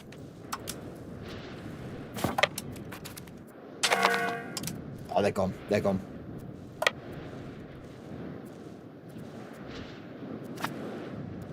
Sit here. We're going to just sit here. Bit of a blockade. What the hell? Oh, they haven't got a castle in Edinburgh. That's not normal. You start the game with a castle in Edinburgh. They must have sold it for some reason. I don't know why they would do that, but good. Happy days. How many Scottish slaves do you reckon we've grabbed so far? I have no idea. It would be quite a lot though. This part of Scotland has got loads of people in it. It is absolutely stacked. Where is the capital of Scotland? Oh, it's over here.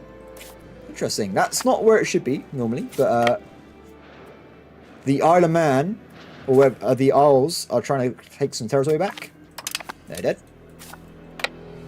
Remember, I don't own this war. This is the Isle of Man's war. So any type of war goal will have to come from them. So hopefully they're kind. Yes! Estonia! Epic. Allies have arrived. Reinforcements are here. Oh, they've gone for that siege while I was distracted. I won't be able to get there in time. But we will keep attacking them to keep wearing them down. Eventually they won't be able to do anything.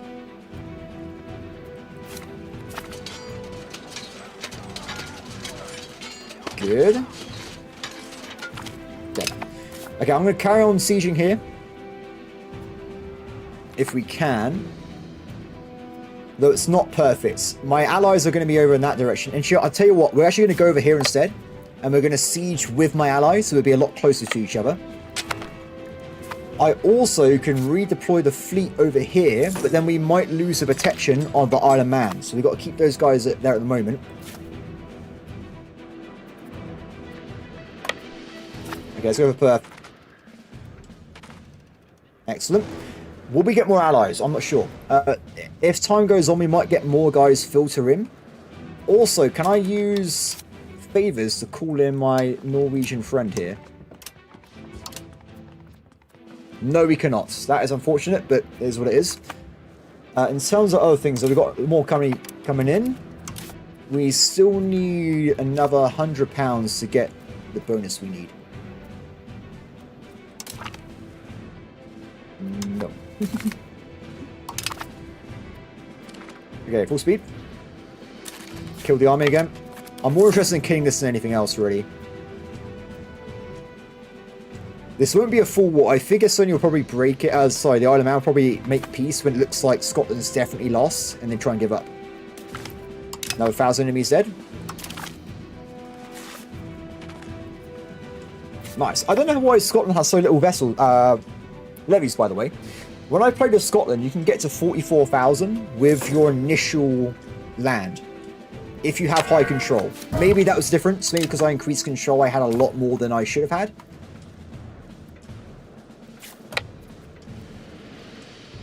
Okay, the army is going to be around here somewhere. No, Isle of Man is going to be a direct control. Because it will increase my exploration range and my naval range. So when I take this place, eventually, it will actually be mine. I'm going to own it myself. Eventually as well, by the way, if you're wondering, I'm also going to be taking Malta. So I have a personal location over there as well. But I would also have to attack the Isle of Man if I wanted to attack them get territory anyway. Took that one. Scotland has a little bit of advantage, by the way, because they got so many mountain forests. I don't know where they are. Oh, there they are. They're not in the mountain forests. This is a really good place to hide as well. It's in the mountains. It's covered up by trees. Very good place to hide from the English. They got no morale, so if I grab them now, they're going to take a lot of damage. Or at least a little bit of damage. Off they go again.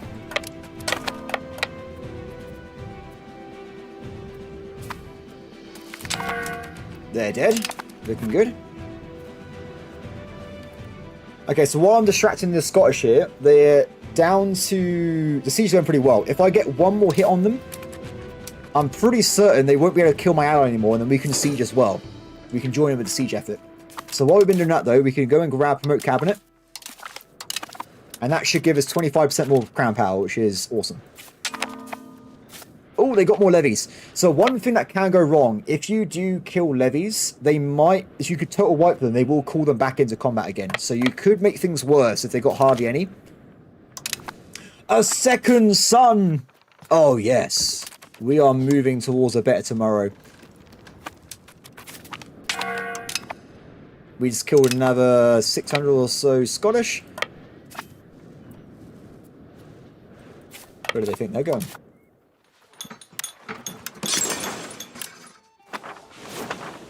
So I think they're probably going back to this location again here. Because it's really awkward seeing stuff though, isn't it? Because we have all the forests that you can't see anything. They're retreating again. Giant pain in the arse. I'm actually going to take this location. Actually, I'm not going to bother. Because it's protected by a fort. At this point, we're going to siege, I think. Let's give it a shot. We got the capital, though. So, fingers crossed, the AI will decide to make peace quite soon. We've also just annexed one of our vassals. And we got universities. So now we got this land here. We should have a little bit more Swedish again. One of the lands, unfortunately, was mostly Danish. So I'm going to move someone over to try and convert it while we can. And hopefully it sped up the Finnish one a little bit. Yes! Because we've annexed that vassal, we now have a bonus on annexing Finland. So there you go, guys. We're going to have some compounding annexation here. So that's going to be really, really good. I will also start annexing the Colons over here as well. 1430, 6 years' time. That's fine. Go. Awesome. They are hiring mercenaries, by the way. So... Oh, it's naval mercenaries. That's not that bad. Okay, maximum speed. Oh, yeah, that's what I was going to do. So I was going to split off some siege units. Grab this territory here. Oh. Oh, no, that's the main enemy.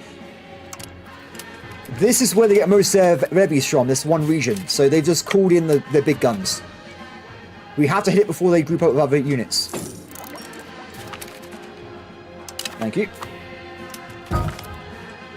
People are dying everywhere. It's fine. Don't worry about it. I completely missed that battle, apparently. It just happened off screen. What even happened there? So we killed half their army already.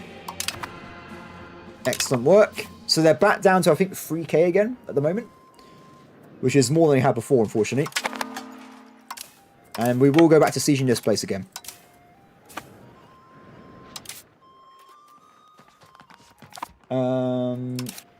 More marketplaces.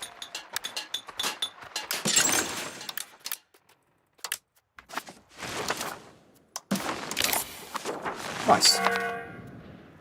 Mostly I need to get the marketplaces back so we can actually have food income. But they're going to probably kill my ally because they have 4,000 troops over there. But at this point, it's fine. If I just try and get a little bit more territory, it might end the war now because it's plus 50%. Ironman, please end the war. Please end it. We've won. Just let it end. Okay, they're dead. Excellent. So that means we're going to get all this territory and all this territory back. We might get that win there as well. Which should be good if we can. The Scottish are at the top of the map again. 14... Oh, they're not going to make it. They're going to get killed last second, aren't they? I can see it happening. No.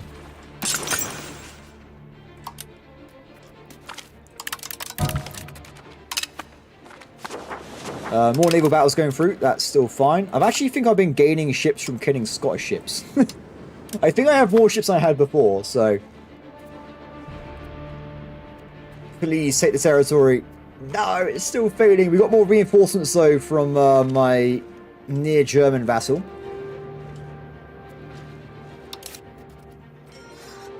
Marketplace. It happened. It happened. Poor Estonia. Wait, what? How did they do that?